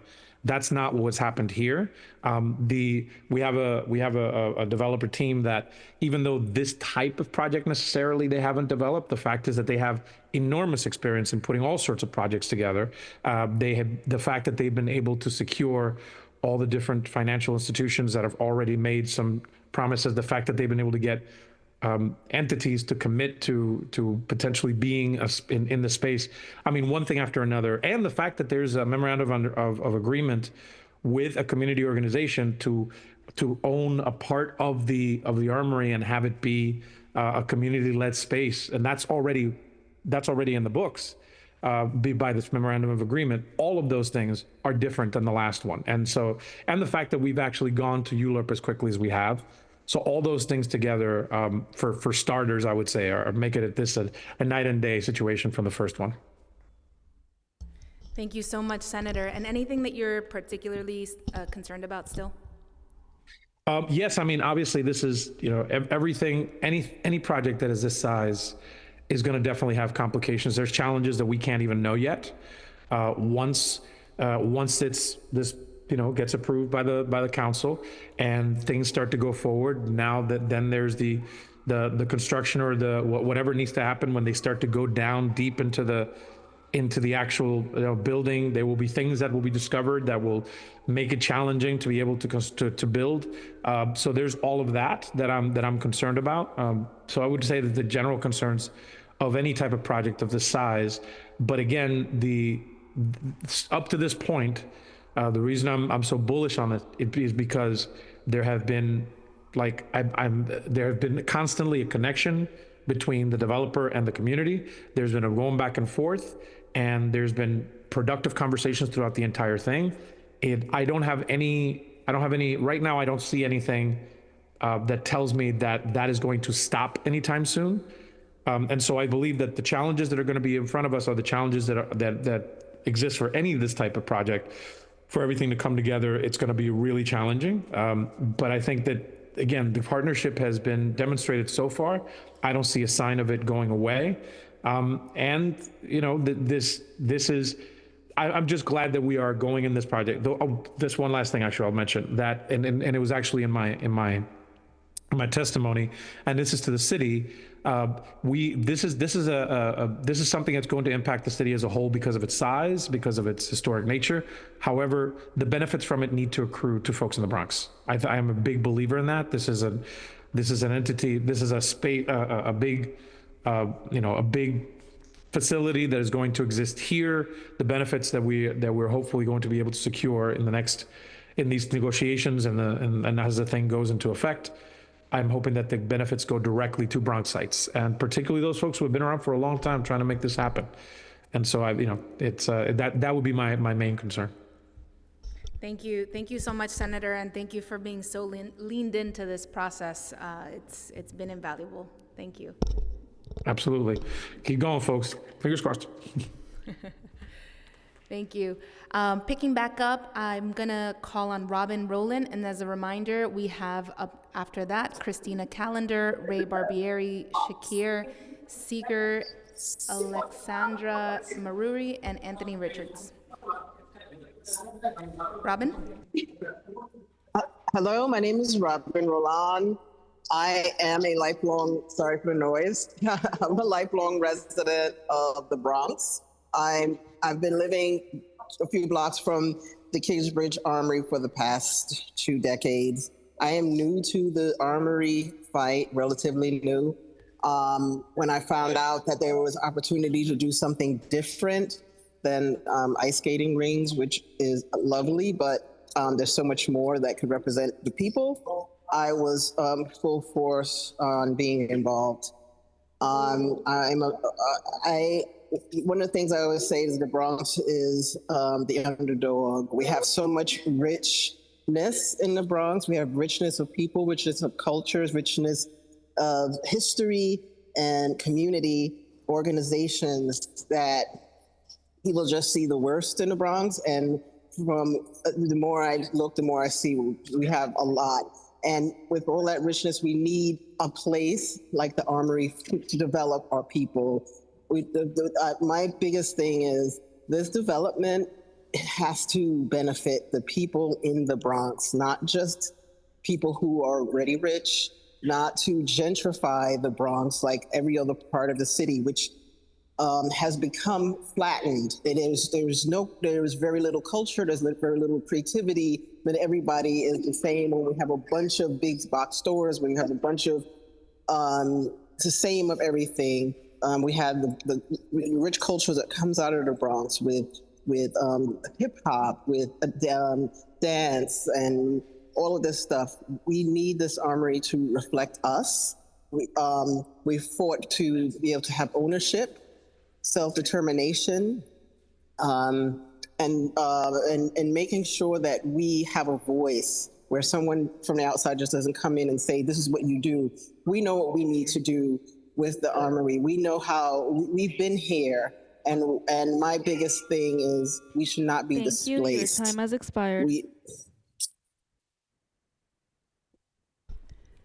Thank you so much for your testimony. Christina Calendar. Starting time. Hello, Council. My name is Christina Calendar, and I'm from the Bronx, specifically from Kingsbridge, and a soon-to-be graduate of nearby Lehman College. I've been engaged with this project through the Northwest Bronx Community and Clergy Coalition, and kind of similar, I dedicated my studies and professional life to understanding and alleviating the strains on working class. Good. How are you? Like my own. I am deeply invested in projects that not only enhance economic prosperity, but also improve the lives of the people who live here now. I am in support of this project. However, we do have the opportunity to ensure that the project is one that keeps its benefits rooted in the Bronx, and a different model of development is exemplified through key efforts.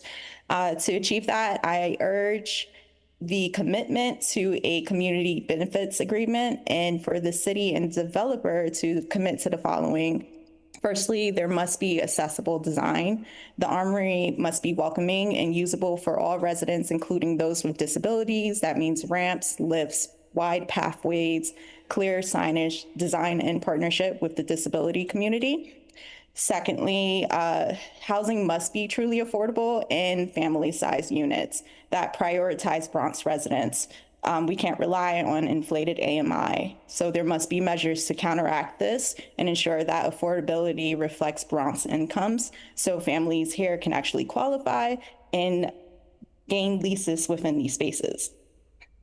Thirdly, the project must emphasize local hiring and contracting. So at every stage, this means contracts must be awarded to Bronx-based businesses, residents, worker cooperatives, WBEs, and additionally, there should be space made available to existing Bronx vendors that already exist within the Kingsbridge corridor. Thank you so much. Your time has expired. Thank you. Thank you, and you can follow up with written testimony as well. Thank you, Christina. I'd next like to call Ray Barbieri, followed by Shakir Seegers. Starting time. Good afternoon, City Council members. Thank you for this chance to participate in this hearing. My name is Ray Barbieri, and I'm the CEO at the Kingsbridge Heights Community Center. We're a 51-year-old settlement house with a long track record of providing amazing, high-quality youth, adult, family, and community services in the Northwest Bronx, and we serve the entire borough as well. As a proud member of the Kingsbridge Together Working Group, KHCC strongly supports both the Kingsbridge Armory project as well as a robust and clearly articulated community benefits agreement that lifts up the core tenets that form the vision and foundation for this project from the start. That means that the city's commitment to this project requires a concurrent commitment to a community benefits agreement that upholds all of the following: building and embedding youth and community ownership and opportunity and wealth sharing, respecting and ensuring public access for neighbors, street vendors, youth, and community groups, centering and celebrating Bronx culture, arts, and music, and the artists that create those works, establishing a community council and a benefit fund to lock in intentions in policy going forward, creating and sustaining local jobs for Bronxites and good paying jobs, as well as workforce development for youth and for adults of all ages, and embedding union labor into every aspect. And then also protecting and supporting small businesses and ensuring that they're able to continue serving the neighborhood as they have for so many years. The Kingsbridge Armory redevelopment project is a historic opportunity for the city to deliver on past promises and establish new parameters and a new standard for protecting and supporting all sectors of our community that will benefit countless Bronx families for generations to come. And we're very excited to support this project, and we look forward to continuing our work together to see this vision made into a reality. Thank you so much. Thank you so much for your partnership at KHCC, Ray. Really appreciate you sticking around to testify today. Shakir Seegers? Yes, I'm here. All right. Good evening, everyone. So my name is Shakir Seegers, also known as Chip in the community. I'm here today on behalf of Theory 9, a Bronx-based nonprofit dedicated to uplifting our community through education, wellness, and opportunity. For us, the redevelopment of the Armory is not just about brick and mortar, it's about building bridges. It represents a chance to transform an underutilized space into a hub of hope, equity, and an empowerment for the people who need it most. At Theory 9, we've seen firsthand how access to safe spaces and resources can change lives. From mentoring hundreds of youth to distributing food to thousands of families, our mission has always been rooted in creating gateways to success. The Armory development gives us an opportunity to expand that vision, providing jobs, cultural programming, and health resources that will meet the needs of not just the Bronx, but Kingsbridge residents for generations to come. We support this project because we know the potential of our people. We watch our young athletes rise to national rankings. Our families come together at community events, and our neighbors show resilience through hardship. Imagine what we could achieve if the Armory becomes a space designed for us, by us, and with us in mind. We urge all stakeholders to prioritize local voices, community partners, and sustainable investment into the redevelopment. Together, we can ensure that the Armory becomes more than a building. It becomes the heartbeat of the Bronx. Thank you. Thank you so much, Chip. You're doing Kingsbridge proud right now. Appreciate you hopping on to share your perspective, and thank you for all your leadership on this project and in the neighborhood. Thank you for everything. Thank you. Our last two folks on Zoom are unknown caller ending in 6853. If you would like to testify, please come off mute and identify yourself.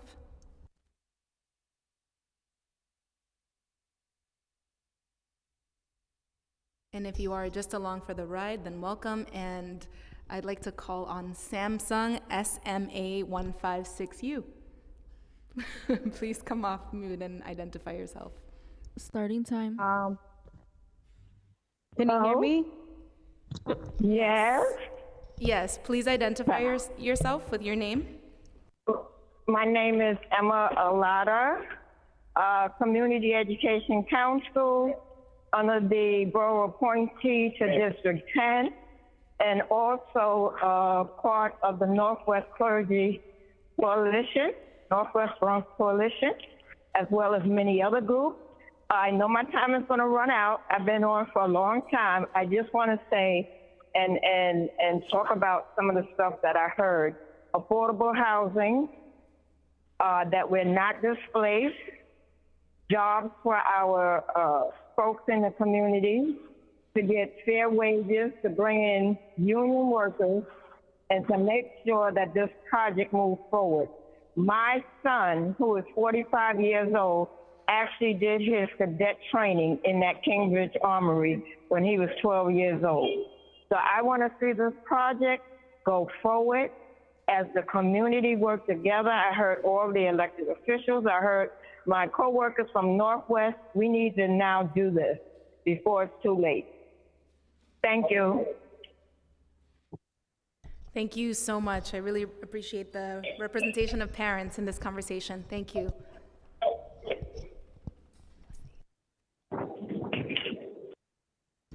If the other unknown caller would like to testify, please come off mute and identify yourself. Can you hear me? Yes. Okay. Good afternoon, everyone. Good morning. Good afternoon, everyone. For those who don't know me, my name is Tara Carr, and I'm a Bronx Knight. Sorry, I'm a little tired. It's the borough where I was born, raised, and still residing. I am honored and proud to be part of the redevelopment of the Kingsbridge Armory. There are many areas of this project that are very important to be constantly reminded of and held accountable, such as local hiring and living wages. Because providing such opportunities will show our community that we don't have to travel to another borough to make a living, which in return will allow families to spend more quality time with extended family members and friends on vacation. Lastly, every generation will be able to achieve their dream career or job right here in the borough where they will thrive and not just survive, in the borough we were born, raised, and still residing just like me. Be for us, with us, and don't forget the faces and voices of the people from our Boogie Down Bronx. Thank you, Tara Carr.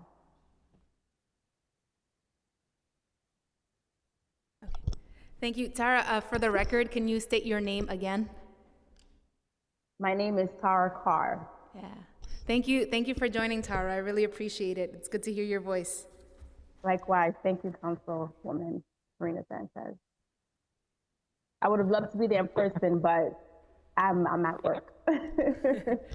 No problem. We feel your presence. Okay, with that, that concludes all those that we had signed up to testify virtually. If there are any remote public participants who wish to testify and have not already done so, please press the raise hand button now. And if you are here with us in person, please see one of the Sergeant at Arms to first fill out a speaker card.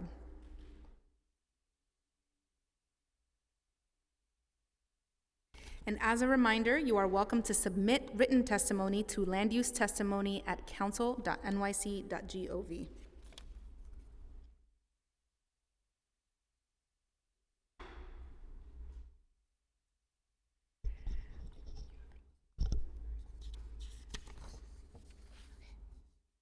All right, there being no other members of the public who wish to testify regarding LUs 387 through 391 for the project known as the Kingsbridge Armory redevelopment, the public hearing is now closed and this item is laid over. That concludes today's business. I would like to thank the members of the public, my colleagues, subcommittee, council, land use staff, and the Sergeant at Arms for your participation today. This meeting, sorry, I'm gonna do a point of privilege because I've had it in front of me and I forgot to do it. I was going to close it, but I'm not, before acknowledging one more time all of the members of the working group and the continued participants in the negotiating table. Bronx Borough President Vanessa Gibson, Congressmember Adriano Espaillat, New York State Senator Gustavo Rivera and Robert Jackson, New York State Assembly members George Alvarez and Yudelka Tapia, my colleague, Councilmember Feliz, our co-chair, Sandra Lobo at the Northwest Bronx Community and Clergy Coalition, and members of the organizations, Community Board 7, Bronx, a part of the solution, or POTS, the Street Vendor Project, Mashulo Montefiore Community Center, Mothers on the Move, University Neighborhood Housing Program, or UNHP, the Gambian Youth Organization, Riverdale Senior Services, Mekong NYC, Dominicanos USA, Kingsbridge Heights Community Center, the Kingsbridge Road Merchants Association, Bronx Economic Development Corporation, the BJT, Burnside Jerome Tremont Merchant Association, the Point CDC, Lehman College, Monroe College, Bronx Community College, Morris Heights Health Center, the Gardner Foundation, Theory 9, Good Shepherd Services, Bronx Rises Against Gun Violence, Women's Housing and Economic Development Corporation, the Angelique Yambo Foundation, I see you back there. The Bronx Independent Cinema Center, West Bronx Housing, NYCHA resident leaders in the area from Sedgwick Houses, Fort Independence and Bailey Houses, and the University Rehab. Parent leaders from School District 10, our partners in labor, DC 9 Painters, Local 79, the New York City Central Labor Council, and our religious leaders, Our Lady of Angels Parish, Masjid Omar, Fordham Manor Church, Yankasa Masjid, Christ Riverdale Church, and the Abrar Masjid. Thank you so much. That was a point of privilege. And with that, this meeting is hereby adjourned.